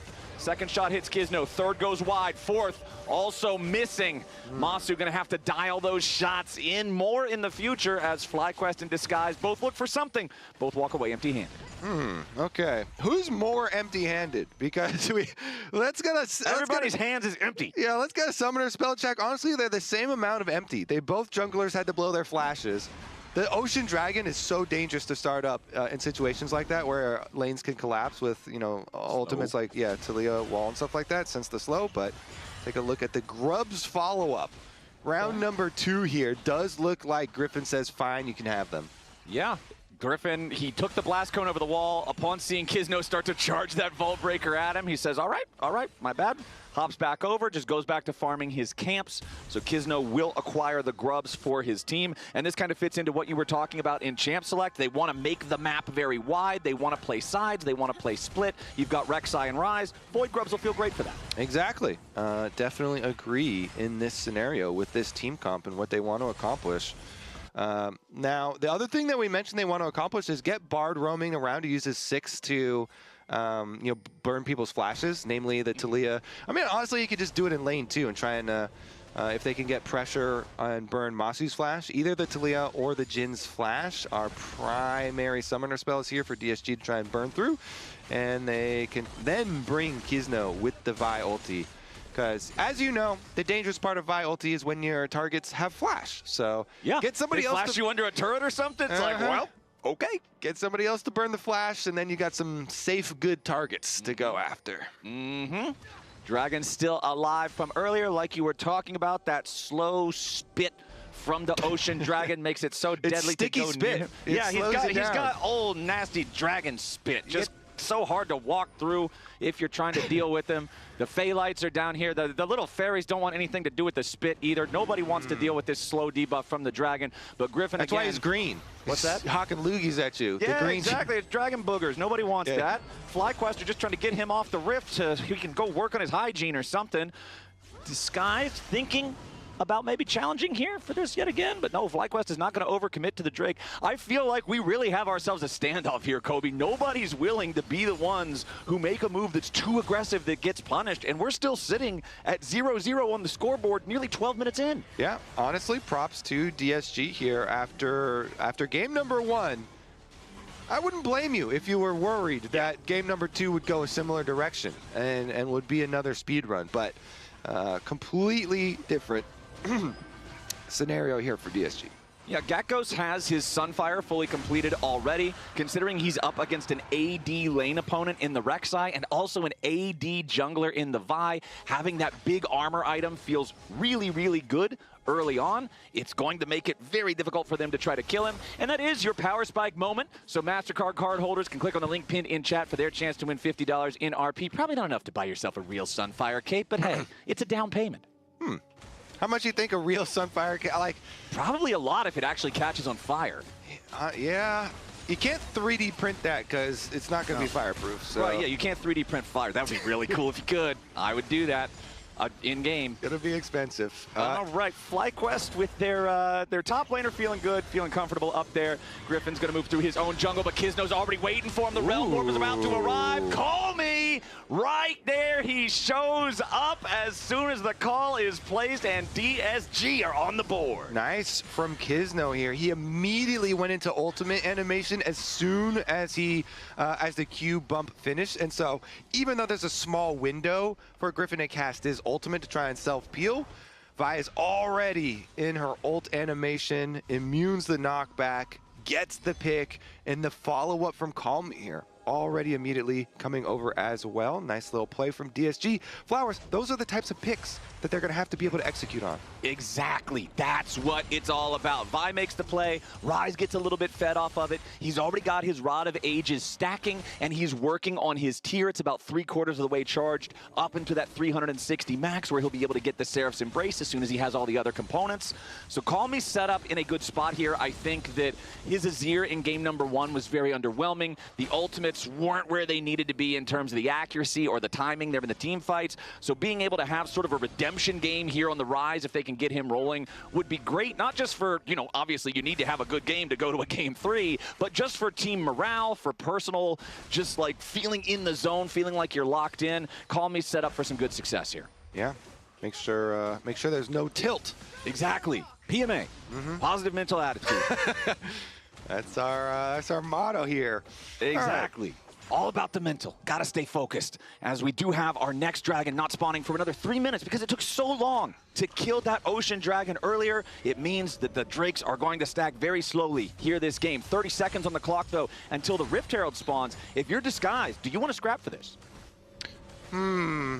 I mean, it depends on the lane assignments, because I really want to keep making picks. I really feel like DSG, you know, Bard Ultimate is ready to fire off, so maybe we go for a dive. How about a pick on the quad right there? Disguise just sends in the hit squad, takes out the enemy mid laner. 2 times this game, they've already tried this. 2 times they fell short, but now the 3rd time's the charm. Disguised get their pick 5 seconds before the Herald spawns. And they knew, because they have a trail of pink wards. Look at it, 3 pink wards. Pixel Brush, Tri-Brush, and the brush right behind the tower. So they dropped 3 pink wards here to make sure nobody can see them. And nice little wrap around here. Go for the quick dive. They hit the Q into Bard stun, get their kill, then you can get an objective. Good bounce back game here for DSG. Response though, because Quad has revived. Yeah, FlyQuest is wanting to answer here at the Rift Herald. Kisno is very low. The Herald is going to go over to the Vi, but now it's already 1 kill for the FlyQuest side. The eyeball is being protected. Despite the fact that Kisno was able to claim the objective, they can't get the reward. Call Me tries to get away, but the Realm Warp ends up being his grave. FlyQuest take 2 kills.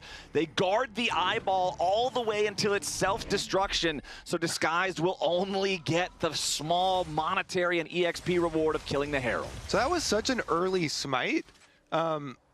From Griffin. Maybe they had wanted to like combo Force Shot and smite, but the Force Shot had just been used. So yeah, so Mazu has Force Shot right here, so he pops it, and then they smite, and then it's like, oh, okay, well, I'll just, you know, queue back in to be able to get the Herald. But Flowers, was that a 5-head bait? Was that a, oh no, I early smited. We lost the Herald, oh no. It would be a shame if you came and then smited this Herald away from me, bah, bah, bah, and then they jump on him and kill him. Well, they definitely got If themselves caught back up on the kill scale. 2-2 now, 16.5 minutes on the clock with the next Drake spawning in under 30 seconds. Disguised are looking to seize control over the bottom side river because right now, besides that Scuttlecraft vision, they have it. I really want to get a comms listening, because if so, I love that. If that was actually the bamboozle the entire time? I love baits like that, you know, where you're trying to use like low health towers or, you know, objectives and stuff like that. And especially objectives like the Rift Herald, which, I mean, there's good value in a Rift Herald with the turret plates being able to give you guaranteed gold as long as you land it. But let's take a look at this dragon fight instead. The setup here, DSG on it. Watch out for Gatghost though. Yep, the Scion is very, very tanky at this point in time. He's got the Quest teleport for the massive shield here, as well as the Drake is claimed by Kizno and Disguised. Griffin trying to get himself away, but a nice Tempered Fate locks him up. Plenty of damage back the other way onto Kizno, but he's not dead yet. Now he is going to fall. Both junglers out of the picture as Call Me dies to Quad off on the right here at the same time. Masu under pressure. Castle looking for the kill, but he won't be able to find it. Deadly Flourish locks him up. FlyQuest beats him down. Masu with a kill as Quad is stuck, but it's Disguised who now have to be careful. The roar of the Slayer slows him down from Masu's bullet to find the mark. Lion's running straight towards the Krusty turret, and it will mark his Krusty grave. An ace for Gatghost and FlyQuest. Dragon be damned, they got all 5. All right, we're gonna get a replay here. Does Griffin just think his Q is gonna do more damage? Because he ults in and then tries to go for the dragon again, but it's gonna be another secure on the objective for Kizno, for Vi. Both junglers end up dying anyways. And end up going down afterwards, but the dragon pickup there is decent for them, is nice. Yeah, you know, then they're trapped in. It is gonna be flash over from Lions to be able to get the extra kill picked up on their way out. FlyQuest, again, they do get more kills, but that's 2 dragons, sneaky, stacking up here for TSG. Maybe I think Guard's kind of laughing at some of these smites, some of these objectives. The right side of that fight was a 1v1 early on between Call Me and Quad. Quad ends up winning by flashing over the wall and then throwing out the unraveled earth, meaning everybody on DSG has to overcommit to finish the kill. Now Quad does get picked off here in the side lane. Call Me and Lions working together to grab that kill for themselves, brings the FlyQuest mid laner to 3-3 on kills and deaths. Call Me wants to knock down this tier 1 turret. Cryogen is waiting nearby, but the Alistar alone cannot stop this, so Disguised will pick up the first turret of the game 19 minutes in. And it does go to the Rise, which is good because their plan is split pushing Flowers, you know, and making these picks. So they make another good pick. They do continue split pushing. They get more money on the Rise. But I foresee the future Dragons and team fights still being something that they're going to have to overcome. Alistar is far chasing this guy. Yeah, he's got a TP coming in trying to help him. Meanwhile, the mid lane tier 1 is under pressure. Weaver's wall from Quad to cut off Call Me's escape. He flashes away from the seismic shove. He wants his Realm Warp, and the timing is perfect so that the Alistar headbutt doesn't connect with the Rise model before the Realm Warp triggers, and that means the Rise gets away. Call Me is safe. Cryogen and Quad's plan is foiled. Good escape there. Well, rest of the map's fairly calm farming over here, but that is going to make it a little bit more difficult to split push. No flash for the Rise. I mean, Realm Warp is super local outside, doesn't really matter, but the flash investment, maybe this is an area here now for FlyQuest. Cryogen is right back on the top side of the map. They got a pick themselves. FlyQuest get the kill. Immediately here, Lions is down. Masu able to use his ult to follow up and get the kill. Money into Jin as well. This is dangerous territory. Ooh, Masu now could be the one in danger as Kizno has found his way onto the enemy AD carry. Sajed finally joins in with a killer instinct. Now Cryogen with a flash over the wall, pulverized, but Sajed gets away with a nice flash of his own. So Disguised, they'll find their pick to make it an even trade after their support gets found in the enemy jungle. Yeah, Masu down here, no barrier. He didn't actually get the chance to use his flash there. Sajed, meanwhile, using both ultimate and flash for the investment on this kill.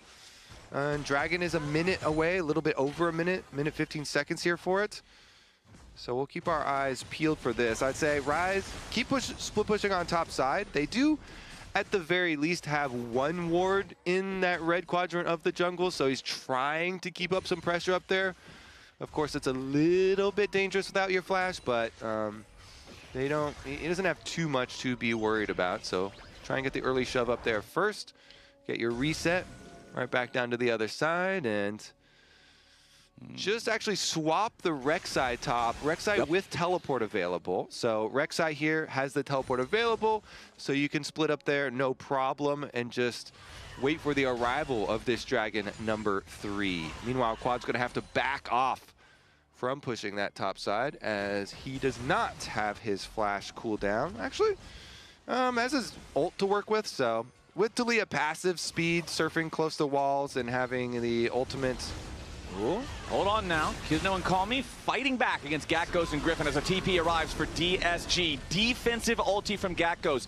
Gets himself away from danger, but is knocked below half health. Will have his teleport with that enchanted mega shield from the quest to bring him back into the fight if he needs it. Kizno still looking around, seeing if maybe there's an opportunity there to go after Quad. This is Soul Point. If Disguised can guarantee that they get it, Decimating Smash from Gatgos, not going to find anything. Was hoping Disguised might have been a little bit too arrogant in their movement. Try to just face check into the brush. They won't do so here just yet. Cryogen goes in for the headbutt pull. Only finds it onto the Rek'Sai. Now with a Tempered Fate marking Griffin as gold. They take their chance to go in. Griffin and Quad now under a little bit of pressure as Kizno and Castle were diving in, trying to find the kill, but Gatgo's locking up Kizno, looking to take down the Vi. He can't quite kill him here just yet, and finally gets the snap Q to do it. Now Sajed's behind enemy lines. The Kaisa cannot find the assassination here just yet as Castle kills off Griffin. The curtain call is opened up, but Sajed has superior artillery, and he finds the Void Seeker to kill off Masu. Gatgos and Cryogen still looking to see if there's anything else they can find. Castle still in the enemy jungle, thinking about maybe if he can get away. Quad is not going to get got just yet. Unraveled Earth plus Cryogen work together to take down the enemy top laner. It's a bloodbath here in the mid-game team fight. Oh my goodness, that was quite the scrap, Flowers. You got to keep your eyeballs on like 3 separate areas of the map to keep track of this team. Okay, so bottom side, they go for the engage. Bard ult only hits the Kiana here. On the top side, you're going to see Kizno and Castle try and go for the kill onto Quad again. They followed up with a knockup, but Griffin got his ult off for Peel. Meanwhile, on the other side, on the left side, Masu had to flash away from Sajed, and Sajed tries to go for the kill on him here, but he's able to survive anyway for the side of Masu, and then they blast cone out. It's kind of a wraparound, Flowers, and you're getting the kill here. Opens up the Jhin ult. You're stuck in place, and he knows where you are, so it's an easy snipe there. Sajed gets the W, and we get Hex Gates while the same time as Magical Journey the other way, and people just porting all over the place, and you got the crisscross. Wait it. We're not done yet. Quad and Cryogen going in looking for Sajed this time. A Tempered Fate's going to buy the Disguised AD carry only a moment longer as Griffin and all of FlyQuest collapsed to guarantee the kill. While we were in the replay, FlyQuest also secured that 3rd Drake, so Disguised is not on Soul Point. Their stack has been stopped. Kizno is currently in a very compromised position. If he gets caught here, this is potentially Baron for FlyQuest. That is a massive blunder from Kizno getting caught at this point in the game. It's 20 seconds on Sajed. It's 35 on Kizno, and FlyQuest are going to start up the Baron. Quad just trying to keep Calmy away. Lions looking for any opportunity to slow this down enough to force FlyQuest off. Castle moving around from the side here, but not really finding a whole lot of anything just yet. FlyQuest do seem a little bit uncoordinated.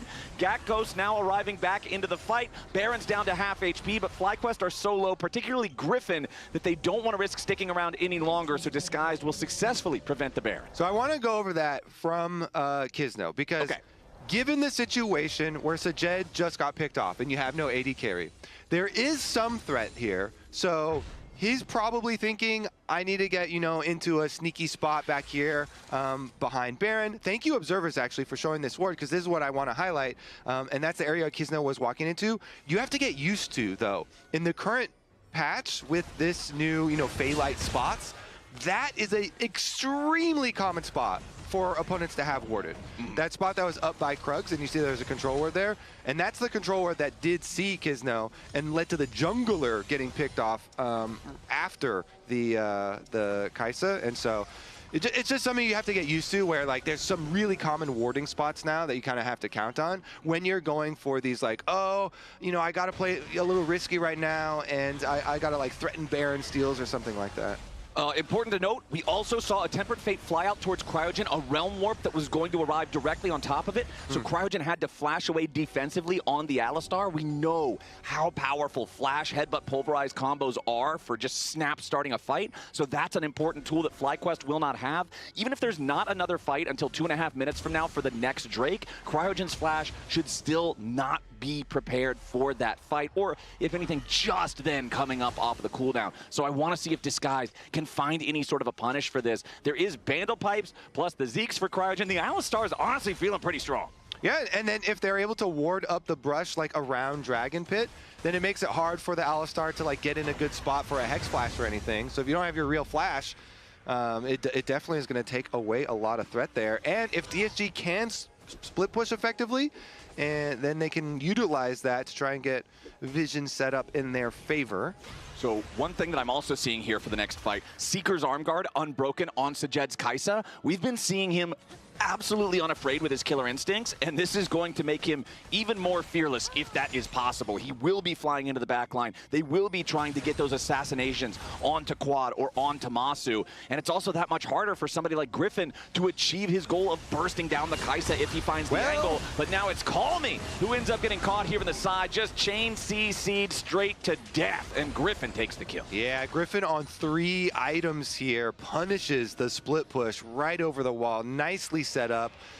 It's Griffin punish right into an easy seismic shove follow-up, and they just delete the rise. They take away any of that side lane pressure, and starting up Baron already here. Sion is a giga tank, so Sion can tank that thing, but they're sacrificing their mid tower. DSG, not too shabby of a response there. They get the mid tower and then come over for the contest. Yeah, DSG taking out the tier 2, now trying to wrap around and find their entry into this fight. Masu is alone away from the rest of the team up here in the top lane. Flash. Tempered Fate onto the top laner and jungler of FlyQuest is now they want to try to burst down Griffin, and they've already killed him. Sajed takes the kill. The Baron's down to 3,000 HP. Lots of damage onto the FlyQuest players already. His Quad has to go gold just to stay alive. Disguise may have found their fight. Castle takes Quad out of the picture, and Disguise kill 2 and take the Baron. Cryogen's about to die now for a third. What a massive swing for DSG. DSG are on top now, Flowers. They've got Baron buff for the split push team. They're going to destroy the map. Oh my goodness, they dissect them.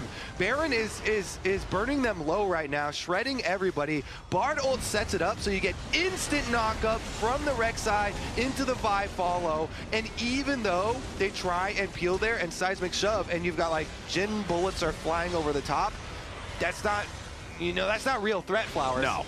And so they effectively are able to keep the Baron leashed while winning the fight. And just move back over to Baron, finish that thing off, because they immediately deleted enemy jungle. Really nicely focused here. They kill off the Kiana and then Viol right over to the Talia. Now we're looking again. Yeah, Griffin wanted to go in there for the supreme display of talent, but he misses. Disguised are ready, and now they're hitting back. Cryogen's likely to die here. Deadly Flourish flies out, not really going to find a whole lot to try to protect the support. Tempered Fate locks up Gak, goes the tier 2 turret down here in the bottom lane, just barely standing. One auto attack honestly should just be able to finish the thing off. Really huge moves coming out from Disguise. They are not slowing down just yet. That Baron fight, Masu being isolated up there in the top lane by himself where he couldn't approach. Meanwhile, Sajed is in the pit, firing at Kathian Reigns and everything around him. The difference in the way that the 80 carries were allowed to play was massive. And now Disguise, with their 5v4 for the next 10 seconds, are knocking in the front door of the FlyQuest base. The tier 3 turret in mid lane is down. Restart that hype train for DSG. Flowers. The train is back on track after a slight detour from game number 1, getting blasted. We don't talk about that. Yeah, but it shows good mental, Flowers. The good mental here. They were not perturbed by game number 1. Immediately back on track here in this game. That Baron defense from them, nicely focused, you know, surgical removal there of the targets. Delete the jungler, then immediately Viol over to the Talia, and they got a lot off of it. Huge gold swing off of that play, and it's Dragon's Soul that will be arriving in just about 3.5 minutes here for DSG. Well, it's not just the Dragon Soul spawning in 3.5 minutes, my friend. It's the next Baron spawn as well, and this always creates very interesting situations. You brought it up in game number 1 when the shoe was on the other foot for FlyQuest being at Soul Point, where it's just like, if you're the Soul Point team, you can say, all right, you'll get the Dragon, I guess. We'll just take Baron, right? And that's not an even trade when they're not getting a Soul for that Drake. We'll see how Disguise wants to play it. Kizno forced to flash away from a seismic shove that would have certainly been his death as FlyQuest scrambled to defend their base now. Disguise wants to make a multi-pronged attack with the remaining little bit of time they have on their Red Bull Baron. It's up to a plus 5,000 gold Baron power play. You talk about the swing being huge, and that is the evidence right there. All right, let's see if they can finish the job then, because swings are fun, Flowers. Yeah. You're happy when you're out there and there's not a lot of defense, but FlyQuest, they still have the possibility of going for a big team fight at either the Dragon Soul or the Baron. I mean, you basically, you want to keep the vision on Baron and then have the pressure towards the Dragon. And Dragons, the last Dragon is fairly tanky now. They buffed up the tankiness of the Dragons by way of the debuff when every Dragon that you take makes the consecutive ones that much more reduced damage taken. Yeah, beefier. And so it's not like going to be an instant take for mine. It's still pretty fast. It's a Dragon, it's not Baron. But it does give the possibilities here for FlyQuest to, use like Scion ult into Kiana ult and still have the capabilities of winning a team fight. So while DSG, the hype train has been restarted, they are definitely not out of danger yet. FlyQuest still definitely have the capabilities to win a team fight in order to win the game. The biggest 2 individual advantages in this game right now. Castle's Rek'Sai up 2,000 gold. Sajed's Kaisa also up 2,000 gold. Fully completed Zhonya's Hourglasses on both the carries for Disguise to be able to get them out of being the primary target for the FlyQuest burst, alongside the fact that this is now Mythic difficulty rise. Kobe, he has his Actualizer alongside 2 GG tier mana items. He's got the Seraphs, he's got the Rod of Ages. The Actualizer turns this guy into a monster if he's able to Gatling off some spells during that short activity window. It means that FlyQuest has got to all be on the same page when they make these engagements. They can't be having haphazard fights like the one around Baron where they just got bursted down, where Masu wasn't able to contribute. Disguised is really challenging FlyQuest in this one. Yeah, game number 1, it sucked. 15-1, whatever. Game number 2 is a whole different game, and FlyQuest is this close to losing it. Yeah, I mean, we got the comms listening after that game number 1. DSG were able to literally laugh it off. They were joking about the scoreline and Kizno having the single kill and being a beast. And honestly, Kizno's done a lot of work this time around too. His smites, getting a lot of these objectives, with the Herald the Dragon, and of course the Baron was uncontested. But now he's picked. Up there on the Kizno, right as we're talking about the Tempered Fate keeps him alive for a little bit longer. FlyQuest need to try to get this kill. Ulti from Kizno to try to buffer through some of the CC, but he still dies to supreme display of talent. Castle wrapping around from behind, going after Griffin, takes him out. Now Gakko's absorbing some of the damage from the Rise, but the Actualizer is actually crazy. A double kill for the Rise. It's Call Me, and there ain't no maybe. This man is definitely that Rise that FlyQuest have to fear. Quad tries to escape. Seismic shove defensively. Flash away. Call Me gets the kill anyway. Cryogen and Masu trying to escape, but Castle is on the hunt. Masu forced to run back outside of the walls of his own base. It's only the FlyQuest bottom laners alive. Disguised, looking to push towards the Nexus and take us to a game 3. Disguised, forcing Masu completely out of any sort of defensive position. Cryogen wants to try to do something here, but Castle's already killed Masu. It's Cryogen against all of Disguised, and now not even he stands alone. And Ace goes over to Call Me, and Disguised are going to answer FlyQuest in game 2. We're going to a game 3. Woo! DSG giving us a series in exciting fashion there. At the end, Call Me really pumping, and he flashes in to secure the extra kill that ensures they can actually go for the win. Beautiful stuff here. Lounge, now how are we feeling?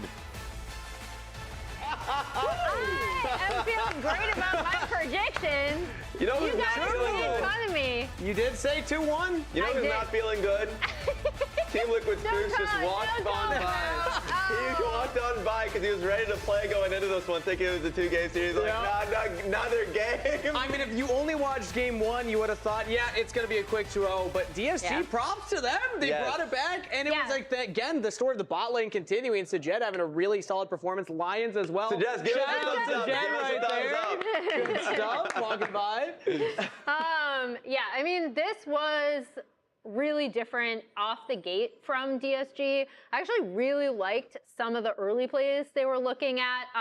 Specifically, I do want to revisit that first blood because we talked about, okay, you know, this team, they've still primarily been practicing with Cryra. What's going to happen? Kizno subbing in again this week. How coordinated are they? Yeah. I think their 5v5 fights still need some work. I really like this quick play, right? Like Kizno is right there, calls for Call Me with the ult. Really good pick onto Griffin, and then this followed up not too far in advance of that, so they end up setting up and going for that bot lane dive as well. And I really liked these early proactive plays from DSG. I thought they understood how to get themselves online a lot more quickly. Yes. We know that if you get that Rise into a good position, he can. They call it the actualizer purchase, but like late game Rise is just can actually 1v9, so getting him into a good position early is great, and I really liked to see that bounce back from DSG immediately in this game. And the beauty of a game 3, a lot of the times, especially with these two teams, is that it's always going to be a back and forth. Yeah. You're going to see mistakes being made, and you're going to see them being able to come back and like drag it back in. And for me, I thought we got to see a really good play from FlyQuest initially that like kind of started the Baron run. Yeah. And if we can just throw it up there, I wanted to basically start it out paused, and I wanted to blow up the minimap and just talk about essentially, look at the minimap at the moment. Look at the wave being pushed in from DSG. And essentially, like, DSG pushed out mid. I wanted them to be able to then clear out topside and support the Rise. The Rise is pushing far past River, and he's looking to basically continue the split. That's what I wanted to see, especially since just before this play, FlyQuest had clear out all the the wards. Yeah, they have all 3 waves pushing right now. Too. Exactly. So like play the play out, and you'll basically see what is FlyQuest recognizing, even though the wave is pushing through into their turret mid lane. They realize Call Me is right there. They completely take him out. And this is something that should never happen in competitive play. If you're the team that has waves pushed out and somehow FlyQuest is able to make the play on towards your mid laner. So like now, go ahead for it, Emily. All right, so I want to pause right here because the important thing here to me that ends up being pretty crucial in the way that they're going to fight this 4v5, as we already called out, Call Me is dead. That gives FlyQuest the go button, is that Masu is actually going to be very separated from his team, right? Yeah. They're already hitting Baron, you can see on the minimap as we play this through, and it's going to cause him to be separated as we play this clip out from the rest of his team. I love that DSG recognized, okay, we can push up mid, we can get ourselves in kind of a strong soft contest position, and Masu is still missing from They don't have vision in their own jungle. They don't see us. The rest of his 4 teammates are already hitting this, right? So Masu's not there. Pause here. Boom. Right. Perfect. So that knockup is going to go through right after. Yep. It expires. Wanted to call that out. Play through. This ended up being such a great contest for them. They immediately end up taking Griffin out, then go right onto quad there. And I think this was where, and then they kept the thing leashed. This was where I just loved the response from DSG. As Raz already called out, you know, Call Me was way too far up. He gets caught out by the rest of FlyQuest. Yeah. And this was such a great response. Push mid, keep Masu separated. That ult from Lions was great, and then the knockup coming in from Castle, from the Rek'Sai, and I really like the way they set that up, especially compared to some of the 5v5 fights we saw from them at Drake. Some of those were still really rough. And specifically on that Baron play, like Rek'Sai and Vi, they didn't know where they were. And that was pretty important just because the fact that Bard ulti came through and Cryogen, I think, was kind of in a poor position because he was like zoning out the Bard instead of just being on top of the Bard ulti that was there and maybe looking to protect anyone that was coming in to take out. And so they were just able to 100-0 Griffin off that play and take Baron. Yeah, you never know what the comms sound like in moments like that, but if you just make a pick on the top side and then you run straight to Baron, I mean, we saw that they didn't have the vision line in their own side, like you highlighted. The Vi and the Rek'Sai were on the other side of the map. They were on their own jungle side from FlyQuest perspective, so losing vision of them means that Masu had to go all the way around. Typically when I hear like a Jhin separated from the team, I'm like, well, he can still ult in, he still has a W, he has ways to get in there, but he was all the way up in top lane when that Baron was going on. So shout out to DSG for making this series interesting. Let's take a look at our player of the game for game number 2. Unsurprisingly. It's Sajed. Yeah. I already called out when I was talking to him before our interview last week. I was like, I loved your Kai'Sa, and he's like, I don't know, I made a lot of mistakes, and we lost that game. I still love his Kai'Sa. We'll see coming through. Call me also getting some nods in there as well. His late game rise did not end up making difference. And again, I did like the small plays he had with Kisno early as well. Yeah, getting picked in that one moment in a funny way did set up the game-winning play for DSG. Yeah. Because even though they didn't have rise, it put FlyQuest in a awkward position around the Baron that DSG were able to capitalize on. But Sajed was doing insane damage on the Kai'Sa. Shout out Sajed. Shout out for you and chat for agreeing with us again right there. One of these teams will end up, and the week rather, with a guaranteed spot in playoffs. So we'll see who right after this break. I'm looking on Jhin. I'm looking on Jhin. No flash. Maybe not. Look, Jhin. You can end, maybe. I'll start have flash. You can go for 5 seconds. 5 seconds. Okay. I think mid. Just the way. Jhin cannot connect. Yeah. I'll start have flash. Just hit next. Yeah. Nice. Amazing. Good job, guys. Kill this guy. My bad. I trolled later on. Nah, you play really well. So good job. Nice. Yeah. Let's go, guys. We can win this. Yeah. One more, guys. Yep.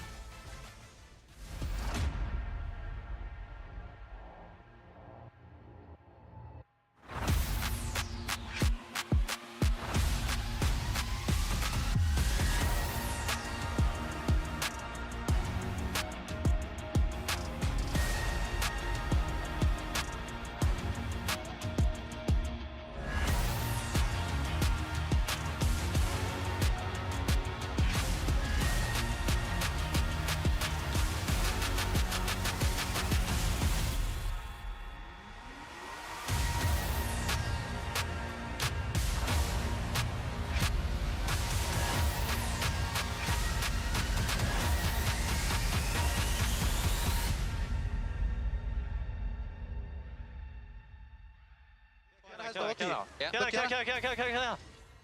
I want Kiana. Kiana. Can we just do the Baron? Look to the Baron. Look to the Baron. To the first and then Baron. Should play with Zach. Go Baron now. Go Baron now. Can we look? Wait, Alice. I can go behind as well. Let's play. I have Q and 2. Ball, it's a ball.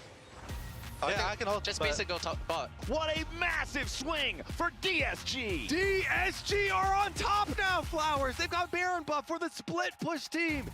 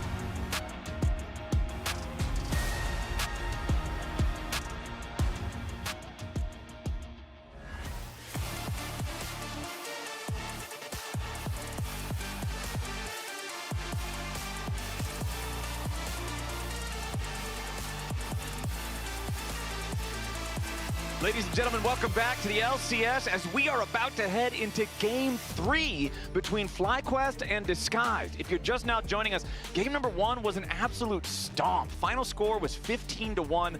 FlyQuest won the laning phase, they won the mid game, and they slammed it before we ever even really truly got to the late game. Game number 2, FlyQuest had a more moderate lead for a little while, but Disguised was able to punish when FlyQuest got too cocky, and then once Disguised got the lead, they closed it out, they take FlyQuest down, and they bring us to a third and final game. And those vibes are good, Flowers.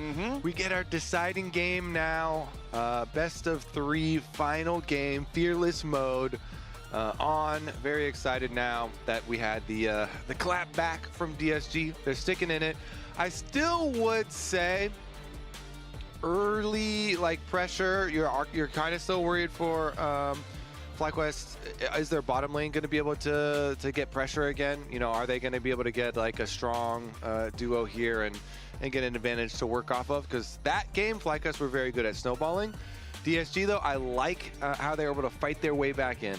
Well, I was just so surprised also in game number 2 in the draft, just such early lock on Jhin and Alistar. Alistar is not a strong laner. Alistar is not something that you play to win the early game and put pressure on your opponents. He moves, he'll heal you a little bit. He's good later, but early on, he's just he exists. So it felt to me that was defying what we heard from Griffin in game number 1, where he said, okay guys, okay, I know, we think they're bad, but they're not actually that bad, so play serious. Locking Alistar blind support on 3 to me is saying they're that bad. So I want to see FlyQuest play with, I think, a little bit more respect now, because Disguise kind of stepped up and said, you guys broke your own rules, now we're going to break you. Yeah, Disguise looked quite good there. Call Me, very big bounce back game from him. You were highlighting big difference between this one and the Azir one. Rise definitely had quite a substantial effect on it, and their possibilities of coming back. But honestly, yeah, see if they can do it. Game number 3 here as they're discussing, trying to get right back into Champ Select, and we will do so. Now it starts to get fun. Game number 3 of Fearless, taking out a few more of those primary picks. So FlyQuest have chosen first pick, and Disguise selected red side. So just what you're used to from a decade and a half of watching League Esports here in this one. Bans are underway. Pantheon and Nico banned out by FlyQuest. Remember, Jarvan is the other one they've been banning out in these first ban phases. Jason Varus remain banned by Disguised. I personally, as Fearless gets deeper, I get more and more excited for mid lane. Because mid lane, I'm always like, okay, we're going to get the, Azir Orianna trade. Now we're going to get the Talia Rise trade. And but after you get those 2 trades out with Fearless, then you start to have some fun. Okay, Akali's still banned, so they're not letting Call Me have that much fun, because he did have a very good week 1 Akali. But you get to play a lot more, and you're in the tier of Ari and Galio and Aurora type champions for mid lane. Yes, there's still Victor if you want to play a control mage, but Yone comps can come out. Ambessa here though, when Rumble's already taken out, Ambessa with Renekton up for the lane counter is a little bit dangerous, and Castle definitely very confident in that matchup, but seems like Gakkos is too, because they know what's up and they're like, fine, yeah, you could have the Renekton into it. Gakkos is just that confident that he's not going to lose lane very hard, and then you get to be Ambessa later on. Well, we will have that Renekton locked in alongside the Aphelios here for Disguised. I did point it out earlier when I mentioned the bans. It has been Jarvan banned alongside that Pantheon in both the previous games in the first half of the bans from FlyQuest. But the Jarvan is conveniently absent from the ban list here in game number 3. We'll see if that one gets locked by either side, as Aurora, one of those champions that you name about the mid lane pool, is locked in, but it won't be going mid lane this game. Indeed, it looks like we're going to get jungle Ambessa with top lane Aurora from FlyQuest. Interesting. Griffin is a huge Ambessa player, so not all junglers can jungle Ambessa, but Griffin loves doing it. He likes that, Riven, all these types of high mobility carry junglers. Yeah. So honestly, people are going to get what they paid for with their tickets here to watch Griffin, because these are the types of champs that you come and you really want to watch Griffin on, is these big carry champs like Ambessa. So we're actually not getting the Ambessa Renekton matchup. That's why they did it first pick. It's a bait. They're like, yeah, this is a flex pick for us. Not all teams are. A lot of teams are, but some, it's like more respectful than others. Yeah, exactly. And I'd say Griffin is one of the junglers that has 100% like full confidence in these types of champs. So very excited to see. Anyways, you already mentioned as well, it's combined with Aurora. I think Aurora and Syndra are very good solo laners to combine this carry champ with, because they both have very good setup. You know, the Aurora slow, it's not hard CC, but like it is very good CC. That and the ulti.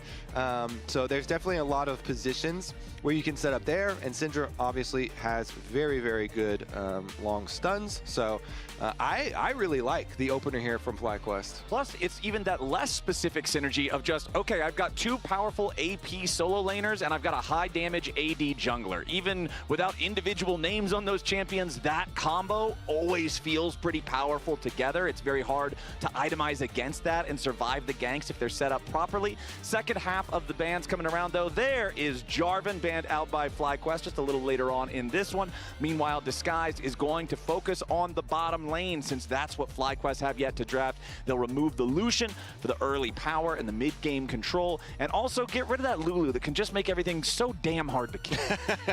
Yeah, annoying Lulu for expected hyper carry on the other side, I guess. You know, Lulu does also enable melee carry champs to some degree. And Bessa can get far away from you sometimes when she ults and gets kind of deep in team fights and is moving around. But that ulti from Lulu is always very helpful there, and trying to help out the melee carries too. So let's take a look. How are they going to round this one out with the mid lane on the side of DSG? Currently, hovering over some jungles though for Kisno, some options, but kind of expecting them to go mid since Syndra is already showing. Yeah, there we go. Okay, so they do follow it up with the Yone. That was one of the fun ones that we mentioned earlier. So we do get some kill pressure style lanes where Nautilus, I think Nautilus might be one of the most important players in this whole game. Okay. Because Nautilus ultimate is extremely good versus what FlyQuest are showing, and it's gonna have to be like, can you get a timing window where Nautilus gets to roam mid to go set up the Yone, and then can Nautilus go like, you know, shut down the jungle invade where they're going with the Ambessa and use the point and click on the Ambessa. So like the Nautilus ult is a very, very high priority ability here, either, you know, ganking for mid lane or trying to fight jungle.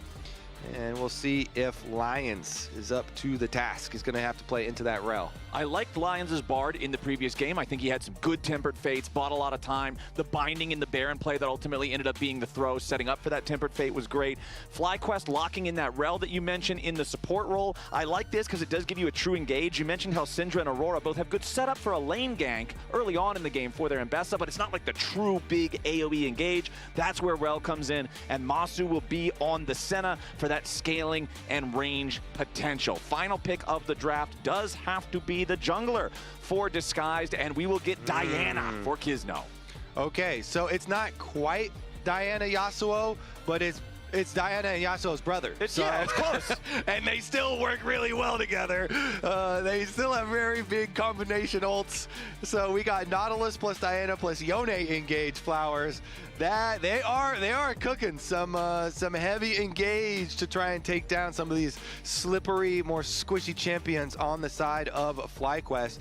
Same token though, we mentioned like, you know, Lulu helping out melee carries a little bit. Senna is an AD carry that helps out melee carries substantially.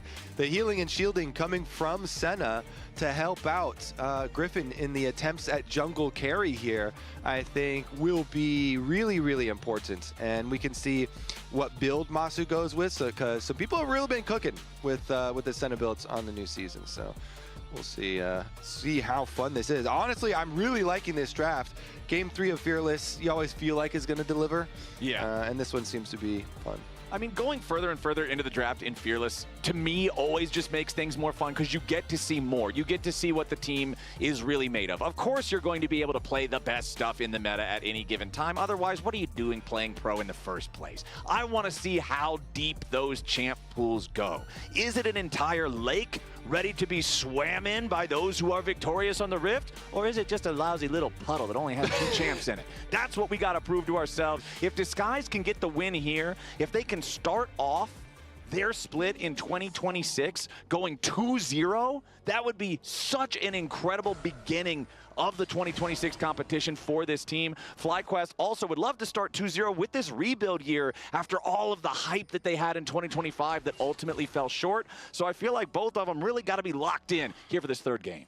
Definitely agree. All right, going for the Raptor ward here. Call Me now has to take some damage to get back to lane, though. Okay, nice. Quad lands the Q. So that's your payment for the Raptor ward. So they know that, Griffin at the very least is not starting on Raptors. And presumably that means he's starting up on the top side and is going to path down towards bottom. Okay. And they're going to have the extra info. We asked this question back in game number 1. And in game number 1, I think a lot of people that answered yes probably wanted to change their vote by the end of that game because it was such a stomp for FlyQuest. But then in game number 2, DSG just showed us an entirely different look. They looked way more coordinated. They survived the lane phase way better. So we want to ask the question again now, does Disguise have what it takes to finish top 4? Can they be a top half team in the LCS by the time we send somebody to first stand? We'll see what y'all have to think. I like it. Keeping track. We've run a version of that poll each game. Well, right now, it's people having less faith than before. Well, they're just starting out, okay? They're just starting out. The game 1, maybe it left some scar tissue. Oh, true. Okay, well, the number was going the down direction. Yeah. Okay. Maybe it left some scars. Yeah. No, we'll check back in later. All right. Chat does not forget. Yeah. The game 1. You don't want to watch the numbers, Flowers. Okay. All right. We just got to let them ride. Yeah. Just let the numbers roll as Quad's going to try to get as much damage early on as he can. Just try to use the range advantage on Call Me. Keep this guy pressured. Once Yone gets to full build with Vamp Scepter and Berserker Greaves, the lane can become significantly more difficult for ranged champions, especially once he's level 6 and can close that gap easier. So you really got to try to bully this guy off the playground from the moment he gets to school.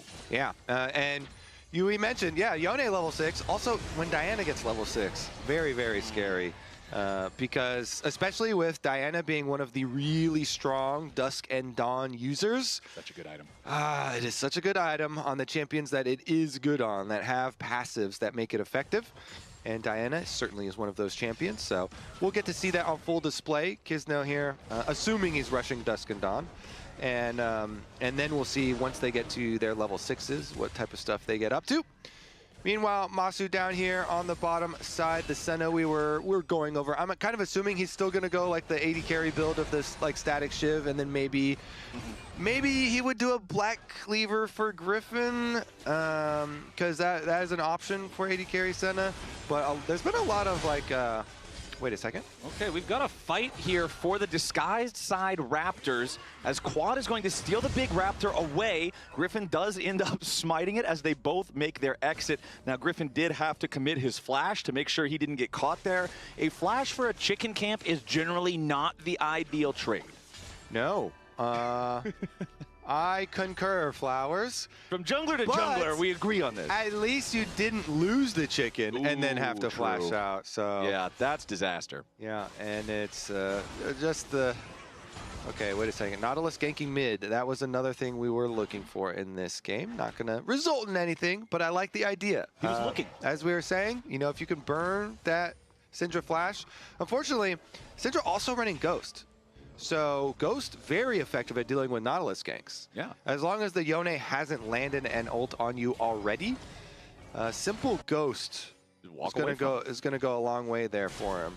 All right, Kisno is now returning the favor. He wants to contest Griffin's chickens. He goes in, but now he's got to be a bit careful about the counterattack from FlyQuest. A little bit of damage there from Quad with the Dark Sphere. As Kisno's down to 200 HP, he just walks this one back away. Doesn't have to use his flash. Okay. But also didn't get the chicken. Right. So which one would you rather be? Well, I still have my flash. But we'll see.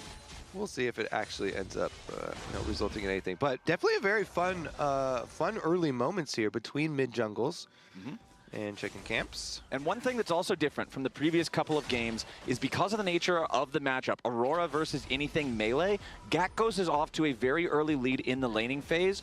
over Castle just because he's Aurora into Renekton. In the previous couple of games, it's been Castle usually that's feeling perfectly fine in these topside matchups. He's either even or slightly ahead, but against Aurora, you practically have to go down early. As Lions, not going to take a little bit of damage, but he's not afraid. They're going to keep pushing forward now as Sajed gets some damage onto Cryogen too, so both supports take a chunk. Nobody's really that pressured. They do both pop their heals in that extended trade, though.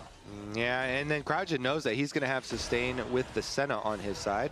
Took some splash damage there from the blue gun, though, as Griffin was walking by for the crab. All right, this is it, crab number 3. All right, Griffin's going after it, but a nice use of the dredge line to grab Cryogen from Lions as the 2v2 in the bottom lane breaks out, but a ton of damage back on a Call Me. He's taking low, tries to use the Q3 to get away, and Kizno kills off Griffin for the first blood. Call Me still alive. He backs away once more. He doesn't have the Fate Seal because he already used it, but Disguised will happily take the first blood. Flowers, this moment's going to go down in history. The team that won the smite on the 3rd crab for the level 6 lost the skirmish. Yeah, that's kind of crazy. That's crazy. And then this week, I feel like we had multiple interviews with like Blabber and Dom talking to, wait a second. Q3 from Call Me. It forces Quad to take a sidestep so Kizno can show up and try to chase him down. Quad with the flash over the wall. Stays alive. Barely gets away from that one. Really good escape from Quad there. Yeah, he does have to use his flash, but so do the enemies, both of them. All right, so he gets level 6, and then Call Me was able to juke the ulti from the Ambessa. So it's, yeah, he got to the level 6, but it didn't end up mattering because Call Me juked it, and then Call Me there had a beautiful Q through both of them to gain distance and live. So huge honors to Call Me in the outplay of this skirmish. And yeah, that one stings for Griffin because he got to his level 6 and he was able to level it up, but then it basically has very little value. You still get the stats and everything for level 6, which is nice. Right, but the juke there from Call Me and then the Q through both of them afterwards as well. Super nicely played by him, and Kizno gets to be Diana auto-attacking and just slapping him there. So now he got up to his level 6, and it resulted in a couple of flashes from them. Remember, it was 2 for 1, so Quad was able to evade that Diana gank.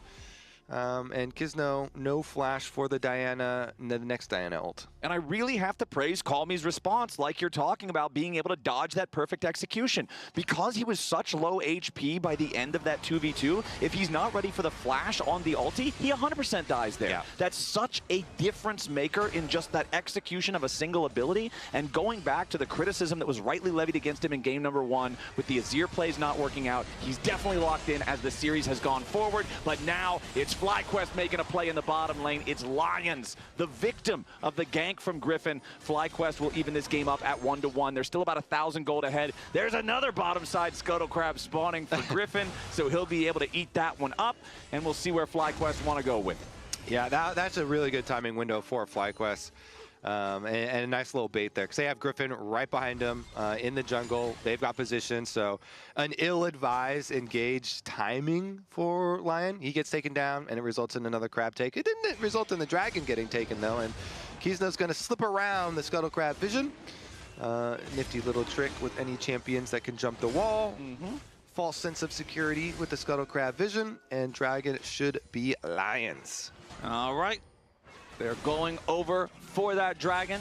Disguise has Kizno working on it. Call Me just trying to keep Quad occupied here in the mid lane. Doesn't want anybody from FlyQuest seeing what's going on down there. Ocean Drake is claimed. Meanwhile, Griffin will say, all right, you take dragon, I'll take the grubs. Doesn't feel as good as it did in 2025, but hey, that's just the nature of the game. Sometimes the patch is going to nerf certain things, buff some others. Gat up here in the top side is still the largest individual farm difference in the game, 92 to 69 of Castle. Over a 500 gold lead for the Aurora with no kills. Feeling pretty comfortable playing the lane the way he wants to play. And that's the whole benefit of their Ambessa flex bait at the beginning. You know, slamming the Ambessa first pick, knowing, yeah, Renekton is up. That's one of the most common attempted counters for lane counter. And then you just swap it into jungle and are able to get the counter yourself with the Aurora as you are going over. Call Me avoids the stun. and can walk away. And it's so important he did too, because Griffin's ulti just came back off of cooldown. So between the flash and the ulti coming off of cooldown, I think if that Scatter the Weak hits, Griffin can actually flash R and catch him before the CC ends, and then you could have a really scary proposition. So call me again. He's just fine here on the Yone, is still working towards that first fully completed item as Quad just trying to farm up all the minions here. Lands a nice Scatter the Weak, Dark Sphere for the trade.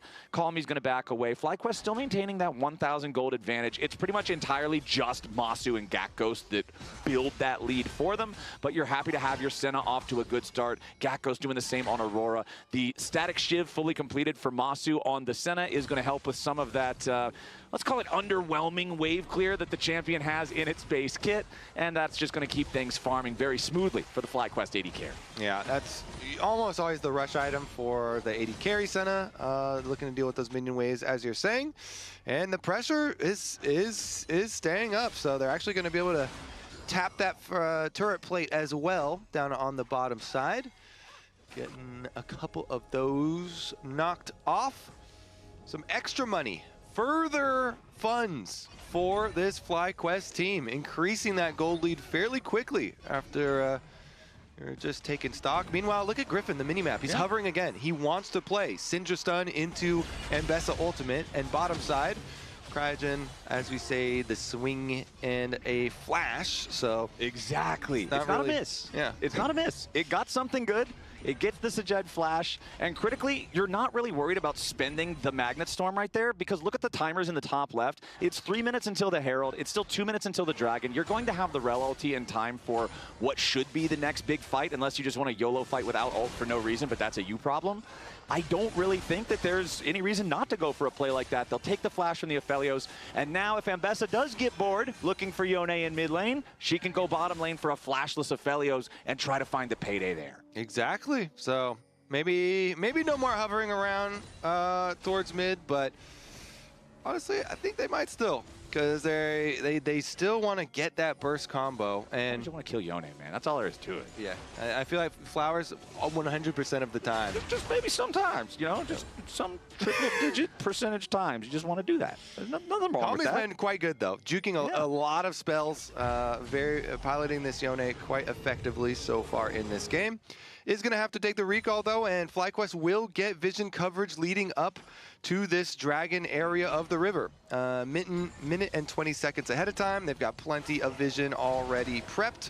As you said, they also have the summoner spells prepped, with Aphelios having no mobility basically whatsoever now, with no flash and nothing inherent. Storm Razor does give you move speed, and they're going to go for a bot play themselves. Yep, they drop the depth charge onto Masu. Calmy immediately arrived with the fate sealed. It lives up to its name. The shutdown even goes over to Sajed. The Aphelios gets paid. Masu gets buried. That's the execution Disguise wanted. Yeah, nice ult there from Sajed, and then he's got his Gravitum lock up. Oh no, Calmy though has now way overstayed with Griffin and Cryogen down here. They're looking to grab the punish onto the Yone, but a nice Magnet Storm coming out, tries to lock everybody up. Calmy does die. Griffin's still fighting. He gets a double. Griffin's about to make it a triple if Kizno didn't show up. Cryogen now gets away. Meanwhile, up here on the top side, Castle into the Dominus looking to deal with Gakghost.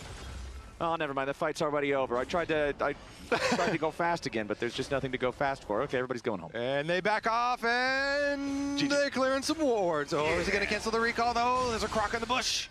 All right, there's no more croc in the bush. There's no more croc. Unlucky. All right, he's out of there. And Gakko's just going to get this wave shoved.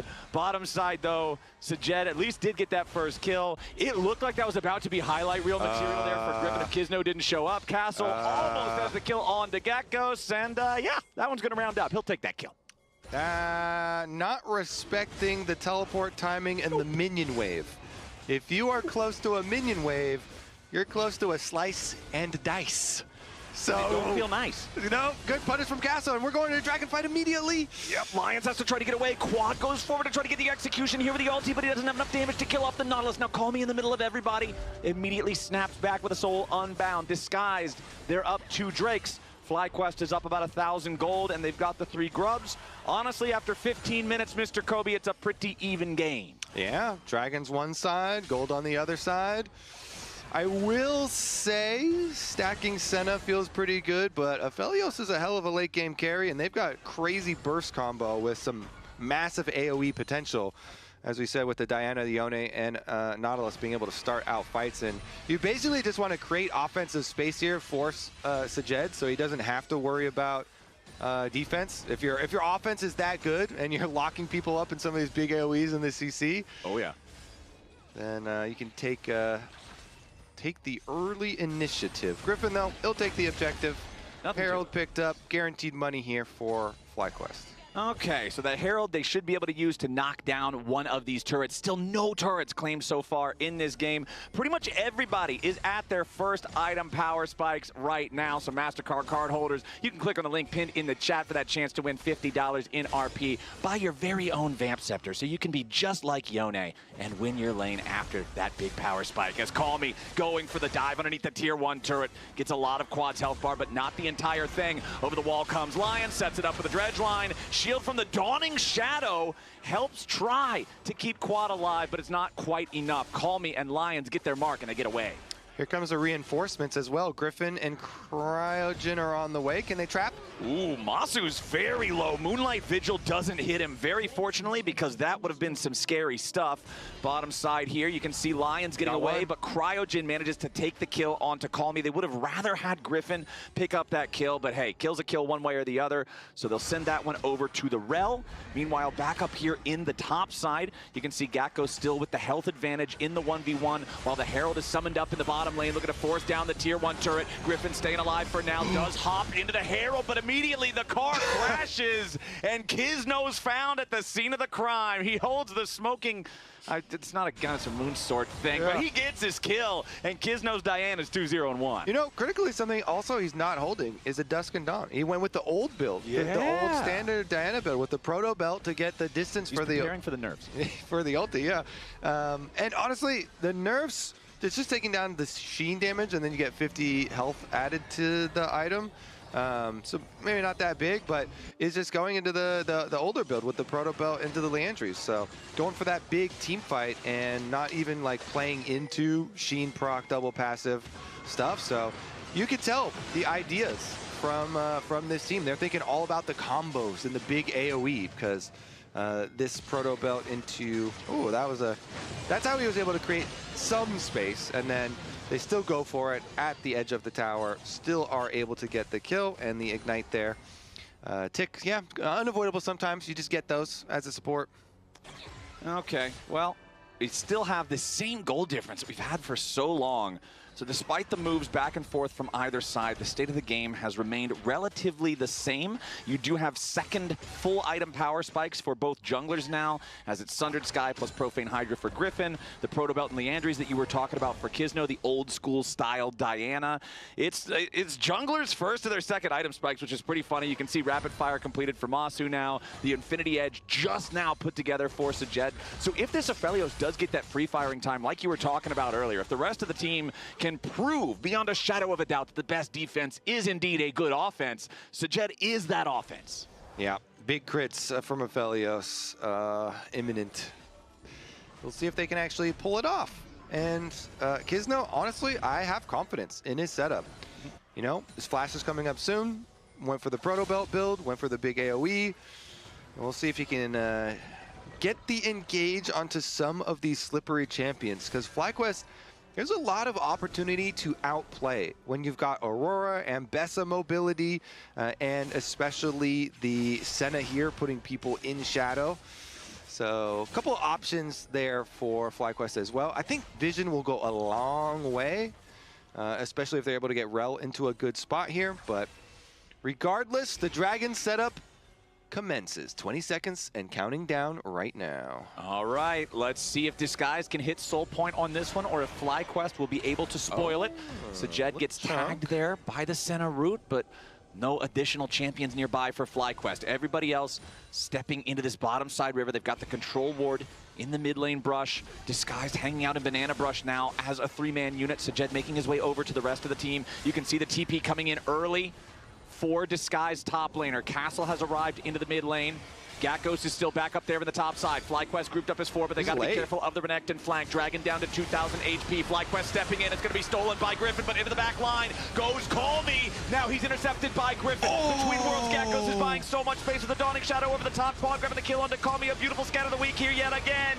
Disguised are trying to fight back. Sajid with a kill onto Griffin. Quad and Gakkos looking for a little bit more. They'll slow down the Renekton. Cryogen continues his chase. Sajid is in danger. There's the scat of the week. The cleanse will not matter. He's struck down as Quad wants more. Kisner and Castle try to get out, but Cryogen's ready on the flank. He stuns up the Renekton. He may just die himself. They want to try to turn it back around, but Cryogen's staying alive. Kisno's down. Double kill over to Gakkos. Ace for FlyQuest. Disguised or not, FlyQuest will chase them all down, Flowers. They get every kill. Look at this. Okay, so Yone is going to go into the back line, but then Griffin ults the Yone that had just E'd and ulted over there to get back to that side of the fight, and then they snipe him through. They finish off the kill, but look at this big damage. Sajed is able to still pump. He's got red, white guns.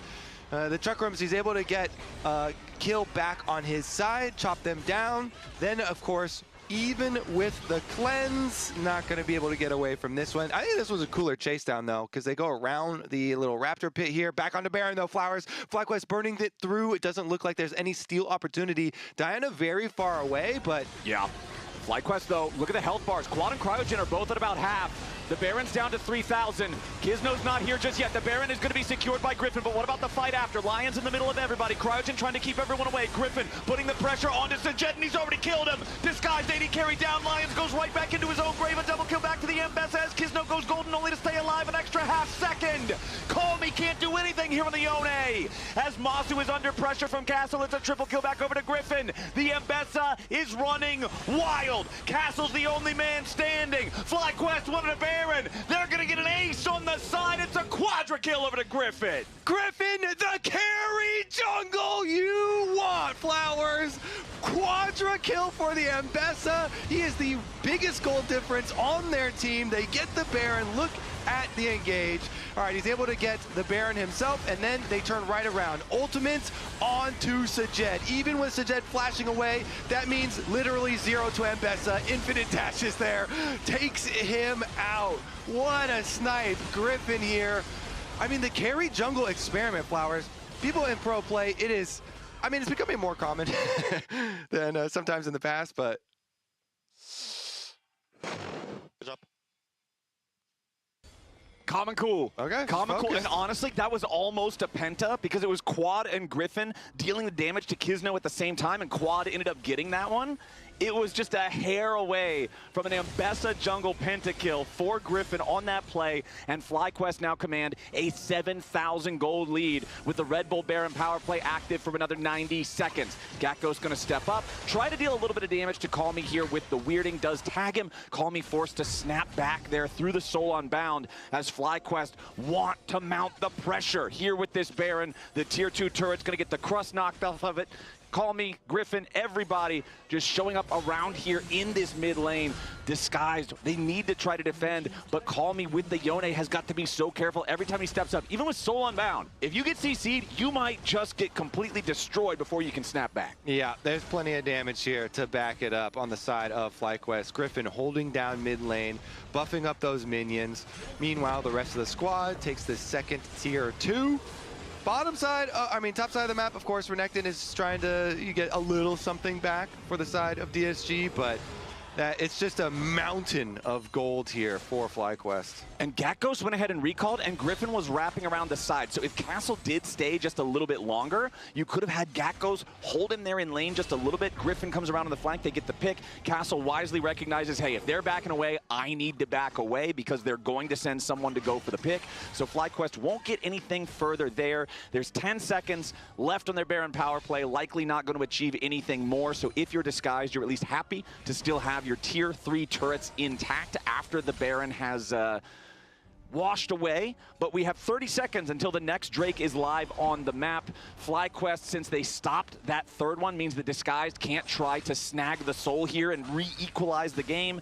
FlyQuest have a 7,000 lead. It's very, very hard for Disguised to try to fight them in open ground on fair territory, so I feel like this is just free Drake for Fly. Yeah, I mean, what Disguised need to do is try and fight them away from the Ambessa. Wherever Griffin is not, maybe you can try and pick a fight there. Because since Ambessa's ultimate makes her unstoppable and you can gain a large amount of distance, it's really hard for a wombo combo AoE team to fight a FlyQuest squad that is set up with a carry jungle Ambessa like this, but also has other damage dealing champions, because you still need to get a big AoE, you know, wombo combo with this setup here for DSG, but it's really hard to then pin down Ambessa with all the mobility and with the ultimate afterwards. And so it's definitely very difficult, especially for the Aphelios, who doesn't get to move very much, but at least he'll have his flash back by their next fight, and maybe he can like flash the ultimate or something. Okay, Disguised. How you can stabilize and get back into this game, I'm not entirely certain, because that 4,000 gold lead for Griffin is absolutely frightening. Plus 1,000 gold lead for Quad's Syndra, which now does have the Rabadon's Death Cap completed alongside the Cosmic Drive and the Blackfire Torch. There's so much explosive potential with this champion. Level 16 for the final level in his ulti, alongside the 120 splinters already collected, means that the damage is through the roof on this guy.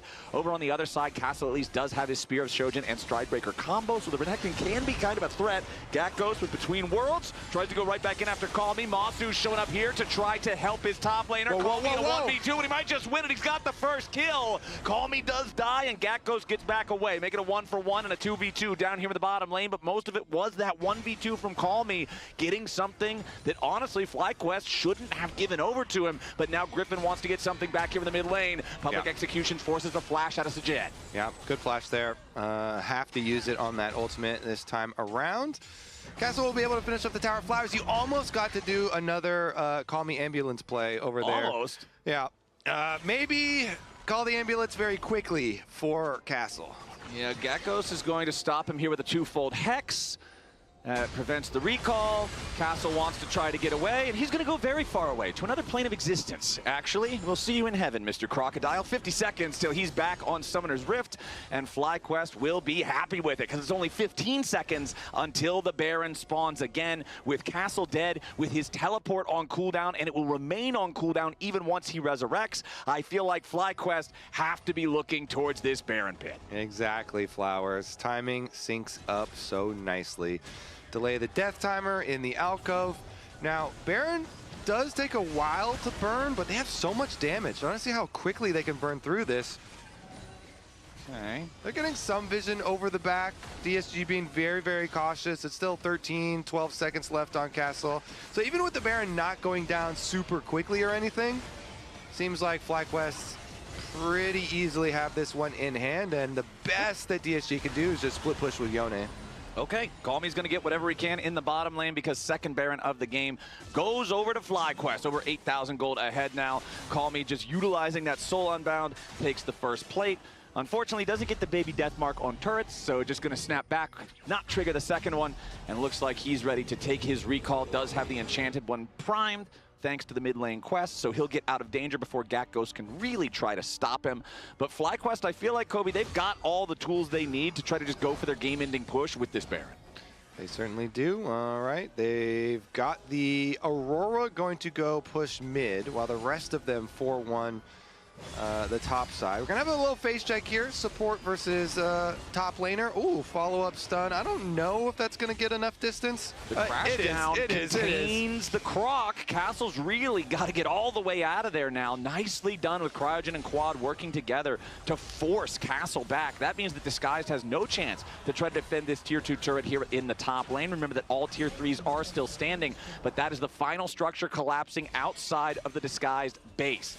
So now it is the siege ready to begin as FlyQuest have the 2 Baron Enchanted Cannon minions up here in the top lane. Just about ready to knock off that second plate, but barely miss out on the damage they need. Instead, FlyQuest going to use their chance, go after the red buff right now. Cryogen is in danger, kept alive there by the Dawning Shadow. Kizno buying time here in the stasis, staying alive for now. Griffin making so much space, going in after Call Me. Kizno's already down, Lion's going to be your second kill. 5v3 on the map, and it's about to get even worse. A double for Griffin. Sajet is gone, and Castle's behind all of FlyQuest with his dominance, but it won't matter. There's no chance for the Renekton to go in, as FlyQuest will just kick their way through the front door. Tier 3 turret in mid lane drops. Inhibitor is the next target, and it's Call Me and Castle tasked with holding the line in an impossible situation. FlyQuest with the 5-man push, going after the first Nexus turret. They've got the Baron Enchanted minions. They've got the cannon for the extra DPS on the structures. Castle cannot approach. He has no ultimate here on the Renekton. He's got half a Fury Bar. He goes in for the Ruthless Predator. He buys only a moment as he's shot down. He's out of there. FlyQuest are going to kill off the solo laners. They'll make their way onto the Nexus, and they'll take the series 2-1.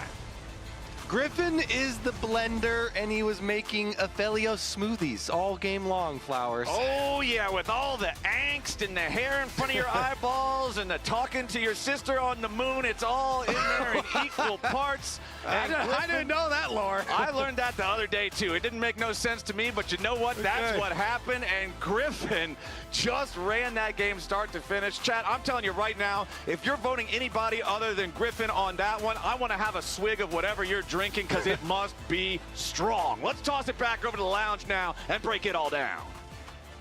I appreciate that Flowers is trying to cook the vote as someone who that was real. already voted for Griffin. Yeah, and also he just did a lore drop on a champion. I don't think he's ever read the lore, but it was pretty accurate. I feel like I trust Flowers to know the lore. Absolutely not. Dude, his chat would tell him every bit of lore. That is true. You will get it from this chat. You will get it from this chat. I remember when he was running the Who Wants to Be a Millionaire LCS thing. But guys, and I was like, you can't ask me about lore. And he's like, I don't do that. There's some lore questions in there. Clear the hallway. Yeah, clear the hallway. Big man on campus. He is going to join us on desk as soon as he gets mic'd up. What do you guys think of that game? I feel like, yes, Griffin had the standout performances. I think shout out to Cryogen. Deathless in the game also had a lot of really solid engages. And again, it's these debut performances. We talked about the true debuts last weekend, but even going into this weekend now, they're still maintaining that momentum. FlyQuest showing that they are maybe a little underrated of a team. They were a young roster coming in. It was tough to really power rank them, but here he is. Come on in here. The victorious Cryogen. Well done. Well done. What's up? Come on in here. Thank you.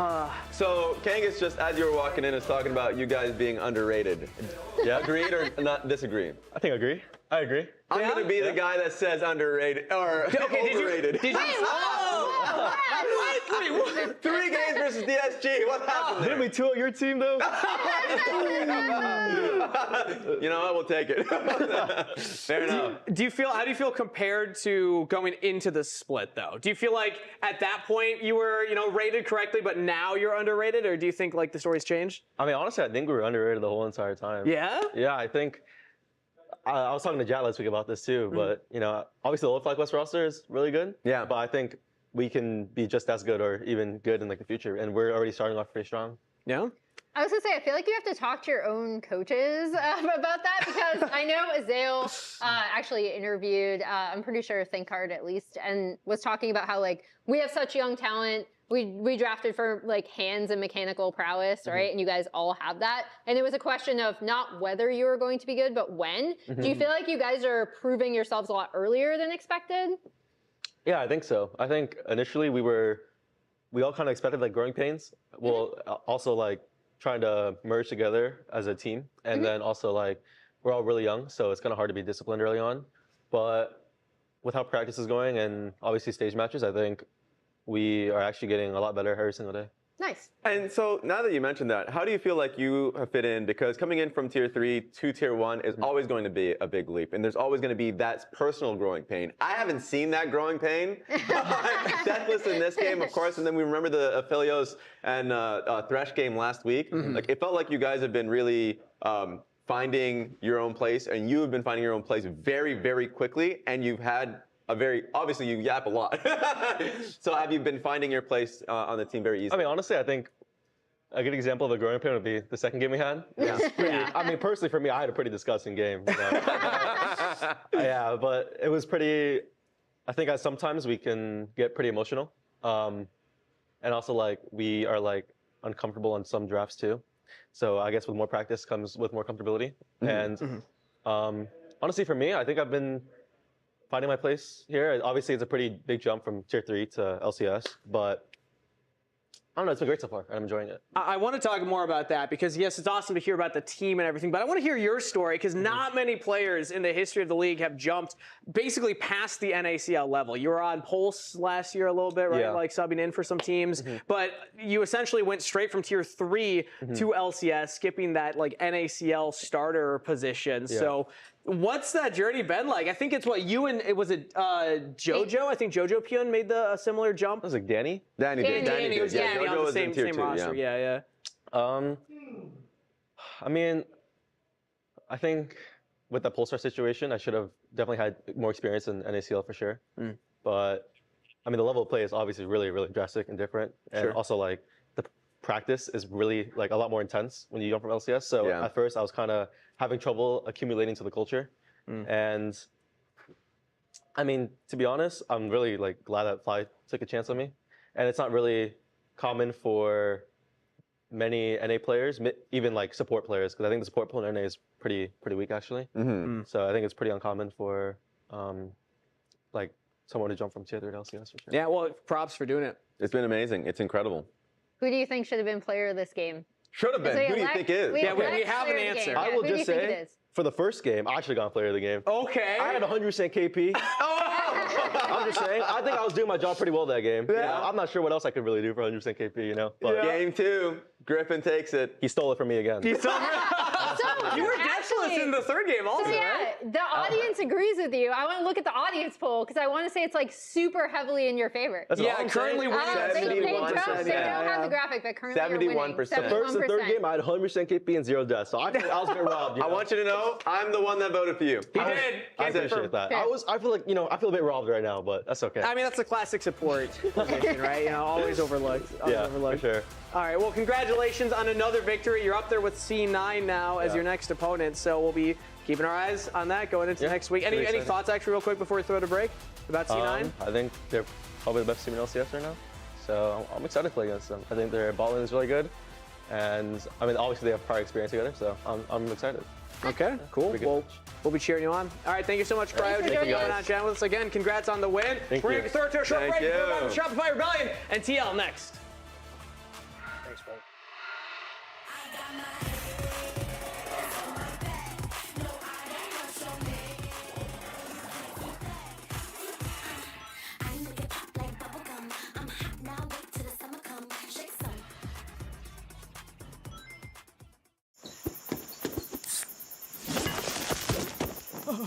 Red Bull gives you wings.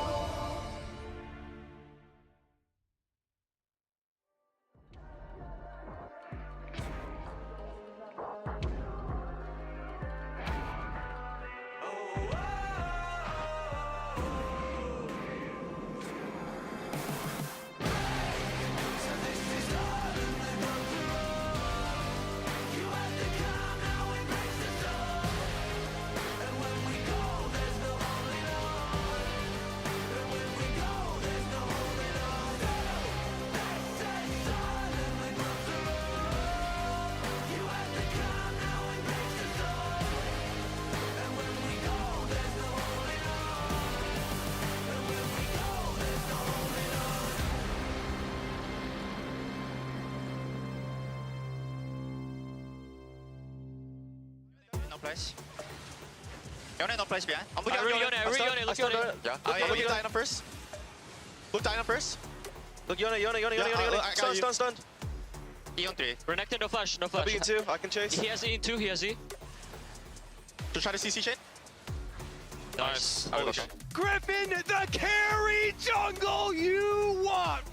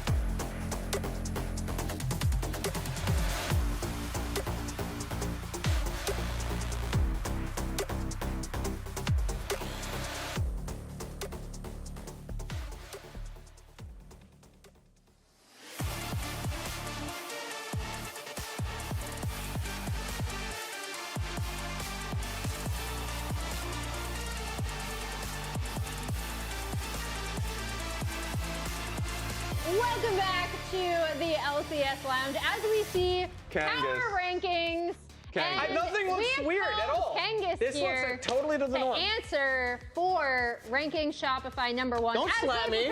I'm getting Team slapped. Liquid Alienware. I'm getting slapped. He's getting beat Let up me by defend Raz myself, right now. Raz. Let me defend myself with stats and facts. This is my argument, everybody, for Shopify Rebellion, but I was able to condense it into a single page because I don't have Are you time to sure? cover all of that. There are 3 main points as to why you should believe in Shopify Rebellion.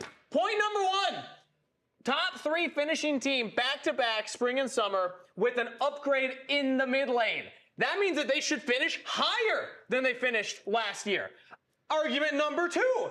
The rest of the league got worse. We don't have the FlyQuest that was pushing Gen G to 5 games. We don't have the Team Liquid that is the same roster and really pushing FlyQuest, or the C9 that was pushing them. Shopify's competition got worse. They got better. Competition got worse. Also, Raz, argument number 3. They got hungrier, baby. You listen to contracts, you listen to Fudge, they believe they can win. They think that they can go all the way, and I believe the players. I believe the players. No. Oh, God. I worked on that. I worked really hard on that. Don't take this back home.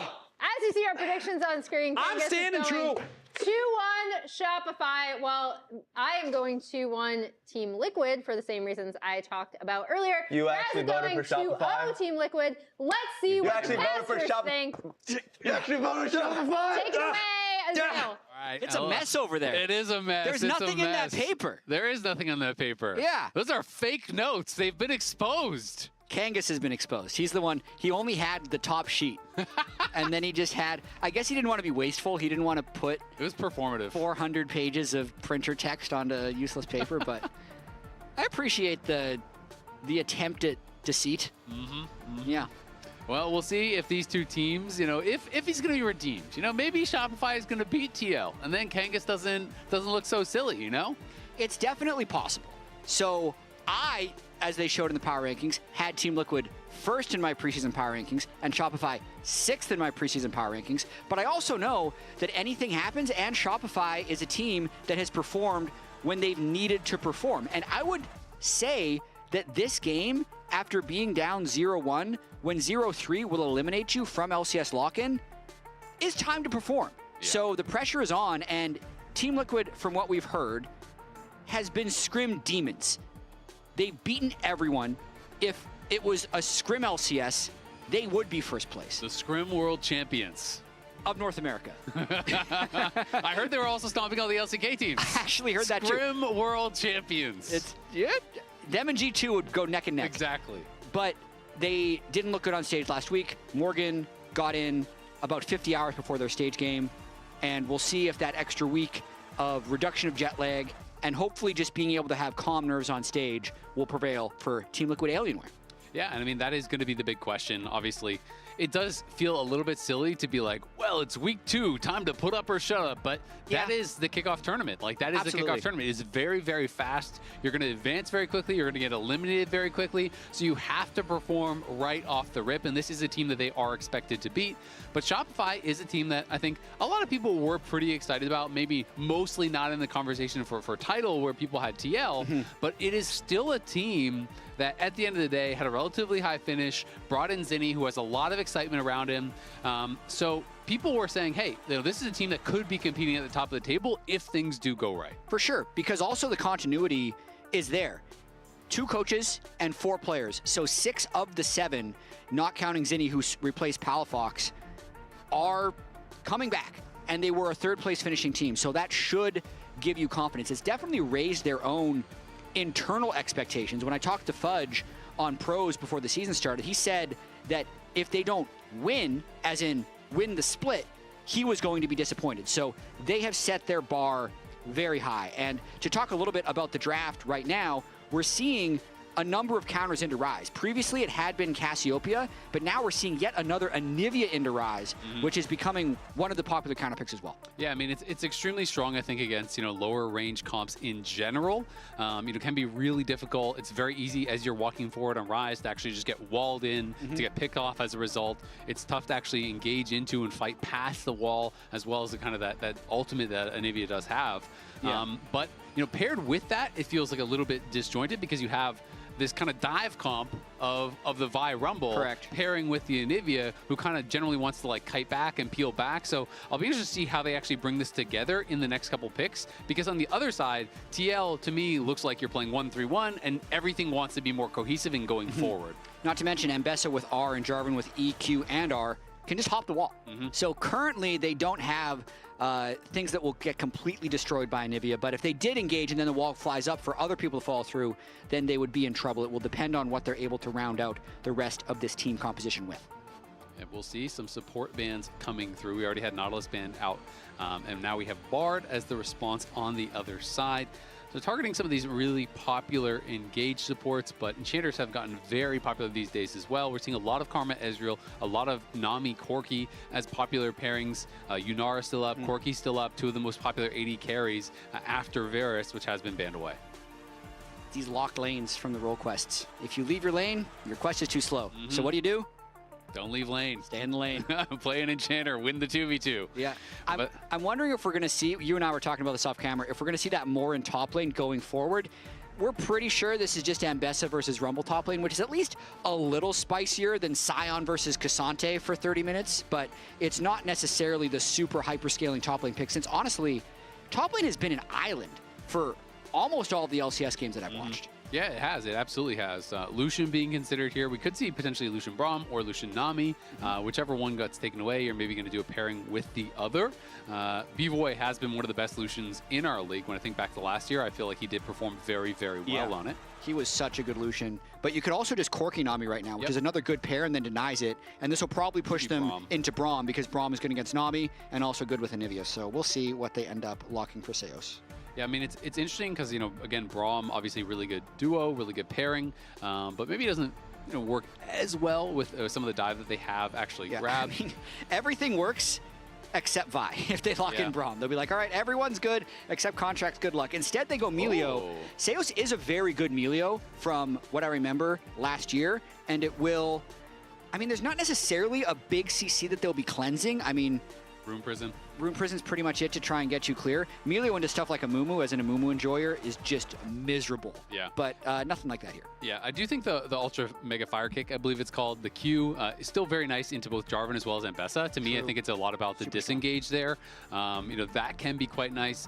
This is one of the pairings I don't think of as much anymore. Melio Lucian was popular for a brief period of time as one of those kind of premier duos. But their comp does feel like a little bit a little bit disjointed. So it'll be interesting to see how they do bring it together. You know, generally Vi wants a lot of dive paired with her to be able to go forward. So it'll be interesting to see how Zinni can actually work into this composition. If he can, you know, be able to follow up on some of these engages that they're going for, or if it is just going to be more, hey, everyone on this team is pretty squishy. You just hit someone with the vial, then you have the flash freeze, all these stuns and everything coming over the top, and you just try to like 100-0 burst someone down like that and wall everyone else out.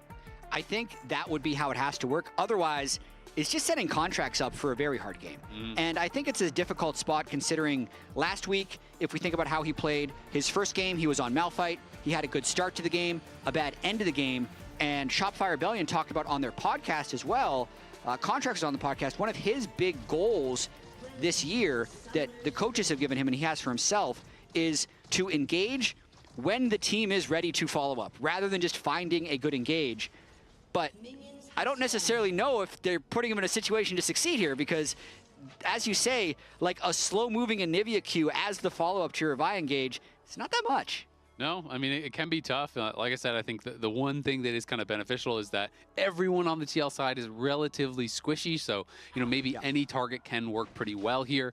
You know, and there's relatively short range overall. Kind of maybe the Corki is the exception there, but going to be interesting to see how this 2v2 goes because Yon and Core definitely known as 2v2 beasts. Yeah, and B-Boy's going to have to play well. Actually, B-Boy, we have some sound of him hyping himself up before the game. I did all my routine to win, so no one can stop B-Boy. My routine before stage, take a shower, and eat Sannondang in the morning, and sleep 12 hours. And I have a gaming shoot. DeMonte in the background reactions and Revan behind him as well. Revan miming the shaking of the heat warmers was kind of cracking me up in the background. I have heard legends of B-Boy's sleep. Apparently on off days after LCS, sometimes he will sleep 12 to 16 hours. Wow. Which is 16 insane. Is crazy. He has one CS, by the way. So maybe he didn't get his full 12 hours. Either too much or too little. It's a Let's very lock dangerous in here, brother. sleep. We need a second CS. Bring in a doubled third hand warmer. His hands are not warm enough. we must get warmer. Get a microwave on stage or something. Going for some trades back and forth. Of course, there is a lot of minions here for them to pick up, so we'll see how well he does. I mean, farming not that under many. tower. He's probably dropped a lot. He's at least dropped a wave already. That's 5 CS down. Yeah, he has dropped quite a bit. So that is unfortunate. That's some rough timing on that shot, by the way. Yeah. He's got 8, but Yon and Core JJ, definitely a tough leaning duo. And I have to say, you know, thinking back to last week against Shopify, I do remember, you know, them having Shopify rather playing against FlyQuest. I remember them having some real struggles, especially in that second game. Masu and Cryogen just lit them up with the Thresh of Felios. So Seos and B-Boy have not had a good time in the 2v2s whatsoever. As Morgan in some trouble here. Fudge overheating there, and Zinni gonna have his egg popped. Quid won't have the damage to be able to finish him off, so does get that passive out, which always leaves that possibility of a gank open. But Jose is down towards bot side, looking for a potential dive. Morgan getting zoned off on the top side as well. B-Boy gonna go forward, dashes over, flashes back, barrier is popped, gets the first blood, and he's still alive as nothing's able to happen on the top side for Shopify, but on the bot side, they get the outplay in the 2v3. And we dared question his routine? Don't look at the CS, look at the kills. I'll need to see again how he managed to live through that with Heal already being burned, just having the flash barrier. It's super interesting playing against Team Liquid as well because having Jose on Vision allowed Fudge to play even more aggressively, knowing that if TL has an advantage bottom lane, even without seeing Vision, you can often decide that their jungler is going to be there to try and dive. But this dive goes awry for Team Liquid. Still double CS in the bottom lane, but B-Boy actually up in gold. Yeah, it looks like he flashed over the flag and drag, I think, in the play, so we can see it one more time. So they see Jose clearly on ward right now, gives them a lot of time to anticipate what their next move is going to be. He's going to have dash, flash. Let's watch right here. Dashes, perfect flash on the flag and drag, so doesn't take the damage or get knocked up. Core takes a bit too much damage from the turret. And then also just the Melio shield coming in clutch enough that B-Boy doesn't die. Yeah, has the shield. Great Ultra Mega Fire Kick there as well as the Flying Dragon was coming forward. And that is a look of frustration as the dive goes awry. I mean, if you execute on that dive, the bot lane 2v2 is just completely over. B-Boy is out of it because he had no farm. He would have been so far down on where the Corki is, but he gets a kill. That completely bails him out. And we are into a pause. We'll update you as soon as we find any information out about that. But yeah, I mean, he's down more than 2 waves with more than a full wave still for Yon to farm. So he's down effectively 3 full waves. Yeah.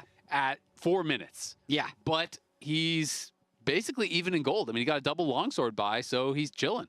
He actually is 1,600 to 1,500. Surprisingly, Fudge, I know it's Rumble who's strong early, but we heard so much about Morgan's laning phase. You almost expect them to walk in and just outclass people. That's just not how it works. We've seen a lot of the domestic players in North America really stand up to the imports. I know Fudge is technically from Australia, but he's been here for like 6 years at this point. We claim him. I claim him, yeah. We claim him for North America when he's doing well. So that's, crucial. But he's good start to the game in this one, and Morgan needs to have a bigger performance on stage. Yeah, absolutely. I mean, and Jose obviously spent his time doing that while Contracts was just kind of power farming. Got his base off. You touched on it earlier, but the fact that Jose shows bot means that Fudge could push Morgan in between the 2 towers, knowing he's not being ganked. So there are some knock-on effects there for sure. Still waiting on any sort of updates about this, and hopefully it'll be a quick pause. Yeah, so if production isn't too busy figuring out what the pause is, I really liked the camera view that was a little more zoomed out where I could see the players' screens, because it felt like Fudge was just hitting tab over and over again, and I'm a little curious how long he can keep that up. So I really like that view, rather than just seeing the faces, seeing the actions that they're taking during this pause, because it actually looks at the moment, in the early stages of pause, you're not allowed to talk while they're doing their investigation. Oh, here's the view. He's still tabbing. He has to keep the APM up. Yep. It's just, I mean, I'm sure you've seen FBI, right? Yeah. How FBI plays. FBI is the extreme version of this. I don't know if you've seen his first-person POV, but FBI presses, I think it's like Z as well, to bring up his chat over and over. Yes. So he does chat and tab. So you're watching a replay, and he's literally team fighting, and he's like bringing up chat and tab over and over and stuff. It's pretty wild, but it's just one of those things where you build that habit over a long time. We're like 3 minutes in. He's staying warm. Is this his pause ritual? I think it's just... B-Boy's got the hand warmers. You're just used to it. Fudge has the tab space, tab space, tab space, tab space, tab space, tab space. Press tab, you know? Must press buttons. It's like if you're playing an MMO, you must be jumping at all times. B-Boy has extra hand warmers if he needs them. But does he have time for a 12-hour sleep? That's the real question. Not currently. No. It's a good thing he slept for 12 hours, seeing as we had a 3-game first series, so it's already a little later than he thought he was going to be starting with DSG playing. DSG's looking good so far this year. They are. I'm really excited for them to be a stronger team. But sure, is it Yon? Is it Yon's fault that we're paused? I don't know. I'm not sure. I'm trying to do a visual investigation to see where the issue is. Sometimes it's obvious because you can see where like the referee is right behind them and talking to them. He is hanging out behind Jan, but he could just be posted up. It looks like we are getting back into game, though. So thankfully, we'll get this back underway here. As you can see on screen, they no more tab from Fudge. Tab was just a pause thing. It's fixed. Whatever was the issue is fixed. That's all that's important. Yeah, Morgan going for it. Takes a decent trade there, but Scrap Shield helping Fudge to get the best of it.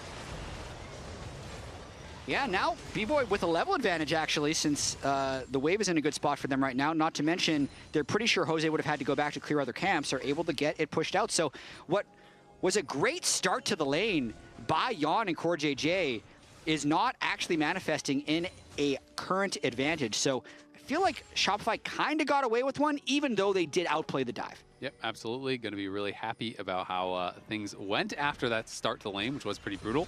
And it is a quick base for B-Boy, who was able to get a nice little trade. They crashed the wave, he gets Caulfields, and he is just home guarding back out here as Zinni TP's back in towards mid lane.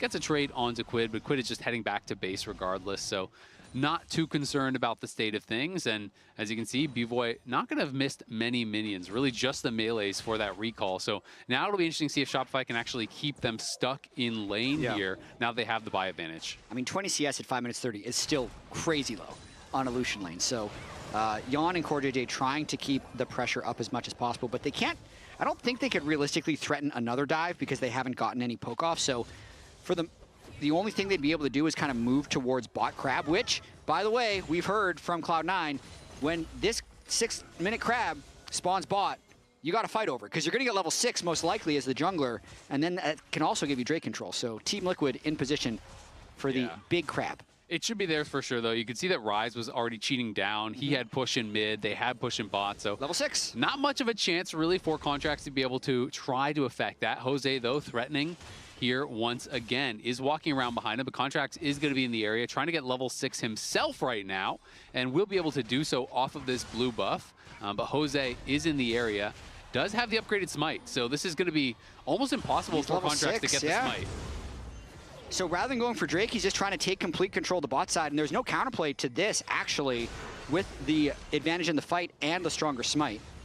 Yeah, Zinni now getting chased down. I don't know if he has his passive back yet. Quid threatening with the Realm Warp, flashing out there from Zinni. The Ghost, though, is just making the difference. He's just chasing him down. Flashes past the stun, knocks him down. Jose gets the kill, but let's be honest, that was a solo. That's the big play, Quid, that you're hoping for when you sign a former LCS MVP in the offseason. He's been pushing the limits this entire laning phase. You kind of have to do it twice against the Anivia. You have so much mana in your first laning phase to get the egg out, then you have to do it again, taking trade after trade that is advantageous to eventually get that kill. Could have maybe even done it without the flash with Jose on the way, but still a great display there by Quid's Rise. Yeah, Quid's got to be happy about that one. Had a much rougher week last week than expected against APA. You know, got solo killed in kind of an embarrassing way, you know, versus the person that he had replaced in that Orianna game where he kind of just walked into the Azir. A lot of people were talking about that misstep from him. But, you know, Quid off to a really good start in this one, forces the passive out early, gets what is effectively a solo kill there, as it was guaranteed to be his kill. And now Team Liquid using this mid-prio to take control of the river. Still waiting on that first Cloud Drake to fall, but at the moment, Team Liquid is trying to stack small advantages. Yeah, and you can see Fudge just rush towards the early steel caps there. You know, obviously it is going to be double physical damage up on the top side. Both Morgan and Jose going to be dealing physical damage. And Rise, you know, is going to be a long ways away from really being a threat in that side lane. So going to be pretty happy about that. And Fudge has been able to continue this bullying that is happening up on the top side. More of these minions will get denied. He'll move down to help Contracts secure the grubs. And he's up a good 20 CS. Zinni's going to be in trouble. No flash. Going to get Cataclysm. The Rumble Equalizer does come down. Can Zinni survive? Flash forward from Contract. The ulti comes through. Quid able to finish him off, but the passive came back just in time. Quid goes down. B-Boy fighting on the bot side against Jan. Nice backstep on the bubble. That does come through, and now the culling is just chunking the TL bot lane down. Big plays from Shopify as they're trying to threaten the dive there even, but the barrier from Jan will keep him safe. I mean, Anivia had egg for about 30 or 40 seconds, so it's pretty clear that the egg wasn't on cooldown when they went for this play. Makes me not love it that they all end that quickly when they didn't have instant fatal damage, especially with Shopify kind of clearly being on grub. So it looks like tunnel vision there. That is punished by Shopify, and it allows Shopify to take the lead in this game. Yeah, that's big. I mean, it was quick moves from Contracts and Fudge to be able to move down. The equalizer dropped quick. And then Contracts flashes forward as B-Boy should be able to walk this one out. No more rockets available for Jan. In terms of Contracts' goals, engage when the team is ready for it. 1 for 1. Everyone was ready for that. Very clear. Zinni needed the help. He's ready. So Contracts goes in. Yeah. When you're getting ganked, it turns out you're usually ready for your jungler to be there. I'm ready for the help. And people like to communicate that. I find it's in solo queue as well. Yeah. After the fact, being like, I could have used some help there. Yeah. Sometimes 5 minutes ago. ago. In different ways. Fudge overheating, takes the bad end of a trade there from Morgan, as Morgan level 9 now, getting stronger, does have the pickaxe. And, you know, when you do go for those early 2-2 boots, that can be very effective. But, of course, the flash going to be forced there as public execution came through from Morgan. Might have had enough damage for Fudge, and he's not going to risk it. Also, not knowing where Jose is. Equalizer's going to get dropped, but Morgan's just walking into it. As that wasn't initially on him, but Morgan kind of stepped into it, and now it is a trade of flashes for ultis at the end of the day. Fudge really not backing down in this lane against Morgan. He won the early trades, he had move on to grubs, he got the kill from mid lane, and then immediately after having his flash burned, goes right back for Morgan. So keeping the pressure on in that top lane is now finally almost 11 minutes into the game with almost perma bot prio, Team Liquid decide to start their first Drake. Yep, going to be able to start that one up. Morgan just TPs up towards top side. He did just complete his Eclipse, so going to be really strong at this moment in time. Fudge just also used his TP, so no one's going to join. It won't be contested. Quid had some nice trades there onto Zinni, and CoreJJ just kind of walked through mid, healed him twice, and that just made it a really health-positive trade. Jose back towards bot again. He's just been camping out down here. Hasn't been able to find too much effectiveness, though, let's be honest. This has been the trend of TL junglers, I'd say, the last year and a half. Spend a lot of time around Yon and CoreJJ, and oftentimes they're able to play very well around it. When they're at their best with Umpty, they'd use the bot prio, and oftentimes Umpty would use that to invade the jungle. We saw a little bit of that this game when they went after the level 6 crab to take blue buff, but I feel like they've had a couple missteps that has made it less effective, and then Jose also spending all those resources mid have not allowed them to make the big advantage. He really is, for what it's worth, he still doesn't have any camps up, so this is not necessarily wasted time, but the Gromp is about to respawn, so now he's starting to lose efficiency. Yep, absolutely. And I think at this point, he's just going to stay bot for Scuttle, and they're going to try to contest that again, you know, utilizing all of this pressure that they do have on this bot side. Jose has just been here for the last, I want to say at least minute or so. TikTok, yeah. You know, just kind of sitting around as Contracts is moving down. Yon getting traded on pretty effectively. Seos and Bvoy getting aggressive, and in comes Contracts. The culling going to be used to chunk them down. They see Jose and will just accept that little win and back off. Zinni, though, is moving down to try to help Contracts secure this. So now at the end of the day, Jose spends all of this time down here, is not rewarded with a Scuttle, is not rewarded with any pressure, and will just have to head up towards topside to lick his wounds. So went back and checked. He started Drake at 1040. So he was at Drake or between Drake and bot lane for almost 2 minutes. That's a lot of attention bot lane. It is, and in case you missed it, the Power Spike moment means that MasterCard holders can click the link pinned in chat for their chance to win $50 in RP. Morgan hits the Eclipse, and maybe you'll hit some free RP. I do think it's one of the biggest power spikes, is the Eclipse Ambessa. It just completely changes the champion. It's already annoying because of how many dashes that she has, but once she has the Eclipse and she's just repeatedly shielding, I mean, you can even see this. Yes, Fudge hasn't hit his item power spike either, which would be the Leandri's, but he's had perma prio even though he was down in CS and is down in gold because he has that Eclipse. Quid going to just be able to proc the phase rush and run right out of the Glacial Storm as Contracts will be spotted. Just insta flashes away from Jose. Was very nervous about the additional assistance coming in. You can see Morgan was roaming down from the top side, so that would have been very threatening. You know, if you get hit by the flag and drag, you're going to get rooted, and then maybe Morgan gets in range for an ulti, and you kind of just get 100 to 0'd. So Contract's just going to spend it. You can see some role quests now getting completed. Only one that has yet to be completed is Quid's. So pretty much everyone else is done on the map right now. I mean, Zinni, despite kind of getting solo killed early, has kept his CS up because they were able to get the return kill with the grub assist from Contracts and Fudge. He's just in an incredibly comfortable spot. Roa completed, tier stacking, and is going to be a really strong Anivia as Quid tries to affect the game in the mid game on Rise. But so far, so good for this Anivia counter. Morgan dashing backwards, not going to fall for it. Fudge was trying to get him to go a little bit aggressive as Contract was in that brush, but Morgan, very respectful stuff.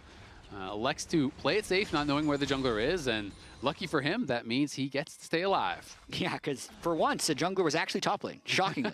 It's amazing that he actually respected that, because I've been watching a lot of LCS, and I'm telling you, these junglers are not going top. I had our stats guy actually look up the kill participation of top laners early on in the season, and it's the lowest it's ever been. Like, the overall kill participation globally is about 52% for top laners, and last year it was 56. Way back in like 2013, 2014, it was like 65%, so it's kind of progressively gone down, but specifically this year, with the role quests and the early prio all these teams are putting on Drake, you really are just not involved in the game early on. Yeah, no, absolutely true. But what is this Giants belt, my man? Is he going like Fimbulwinter or something with a tier? Is he going the tank tier item? That's the only thing that immediately comes to mind for me, as Bvoy trading heavily here with Yon. You know, maybe he is just going Fimbulwinter. I can't say I've seen this much. Obviously, you know, it is much more standard to just go towards Archangels as well as that Roa. But sometimes people do like to stack multiple tier items. So kind of interesting. You know, maybe he's going to go for that Fimbulwinter and then, you know, try to go double tier or something like that. Maybe he feels he needs to be a bit more tanky as Morgan Gonna go in with that public execution on Zinni. Zinni getting knocked down very low. Nice stun, though, does peel. B-Boy, though, going aggressive. Culling comes out onto Yon. Yon's gonna have to try to get out of there. Core taking a lot of damage there as Fudge arrives with the teleport. Equalizer's gonna get dropped. Morgan gets walled off, but the Hex Drinker isn't gonna help him stay alive. Just barely does not, as Fudge is able to pull that off, but now Jose, if I can drag sidestep, can't sidestep the Cataclysm. Easy kill, baby. He's gonna get the dunk, does get the kill onto Fudge, so they get one back. Well, it looked like that play started in favor of Shopify, but Quid's actually been bottom lane this entire time, probably going to be picking up a couple of extra plates, so the gold is temporarily in favor of Team Liquid, but there's numbers in the mid lane that allow Shopify to get some plates. Okay, so from production, apparently Quid just accidentally clicked Giant's Belt.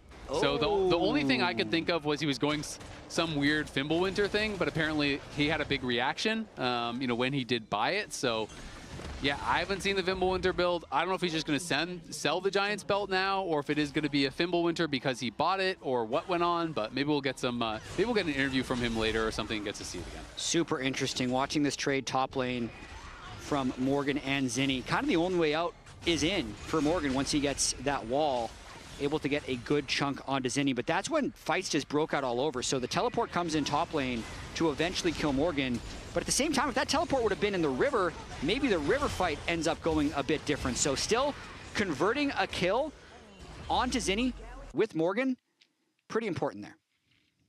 Yeah, nicely done. Morgan looking a little frustrated after that kill does go down. Yon and B-Boy just contesting this mid lane constantly here. Yon's still up a good 30 CS and is doing really well as far as the farm is concerned. Oh, you can see the reaction. That's when he bought the Giant's Belt. Okay, that looks like that was an oopsie. Slaps himself in the head.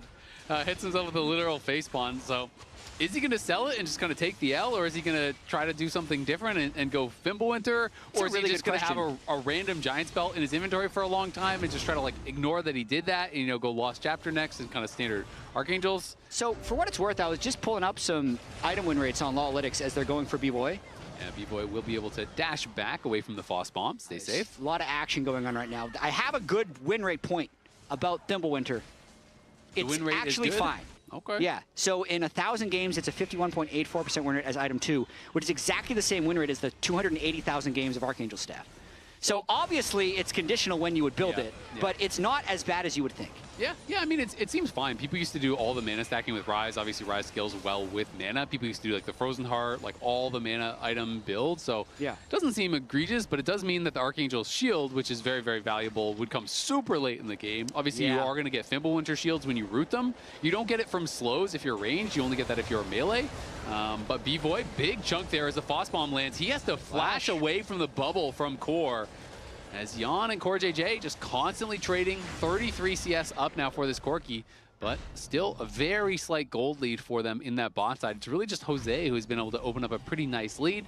All things considered, though, the game is very, very even. It's really just the Dragons separating these two teams. That's what I was just going to bring up, is how competitive Shopify has been in this early game, and it's going to come down to team and also team composition cohesion. So I still have concerns about how Contracts is going to contribute to this game later, especially if he's trying to ult this Fimbulwinter Ryze. What's the chances that he gets a kill? I actually do think he's going to finish Archangels, and then maybe he'd do a Fimbulwinter third with his Giant's Belt, or like a Rylai's or something. It's going to get interesting as he has to ad-lib his item build. But at this stage now, Yon and Core JJ still getting mid-prio. Looks like Ryze is still winning the side, and Bess is still winning side.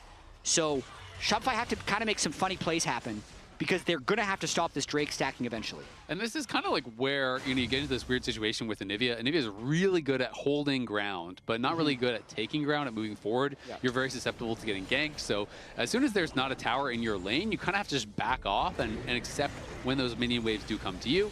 TL, though, going to use the Herald here. Jose threatening on the side, and this should be a tower going down. Going to be able to knock down that mid lane tier 1. Core and Yon just happy to take any trade with the Nami sustain. It's going to be beneficial for them as long as they don't get 100-0, but in comes Contracts, flashes for the culling there. Not enough to kill off Core JJ, and now Contracts in a world of trouble trying to survive is going to go down as Morgan arrives. In comes the Equalizer as well. Seos in trouble, flashes over the wall. Fudge trying to get something happening here onto Morgan. Morgan to be able to dash back, though, as Quid is in the mix, trying to get the damage down onto Zinni. Zinni kiting back. Yon going to be stunned up. He's just firing rockets over the top. No one going down, but Contracts as Zinni is crushing them. Is going to be able to finish off Yon. Yon does fall. Quid still trying to make something happen on the side against B-Boy. Can't quite do it. Zinni in the extended play is able to get the kill and equalize the fight. It's just a 1-for-1 at the end of the day. Actually really cool what we saw in that fight, because we saw how when Contracts engages, there's not really many ways to follow up. So he ended up dying, but then as Team Liquid tried to re-engage, you see a Nivea, Emilio, Lucian really turn on because they couldn't actually get onto them, and that's how Zinni got a kill on the back end. So temporarily, Contracts saw a numbers advantage. So he thinks maybe we one-shot CoreJJ with the culling. But once that doesn't happen, he's able to get punished. Now on this re-engage, just watch, even though the Ambessa ult connects, very hard to get through that big Anivia ult in the middle of the lane. That goes down, low cooldown, pops it again, walls Yon off, and then lands the long-distance stun on him over. So this is 2 Qs that I think Zinni managed to land onto Yon in the course of this fight. Beautifully played Anivia to get that kill onto Corki. Yeah, that was really well done. Yon had his flash, though. Definitely could have flashed that second one. Yeah. You know, maybe felt like, hey, I could survive this, or, you know, it's not worth it or something, but does end up getting punished, does end up going down. Zinni now opening up a nice little gold lead for himself. He's working on this top tower. It will eventually go down to the Anivia. So Zinni going to be getting stronger and stronger. His Archangels is ready. His Roa is already at 8 stacks. And it is going to be Lost Chapter picked up here. So the Archangels comes through for Quid. Now we'll find out what he wants to do with that Giant's Belt. Yeah. If he is going to buy a second tier, or if he's just going to save that till later and then just kind of sell it off. Kind of crazy. I mean, Quid was getting a lot of spell rotations off in that fight. I feel like he would have had Archangels done if he hadn't bit the Giant's Belt. Yeah. So, kind of a costly misclick. It is. It really is. Jose, though, going a bit aggressive here onto Fudge, who will overheat. He's going to get thrown into the Cataclysm. Nice sidestep, and the flag and drag back through, too.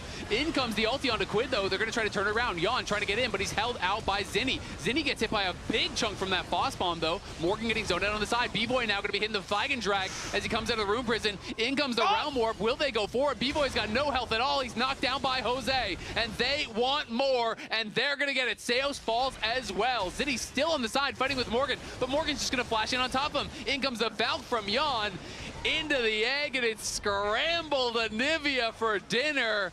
They get another kill. They still see Contracts as well in the ward. Are they just going to go straight for Baron here? I think that they should. I think this is the game breaker right now, as long as they're able to secure this Baron. Remember, though, 18,000 health on the Baron, and it shreds. They can't kill it very quickly, but it is a 5 versus 2, and CoreJJ is chasing the Vi away. Yeah, Contracts just going to have to leave the scene. Will be spotted walking between the waves, so now they know it is completely uncontested. And now they're going to push out waves at the same time. Morgan goes top, Yon goes mid. But at the same time, it possibly delays their soul. Since they're deciding to maximize their gold from the Baron and the turret, they lost the pole position on the Drake. So Empowered Recalls coming in from Ryze and Jarvan. No teleport, no Realm Warp, so no way of actually stopping this Infernal. If Shopify can withstand this Baron, it's potentially okay, since they're still at least 10 minutes away now from a potential Team Liquid soul. But let's watch this fight one more time. Yeah, the fight started off here by Jose with a nice double flag drag. And then Contracts tries to ult in as a way out of the Cataclysm. I'd say because Zinni got caught on the outside, they don't have that disengaging presence, and it allows Quid, Jose to kind of freely move throughout this fight. The coach cam. As Spawn is a little bit stressed on the way this fight goes. Least stressed coach. Okay, now he's happy. Now he's happy, yeah. I wonder if they did a time jump. Was that the start of the fight, or was that, oh my god, he built a Giant's Belt? He did it. Double tier. Double tier Ryze. He's got 21 stacks. Only needs 340 more, and then he's going to power spike. It's the correct pivot. Yeah. I think it's better than Rylai's, and it's a Giant's Belt item that will eventually pay off and work with the Archangels. Yeah, and I mean, it's just some tankiness. Seems totally fine. It'll give you a lot of extra shields when it does actually fully complete, but that's going to be, who knows? Maybe the game will be over before then. It takes a long time to stack those double tiers as Contracts look to try to smite that away. And Jose just poking on the side here with Yon. TL pushing in, but they're waiting for Quid in the bot lane, who's trying to get things moving. Yeah, really important moment in the game right now, though. We've seen a lot of games globally slingshot back in gold if teams aren't careful enough with their first Baron and with their bounties. So just a bit of a recap on what some of the season changes were. Baron gives half as much gold on kill and is harder to take, so you don't get as big of an advantage from it. Not to mention, kill bounties are very big, and objective bounties also turn on at certain stages. So right here, you see like a 1,700 gold Baron power play so far. That would be like 3,000 in a past season based off just the Baron gold. And then look at Jose Diodo. If he dies, that's 1,000 gold given over to Shopify, and you can see that gold, that game getting very close if Team Liquid make actually one small mistake. So they feel like they're in control right now, but they gotta play clean. Contract's the one making the mistake as he goes forward, tries to take down Jose. Jose getting locked into the tower, gets the shutdown. Contract survives thanks to the heal and the breath of life coming out from the Emilio. And now let's see, can Shopify get something more? They have the man advantage, but I think they're gonna be happy with that to just back off. And I underestimated that Emilio healing, just barely able to keep Contracts alive. Yep, Contracts getting his shield from his passive and the Emilio healing. And it's exactly what we just talked about though. Team Liquid get the Baron, they take 2 turrets with it, but because Jose, the biggest bounty holder on the team, dies, it's a plus 500 gold Baron, and they traded the Baron for an Infernal Drake. So that's actually, when you add everything up, a small advantage for Shopify. Yeah, and I mean, it gets Contracts back in the game because he was down like 2.2k gold. He just picked up 1k, so was able to get a BF sword off of that, which is going to be feeling pretty nice about. Another lost chapter there grabbed by Quid as Shopify trying to be first in the area to control vision a couple minutes ahead of this next dragon here. As Quid's down towards that bot side, but knows he has no coverage. So has to be pretty careful, and I don't think he's going to push past this wave. Yeah, Quid would normally have Actualizer right about now, but he's going to have to wait on that power spike. So if they end up losing this game, it's going to be a pretty tragic one, because I think with how close a lot of these fights have been, a little bit more Rise power would have actually pushed them over the top. But I think the name of the game here for Team Liquid is simplify. I think they've been trying to make a bunch of different plays, but they've had bot power almost the whole game. Quid's been able to get advantages on Zinni. If they were just playing around objectives, they'd potentially have Soul by now. They waited to take that first Drake until 11 minutes.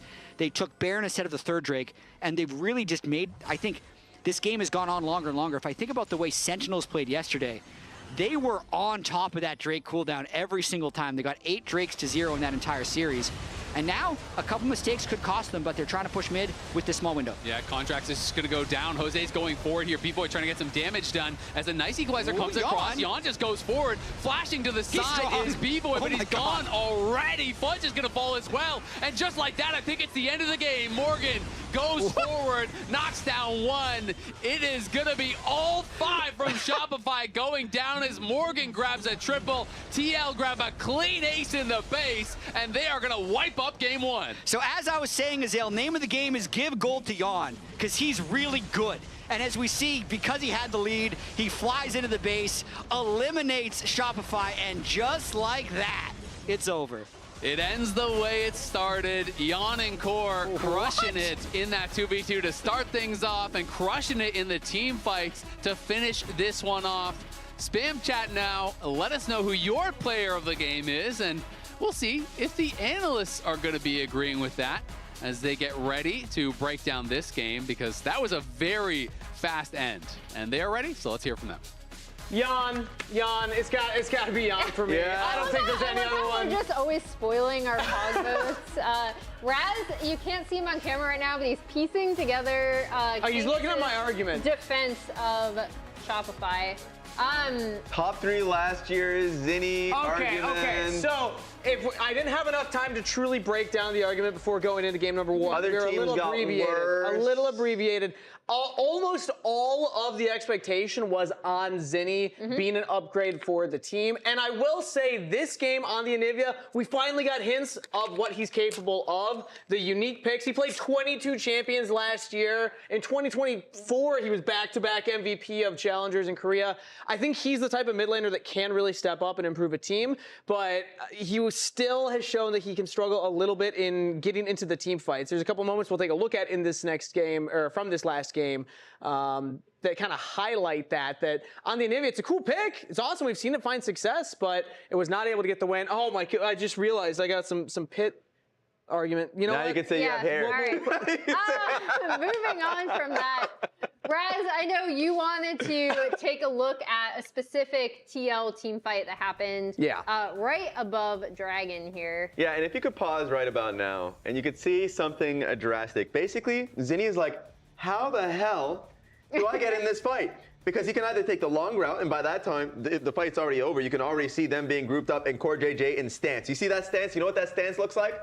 I'm ulting stance, right? Yes. And so he's going to take the shorter route, and so I just want to play it from here. And you can see how difficult it is for him to actually access the fight. Yes, he ultis and tries to take out Jan, but who has more damage? Q ulti, he's already below half HP, and Morgan is chilling there too. So he actually cannot play this fight out at all. And so they have to run, and guess what? B-Boy, 1 HP, he's the one that takes the blast cone and sends Jose Diodo to take out his own boy. Seos, look right next to you. That's the culprit of your own demise. I'm just glad that you called out, because like obviously if you have this team composition, what you really want is to be layering that damage, especially the Anivia damage, right? Like she can set up, she can wall people off, she can block people in, she drops damage just on top of you. It's constantly snowing. And that combined with Rumble could have been absolutely disastrous for TL at several points. It just seemed like they weren't able to set up the kind of team fight they wanted to. And we were talking about player of the game. Let's take a look at who actually won player of the game from game number 1. And it's Jan. It's Jan. That last sequence was insane. I was like, there's no way he outplays B-Boy. There's no way he doesn't die to the illusion damage immediately behind him. And he finds a way. Hits every rocket, every phosphorus bomb. What do the fans think? What do the fans think? What do the... Oh, wait a minute! Hey! In that play, Jose did get the ulti on 2 people. He was actually consistent. So I was wondering if the fans would believe that. So they're going up against us. Jose, you won player of the game from the fan vote. The fans voted for you. believed in you. But we sadly chose Jan. Do you think that you were robbed? Yeah, he was robbed. Yeah, he said he was robbed. Okay, that makes sense. We need to be held accountable for our own actions. We do. I'm glad when players can hold us accountable, actually. It's very fun. Yeah, and the fans as well. So shout out Jose Diodo. I think also showing that he's very comfortable back in NA. Happy to have him back in the LCS. As we had to break though, let's take a look at our comms replay connected by AT&T and voted on by you in chat. We're watching number side. We're looking number. Pick trade. Okay, keep play. Buy no flash. Buy no flash. Buy no ulti. Rumble no ulti. I don't get one hit. Buy Rumble no ulti. Buy Rumble no ulti. And then we chunked. Yeah, it's okay. Play slow. No flash. Play slow. I use my dash. I think snap it slowly. No ulti, Emilio. Lose 1 HP. Chase. 1 HP. Lose 1 HP, no flash. Oh, nice. I think we win. This guy no flash too. How about Baron? Baron. Oh, no flash. Coming. What the? Yeah, he's playing like. What the? Nice. Let's go, Baron. Holy smokes! You don't look so good, boss. Tell me about it. It's a real inferno down here, and I'm burnt out. Here, try a Red Bull. It's devilishly good. Red Bull? Oh, that tastes heavenly. Wait a minute. What's this? Oh, yeah. I forgot about that. Wings? Wings? I can't have wings. Not in my position. Red Bull gives you wings. Rich in the ground before Dub can even get there. In time to try to knock out as Impact gets bursted. Don't feed. Get fed. Scan the QR code for deals only on Uber Eats.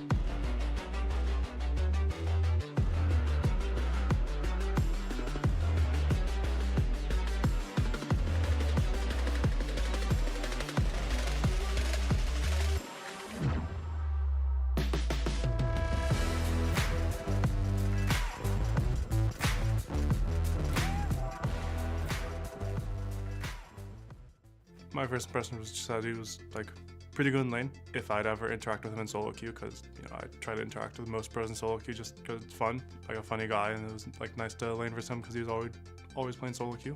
My first impressions on Quid was probably a lot like everyone else. I think that he joined a pretty underwhelming 100 Thieves, and it seemed like he suffered from pretty big stage nerves, to be honest. I had also seen him scrim because I watched the LCS team scrim in my spare time as well, and I thought that he had like a lot of potential. So like to me, he was just like a young Korean kid that like came in with like a ball of mechanics kind of vibe, as opposed to like the macro side of it. I thought that if he could just get over what was holding him back on stage, that it would be a really good player. To get to Quid's transformative spring split, we first have to go back to his debut split just before it, summer 2023. Despite the weight of such a legend of the game retiring, the only slightly changed 100 Thieves roster actually began their season with a W, a good sign for a team looking to continue their regular season form from spring 2023, where they finished third before crashing out in back-to-back best-of-5s in the postseason. Given that the only change coming into summer then was mid lane, it's a good thing the team starts off with a victory to swell their confidence. The problem is that the player in mid lane isn't a young South Korean talent, but another old Danish guy. That's right, Coach NukeDuck actually had to fill in for Quid due to visa problems at the start of the split, and shockingly they won with the Ducks' Ahri holding up quite nicely. Quid's actual debut game though, it's perhaps an omen for the rest of the season, as it's an absolute disaster. Yeah, I can't forget that. I think I was playing against Jojo Japan, Ahri, and when I first joined LCS, I thought I'll be anyone in this league, and when I play against Jojo, I felt, damn, this league isn't that easy. I just try to practice more. Squaring off against peak form Jojo Pyun on Evil Geniuses, who would later be crowned the split's MVP, Quid ends the game getting literally outfoxed by Jojo's Ahri, and ends the game a bleak 1-8, getting solo killed and just generally gapped in the process. And the trajectory does not improve from here for Quid, as 100 Thieves spend the season treading water and trying to find any semblance of stability, even losing their final week tiebreaker game to Dignitas to finish in 8th place, scraping themselves over the finish line and into the last playoff spot. Starting in the lower bracket against Team Liquid, Quid finds himself facing the other even newer to the league North American Terra APA, where a fairly unceremonious 3-1 loss ends their season. Was dead instantly, so Double lost both his sums as well, and now they're going for a fight. APA gonna get jumped on now. Score goes in, but he gets bursted down. Yawns in a rampage, and 100 Thieves may have just lost the game. They're ready for the flank. The Baron's down to about 700 HP. It's gonna be secured by Pioshik on the Sejuani as Double gets chain seat. They got him! God rips the feathers right through him. Busio's gonna drop next. Quid goes into the Guardian Angel. He's gonna resurrect, but it's only in time to watch the season end. Team Liquid will get a clean ace. They will wipe 100 Thieves off the rift. They will win this series.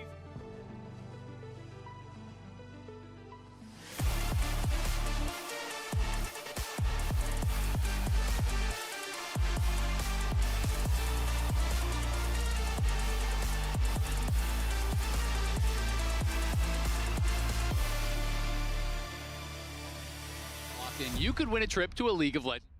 Save your MasterCard as your card on file and make a purchase from the in-client store for a chance to win. TL took game number 1 pretty explosively, I would say. It felt like, it was kind of like a surprising end how quick it happened. A delayed explosion. Yes. When Yon exploded into the base and then somehow managed to kill everyone on Shopify. Yeah. But we'll see, can Shopify drag it back a little bit? We had a lot of 2-0s last week. We did just have a 3-game series, so maybe we can make it a 6-game day. Well, this is our 9th game of the week. Last week we played 9 games. Interesting. Can we one-up it? I would hope so, guys. The weird thing is about our games is we've had a lot of really close games, but then a lot of series that end 2-0. So here we have Shopify actually choosing second pick and then also being put on red side. So this is let's call it a League Classic draft right here. It's really interesting because initially everyone was saying, okay, first pick is going to be by far the best. Blue side is going to be by far the best. And people were kind of really just defaulting to one team takes first pick, the other team takes blue side, and that's kind of like how it goes. But statistically, last pick has actually been doing better around the world. So teams are starting to change now where they're prioritizing taking last pick, which gives you the counter picks, more ability to do that, instead of going first pick. So it is interesting. Generally last pick is more powerful in a meta where there's not a ton of OPs that you just have to permaban. For sure. So maybe people are feeling like that is partially why. The tricky thing here, though, is most of the time, if you're picking last pick, the other team will blue side. Yep. Maybe it's just the blue side. I've Yeah. heard from some coaches as well that you can contest Drake a bit better from red side.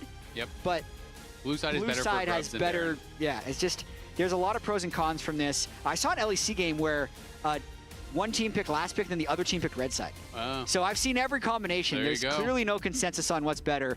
It's something that we're going to have to track as the year goes on. So the Wukong got taken away as kind of like a denial with the Orianna, but instead now we're going to have the Knockwave combo. We'll see how Jose and Quid can pilot this. It's becoming quite popular. If you time the Shockwave properly with the Nocturne ultimate, it is essentially unavoidable. You can't even flash it. Yeah. So, you have to have that timing perfect. If you do not, it just falls on its face. It looks really, really silly because the ball doesn't leash during the Nocturne ulti as he's traveling. So it's really just all about getting that timing right. We are going to have Fudge going with the Gnar as Morgan goes for his signature pick. First time we've seen him play it in NA with the Renekton. Yeah, Gnar is a bit of an old school counter pick, but definitely not an easy lane to outplay. So definitely have players who are comfortable on both sides of it. And the Nocturne Orianna is almost like specifically into Azir as well, because it's just such a good way of threatening him in side lanes. Not to mention, as we saw Inspire do, at least 3 times in his game, you can time your spell shield for the Azir ult and just really be sticky towards the Azir once you ult on. So it's a pretty dangerous combo. It's always really interesting to me too, because Nocturne, when it's in a game, really changes the dynamic of how top laners want to play. When I think of Gnar, I think of Gnar, not just like slamming the Renekton generally, but getting an advantage and being able to get push insides and sometimes threaten towers and things like that. But that is very hard to do with Nocturne on the map. If you're pushing to try to threaten tier 2s and to try to farm plates, you are really exposed. Once Renekton has Stridebreaker, dash in, slow, stun, Nocturne shows up, you're probably cooked. So it can get a lot more difficult to play those side lanes, and that's something that Fudge is going to have to be really aware of. Yeah, you kind of also have to just save your hop in so many situations. I doubt that Jose is going to want to ult up there early, but definitely in the mid game. Plus, we'll see if Jose is still a slave to Yon and Core JJ, as he was borderline tethered to bottom lane for the majority of that last game. You can't say it wasn't the right decision though, with how fed Yon ended up getting. I mean, even last year with TL, when they were super struggling, everyone's like, yeah, but Yon, though. Yon is still playing really well, right? And TL, very clearly, we're going to rebuild the roster. It was going to be around Yon. And so, Jose spending some time down there, but I think rightfully so. A lot of support bans coming through from Shopify, as Nico as well as Lulu are going to be taken away here. Ezreal going to be banned. I wouldn't have been surprised to see Xayah get banned away, because Ezreal, Xayah, to me, are like two of the hardest to dive on. Yeah. And so now I think we're just going to get Xayah Rakan, which I feel like TL maybe dropped the ball a little bit banning the Nautilus instead, because the Knockwave combo is way less effective against Xayah. It's actually one of the only AD carries in the game that can effectively dodge it. I agree, actually. The Ezreal makes sense because B-Boy's Ezreal is insanely good.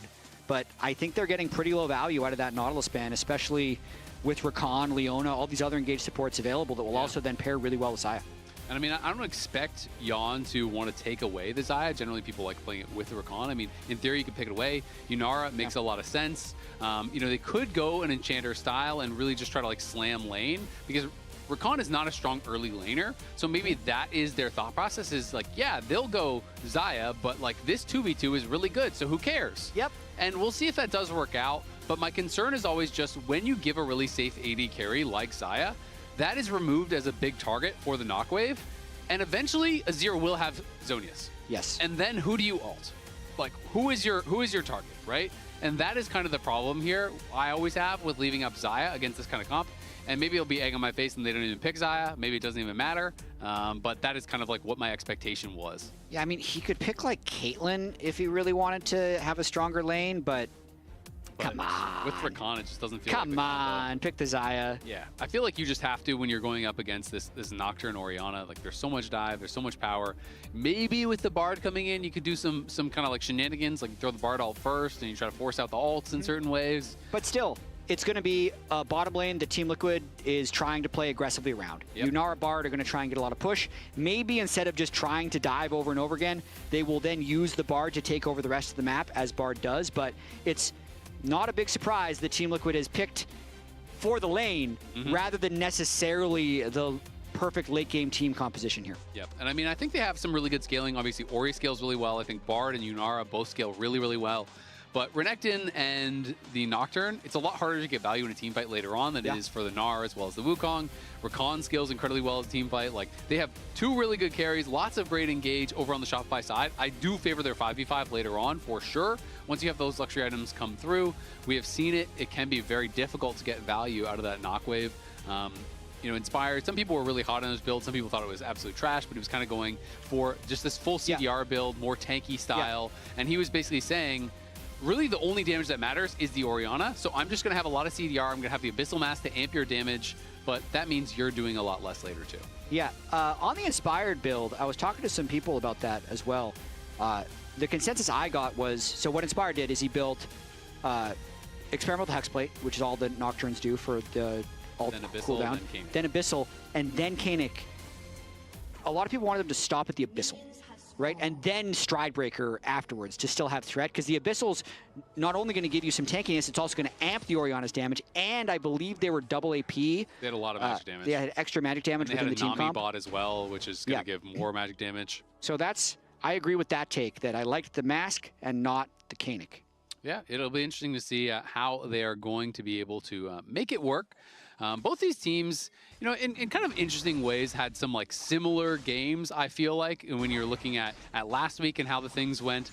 These were their gold drafts all kind of like overlaid, you know, where there were some throws or some things that didn't kind of go to exploitation. For sure, but these are multiple games where they were actually winning past 25 minutes and then lost the game. So neither of these teams are going to walk away feeling super happy, but they're also not going to walk away feeling hopeless, because you can always say, well, we were in a position to win and then. So it's a better mindset to go into the off week with. But speaking of that, like this last game, Shopify was kind of in it until they weren't. So they're the ones that have had that happen multiple times now, and Team Liquid trying to pull themselves back.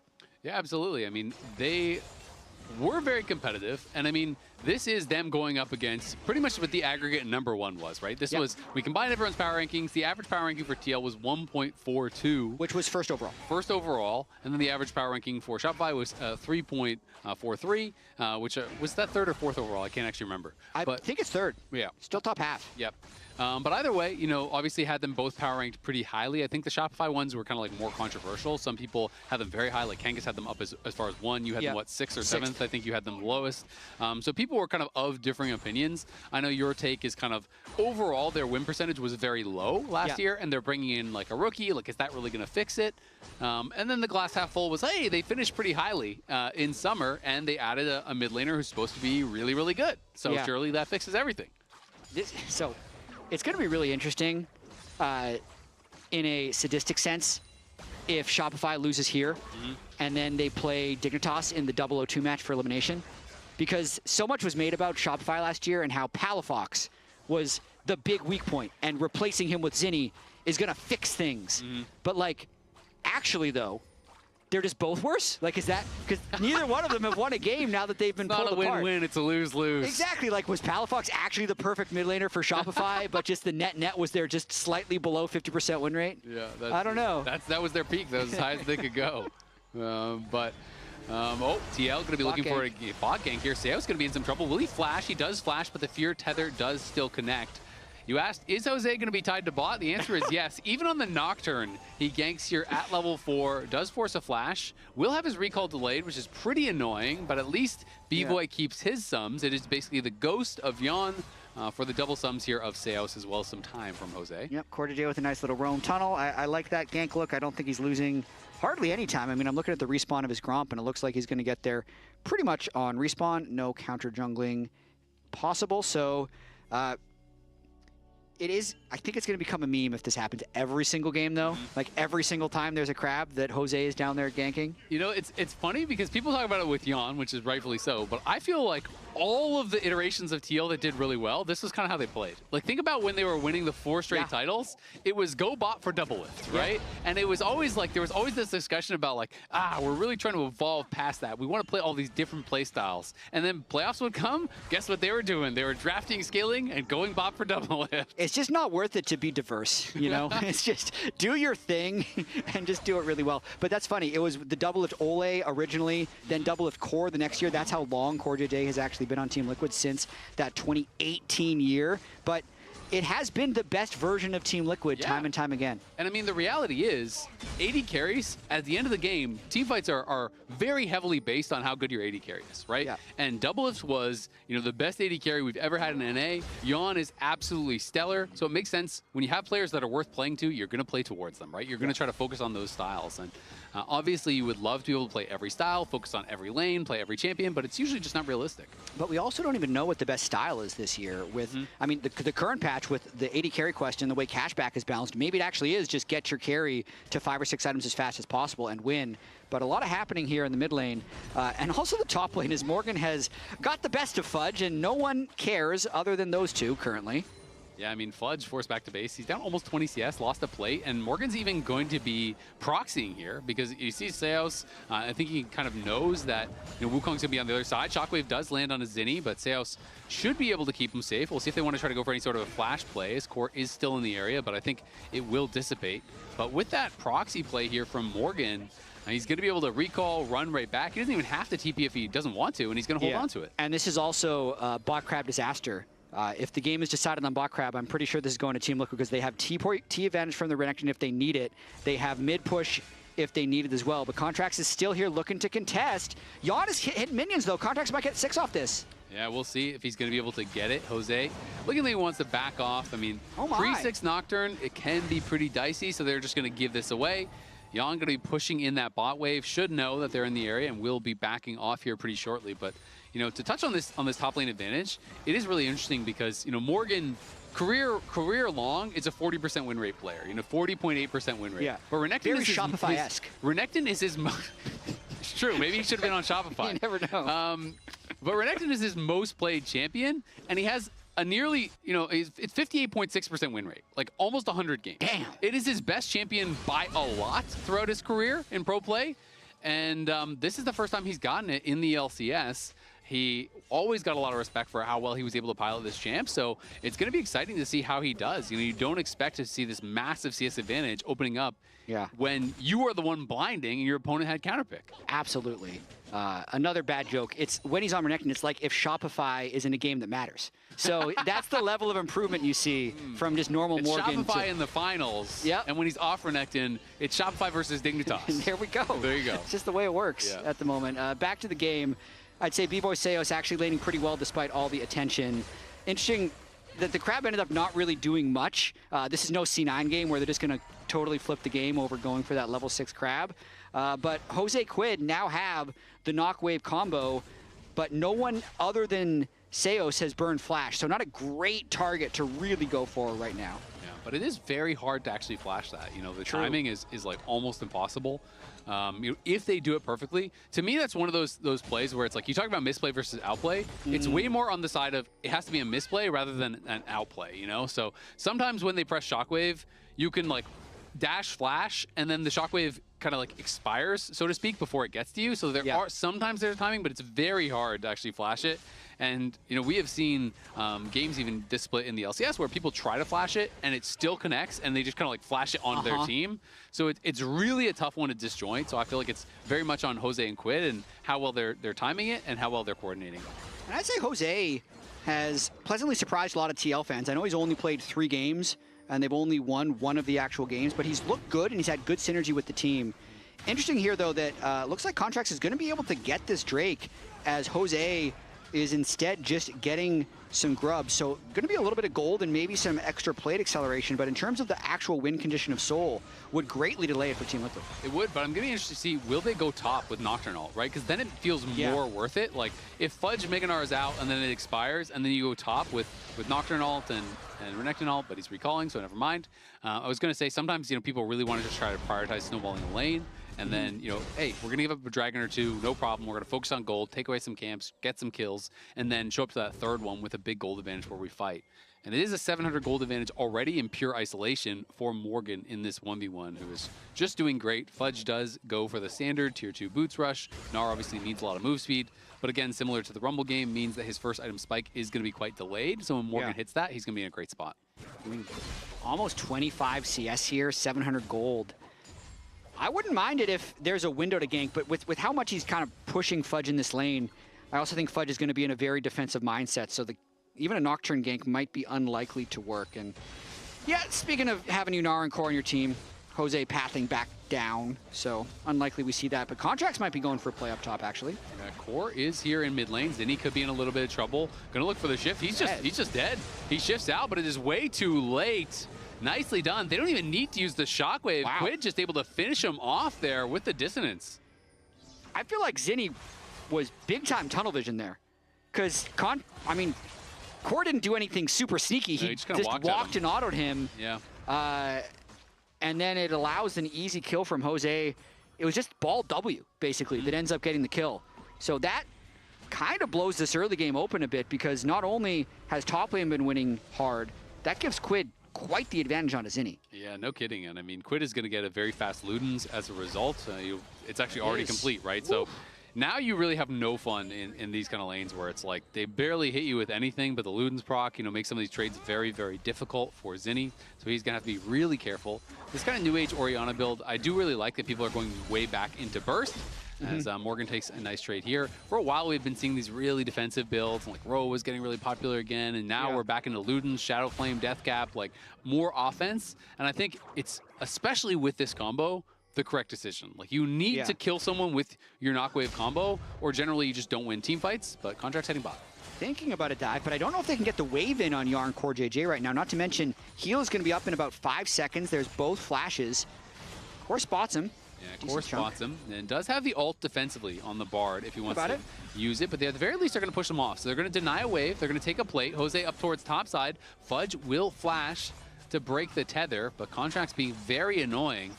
And it's kind of just a trade of top getting star for bot getting star. But I think Shopify are pretty happy with that, considering how much focus is generally given to Yon. Yeah. And if B-Boy's in a great spot, he's going to be tough to kill again this game. On the Xayah, Quid flashing forward, going to be a trade of flashes. Core looking for the Tempered Fate, does connect. I think they got him. Anytime the binding, he can. Of course he can. It's another easy kill here for Quid, but Yon on the bot side, maybe going to get taken down. B-Boy does commit the flash and the Featherstorm, gets the kill, completes the role quest.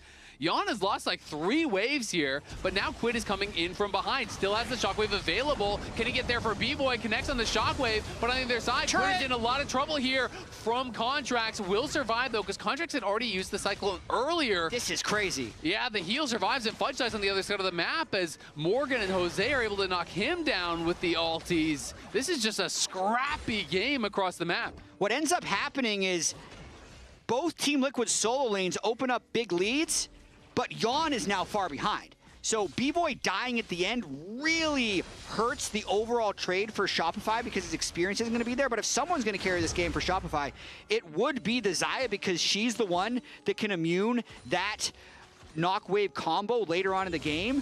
And Yon is just LOLing them in all chat, because they set the farm for him. Meanwhile, they lose a turret top, 2 plates, the Gnar, the Xayah, and plates mid. So, like, net, it's a big advantage for Team Liquid. Yeah, and this is just going to be really problematic dealing with Quid. Quid is so fed right now, and he is even grabbing the Sork boots, so going to have a lot of spell pen. It is all burst. Lucidity is so popular these days for that move speed on those tier 3 upgraded boots, but at this point, I mean, he already has 6 stacks on the Darksteel, already has the tier 2 boots. He's got a lot of AP behind him, and he is going to be a menace. Yeah, I mean, he's no role quest yet, and he's swapped to mid, but I feel like he's so close to the role quest, it's probably not going to matter. Sometimes you can get in these awkward situations where your mid laner gets role quest, wants to leave, but it's going to delay your role quest. But he's definitely scaling now. If he's playing correctly and not egoing too hard about needing to be ahead of the other AD carry, he knows his solo laners are in a great spot right now, so he just needs to be late game insurance for the solo laners who are likely to carry the game. Yeah, Core could be in some trouble here. Tries to go for the defensive ulti. He gets scooped over the wall. Zinni just saved him. Whoa! And the shockwave across everybody. There's the knockwave. Yon, Jose, and Quid delete him as Zinni is playing for the wrong team. He scooped Core across the wall, saved him, and his whole team dies. There ain't no way. That is just insult to injury right there. Core JJ, the most dead a Bard should be, and it felt like as he got scooped, everyone else got ulted. Like, how insane was that timing into a 4-man shockwave from Quid, who has the most damage on the team Just an insane sequence. And now Morgan's trying to dive B-Boy. Yeah, Morgan has to flash out, but in case you missed it, the Power Spike moment means that MasterCard card holders can click on the link pinned in chat for their chance to win $50 in RP. So thanks, Jose. Try to go get that now. The Soul Lane's so far ahead for TL. I want to see that replay because Core was just trying to self-ult to delay. He was trying to keep himself alive. Yeah, even if it's a late replay, like we need to show this play, we need to see that play again. Fudge, he's toast. He's dead too. Yeah, that is unfortunate for Fudge there, and that is going to be an ISO death here. And our stats guy was digging up some interesting stats. I've heard about this. To stay the least here. What do you think? Not a good look for either player. So the good news is Baus is on a 4-game win streak. After starting with 4 straight losses. So does this mean Fudge is going to lose 4 games in a row and then win 4 games in a row? Let's find out. If they are actually the same player. The real question is not how many ISO deaths it is. It's how many good deaths you have, How good are those ISO deaths? How much damage per death are you able to pull off as well? Yeah, and unfortunately this one, Fudge is not getting a lot. It is nearly a 6,000 gold lead at 15 minutes, which quick math is not looking good. So this will be an interesting game if we see a comeback. Because I do think, big if. Finally the replay. Okay. He's trying to self-ult. Gets scooped out. That's crazy. He's just like walking away. But then look at the shockwave, man. Oh, boy. How does it, that's one of the biggest, like, from edge to edge, he hit everybody. That is a 4-man That is everyone's reaction. Core tries to self-ult just to delay, gets scooped over the wall, lives, the whole team dies, and he's like, okay, that's why we got Quid. Coaching, baby, yes. Yeah. Told me to do that. Ooh, he's a Magi. Quid is feeling it this game, as that is going to be a forced ult out from B-Boy. Okay. Shadow Flame's almost done. He's got 14 stacked Magi's, a Luden's tier 3 boots, and a 3,000 individual gold lead at 16 minutes. What do you think? I think he's fed. But, as we were saying, I do feel like our feel for what a throw used to be is no longer what a throw is. And it's because the magnitude of your mistake is multiplied more in this season than in past seasons. So objective bounties are even on right now.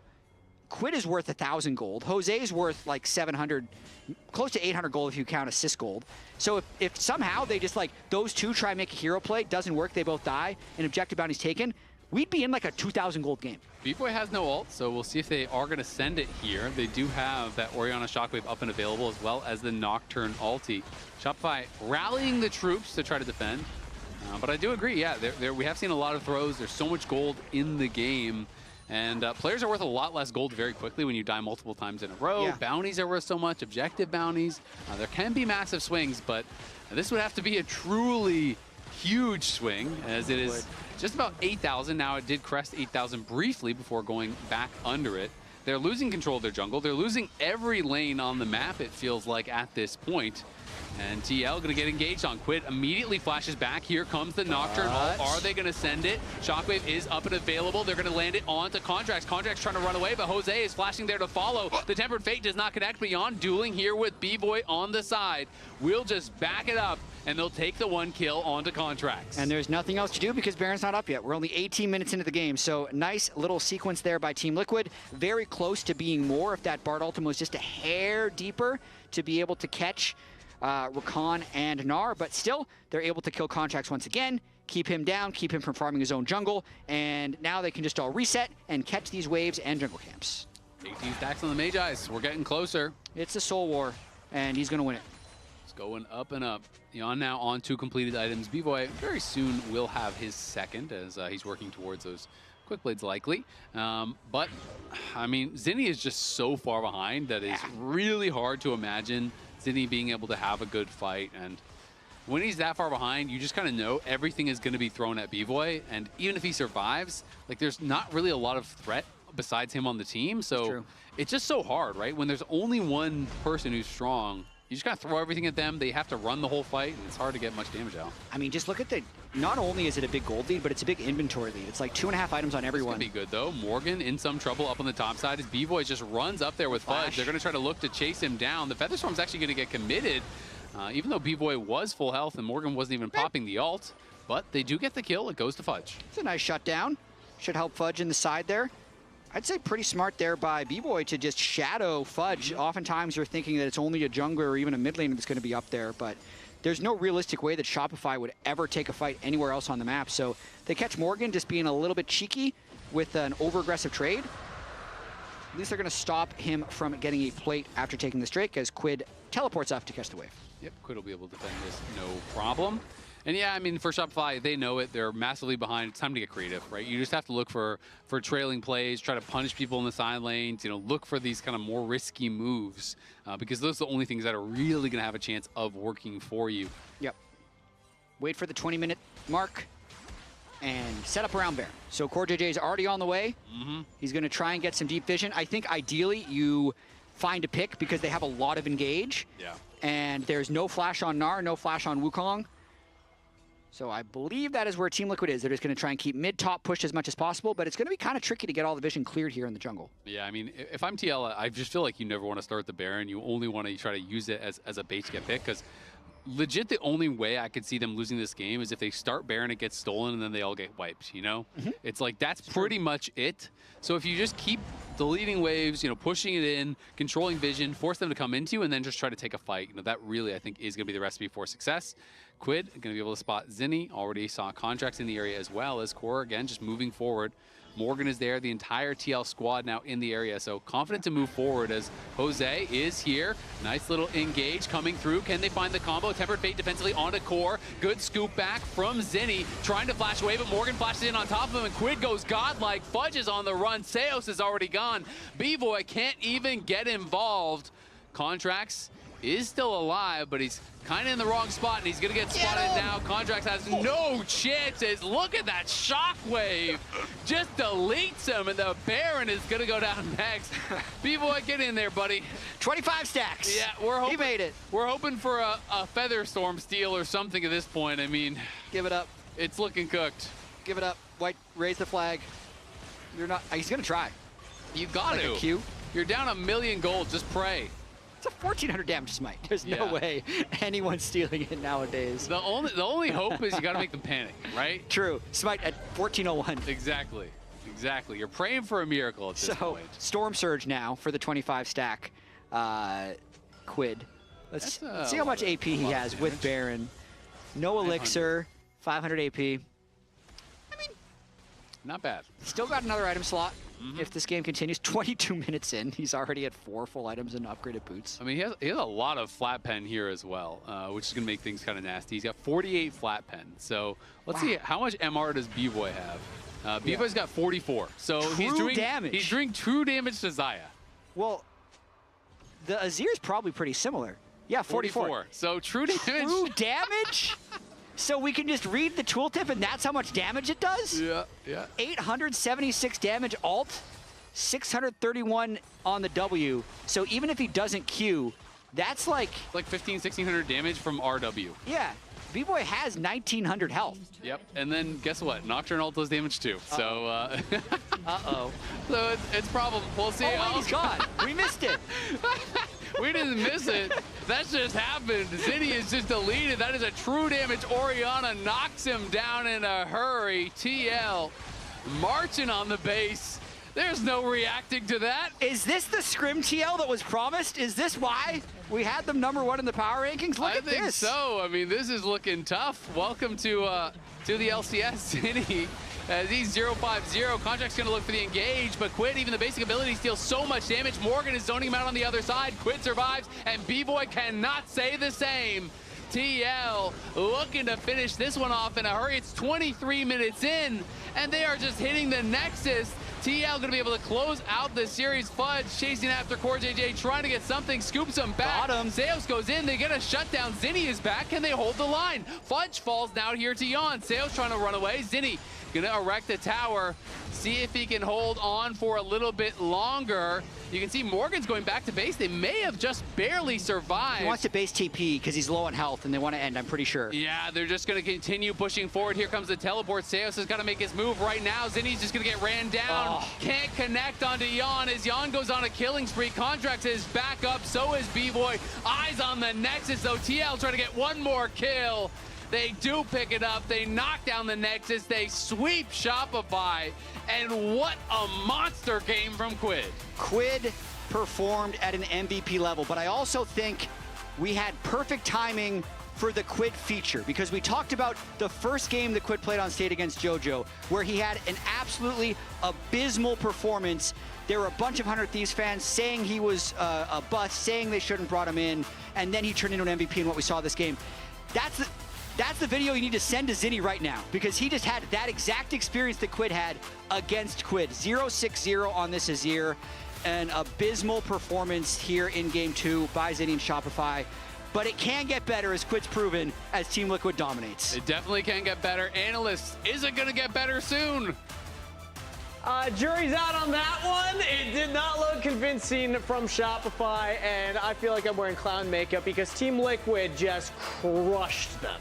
I feel like, can I rat you out? Go for it. Stream? Okay, so Demonte came back Oh no! and told Kangas to stop rooting for his team because Yeah, he might be it's a curse. bad when the team is You're asking like you to me stop with supporting KT, them. Yeah, So the cast, it's unlucky. The cast asked if it's all Yeah. good here. For me, it's not, as I had a major spillage. Yeah. That's it. You could have gotten away with it. Nobody Raz saw also you. accidentally dumped a can of Coke on me. We'll see if Quid gets spelled on the way out. We all have Quid for the Quid will be post-game joining us interview. shortly. I do think, though, Quid's story of kind of persevering right after having such a rough debut is something we could have put him on the debut, and I feel like his would have been one of the roughest to see, right? So there is always hope. Let's go! Happy to have you. Monster performance, Good stuff. man. Nice. Incredible right there. We were asking a question of when you have Orianna Nocturne, who takes credit for the play when you're both pressing ult at the same time? Do you feel like you take more credit for that last game? Then Jose Dioto? Than Who Jose gets more Dioto? Who credit? gets more credit? The Nocturne or the Orianna? I think whoever called, like, how to say? Whoever calls for the play? Whoever called the play. Whoever called the play? Okay, who's calling that Was it play? you or was it Jose Dioto?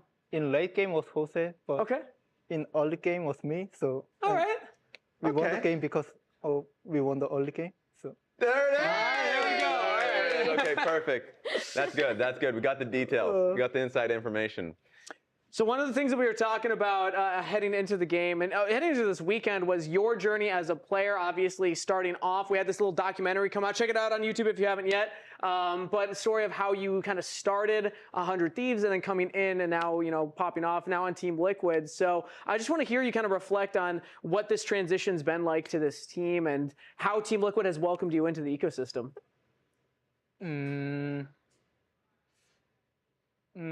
Like moving to TL. Yeah, from TL 100 specifically. Yeah. Like I wanted to improve my macro thing, and I joined Team Liquid. Like the biggest reason I moved to TL was Core. Yep. Yeah, he has such a good experience about League, and I wanted to learn from him. And after we lost to C9, like I felt like I still keep playing like when I was in 100 Thieves, not using my brain well. And I'm really I really want to say thank you to Core that like even that's not even his job. Like he's looking my macro in mid game stuff. Just cool. suggest to like if you do this, it's gonna be better. What do you think about that? Something like that. So it was my first time getting that kind of feedback. Yeah. So yeah, it's feeling really nice, and thanks for. Shout out Core JJ. Yeah, That's no. awesome. I would have assumed Core would be like that. What's the best piece of advice Core has given you for your macro play? I still think it's a like small detail, but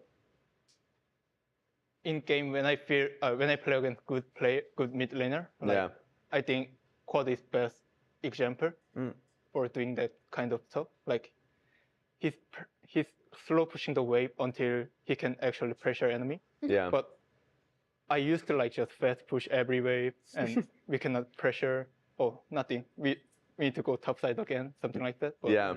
I think it's a small detail, but it makes enemy feels really hard to play against him. Nice. How does it feel working with honestly Spawn, because like you were able to bring in spooks from the old environment on 100 Thieves, but working with Spawn has to feel different, right? Because he feels a lot more angry than like Golden Glue and Spawn. Yeah, like to be honest, I was expecting like him to be more angrier than my like when I joined Team Liquid, right? Yeah. I expect like he's an angry guy. Like when I make mistake, he's gonna yell at me or something like that. But Yeah. when I joined and first talked with Jake, he said I decided to be a happy guy from this year. So You found a good Spawn year. I don't get the chance to see he's angry. Hey, let's see. It's just the first month, okay? Plenty more opportunities. Yeah. But do you know who got Player of the Game for this one? This game? Or Yeah. Who would you give it to? Gotta be me, I guess. There it Let's is. see. You nailed it. It Who is wins you. Player of the Game? It is, of course, Quid. Team Liquid Alienware Yes. Quid. 9-1-5. That's crazy. That is insane. I didn't pick you up for fantasy this week. I feel foolish. That would have been a lot of points. Yeah, you should Yeah. feel foolish. Yeah. Though I think my points are also pretty low. Let's see what the fan voted for this one. It's definitely you. They agree definitely with you as Yeah, well. wow. A 0.7 for Jan. Oh, Wow. That's like probably one person out there. But no, like it's great to be able to see this team come together. Yeah. Obviously, a question that I would ask you is, coming from last week, you guys faced C9. That's the expectation of like the top 2 teams within the league. But what is your expectation with Team Liquid as a team? I know Morgan just came in before week 1, but now that you've had some practice, how's it been feeling for you? I still have confidence that we're gonna be best team in LCS, and I think we kind of proved it in this week. Obviously, I think C9 is stronger opponent than Shopify, but Yeah. I still feel like we showed how we practice in scrim. Yeah. So I think if we keep going forward, then we're gonna be the best team in LCS. A lot of people, a lot of other teams are echoing that sentiment as well. The Team Liquid are, the best in scrims, behind the scenes, all kinds of stuff. But Player of the Game win for you for that last game. Let's take a look at the other player of the games. Even your coach Spawn, happy Spawn over there. Spawn, are you gonna be happy this year? He says no. He lied. Wow. Okay. Well, Look back in fear. some conflicting information here. But here's the player of the games. Jan took it in game number 1. Quid, of course, here in game number 2. And then we had 3 games between FlyQuest and Sajed. But now let's take a look at the updated bracket. Next week is going to be the conclusion of the Swiss stage with the top 6 teams Let's go. advancing to the bracket stage. But first, we need to determine the matchups in our 1-in-1 pool. So it's time for the draw. We're making a slight adjustment to the order. First draw will now have a right of selection in match 1. Second draw will have right of selection in match 2. And then third draw will match up against the first draw. And the final team draw will compete in the second matchup. Unless TSG and Sentinels will be drawn together, in which case matchups will be automatically determined because we can't have that rematch there. So with that being said, we actually have Quid, you with us right now. So let's take a look here. You have the bowl in front of you for all the teams that are in the 1-in-1 bracket. We will have to draw those, so please. Swirl it around a little bit. Let's get some Swirl it mixing. around. Let's get some mixing. Let's see what we got. And the first team drawn. Okay. Here we go. My palms are sweaty. Ooh, what? Oh. Okay. DSG. We can take that one Disguise, the first team. Yeah, hand that one to Emily. Emily will hold the first matchup, and then Raz will the second. So now this next one. DSG. Who's in here? These are other 1-in-1 teams. So you It could be in here. Yeah. Sentinels and Lion. Yep. Okay. Ooh. Okay, yeah, a little bit more orangey. Yeah, A little bit more. What are you looking? Oh, okay, what do you feel? Dark black balls. You cannot see. Do you want DSG first of all? It feels like maybe you're trying to draw them. Okay, that's the energy. That's the energy coming in from Team Liquid. Is that the Team Liquid card? He felt it! All right, so that means Team Liquid is not going to play against Disguise because they're filling out the bracket here. So you're going to get one of the other two. So Raz, I'm going to have you hold this one. Thank you very much. I believe. Now we're going to draw the next one, and I believe we actually have it already because of the tiebreakers. So we can have you pull it up, and then I'll hand it to the right person. Let's see who the next one's going to draw. Huh? DSG, right? We already have it DSG and out. Sentinels can't face each other because of the tiebreakers. But let's take a look at that. and we'll pass it just for the fun. Yeah, here we go. And there is Lion. Yep. So because Sentinels cannot play against DSG due to the rematch, Lyon will automatically go up against DSG. And now, if you can open the last one for us, Quid. Give it to me. That's going to be Sentinels versus Team Liquid. There you go. Okay. So you got Sentinels on the draw. How do you feel about it? I'm excited. I'm playing versus my old coach. Oh, true. Golden Glue. True. It's gonna be fun to play.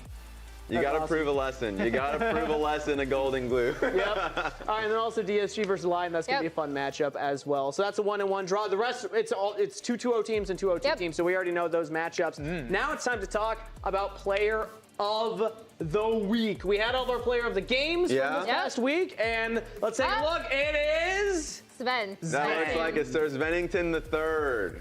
Emily, how do you feel about him? Because I think you're the one that ended up voting for Sven while my vote went towards Jose. Yeah, I think Sven is kind of, I feel like he's weirdly underrated on his own team a lot of the times. This is the team fight that I feel like definitely, it was a standout play from him. I remember talking to him afterwards and he was like, yeah, I was just like really, really popping off, super saw the angle. So, I mean, he did particularly well this week, I think, in their series against Lyon in the 2-0, 10-4-6. So, yeah. The second C9 player to be able to win Player of the Week so far this split. True. Also, Oh, yeah, true. APA won it. Week 1. And his team fights were extremely solid, and that was perhaps the series to watch. Yes, C9 went up against Team Liquid. I felt like the top two teams. I mean, we'll see how Lyon shakes up as well, but that was also a team that people perceived to be top 3 within that upper echelon, and so that was the matchup people were looking at. So for Sven to show up in that series makes a lot of sense. And remember, we had an overreaction at the beginning of the 2 that C9 would go undefeated up until upper bracket finals, and then they would lose. And then fall off there. I want to ask Quid. This was a fan that sent this in, an overreaction saying that C9's going to fall off in playoffs. What do you think about C9? And is Team Liquid going to be the team that begins their fall off? He's just going to say yes. I'm setting it up so that way we can clip it and then boom, that starts a smack talk for the next match. Okay, look directly in the camera then. We'll see. Okay, all right, fair enough. Let's take a look at the updated Swiss bracket because we do have the 2-0 teams and the 0-2 teams. C9 versus Fly, the 1-1 draw already happened, and then the 0-2 teams, Dignitas versus Shopify Rebellion. Yeah, and the one thing that I do want to make a point of is, of course, is there for at least the 1 and 2 teams, there are 3 teams. 2 teams will move on from the 1 and 2s. One major point to talk about is the fact that one of these 1 and 2 teams will move on towards the playoffs, and that's going to be based off of tiebreakers. One example being, of course, game scores as well. Meanwhile, there's going to be an extra game, a bonus game next Sunday between the 1 and 2 teams against each other. So that's one thing that I want to be able to point out that will make things easier.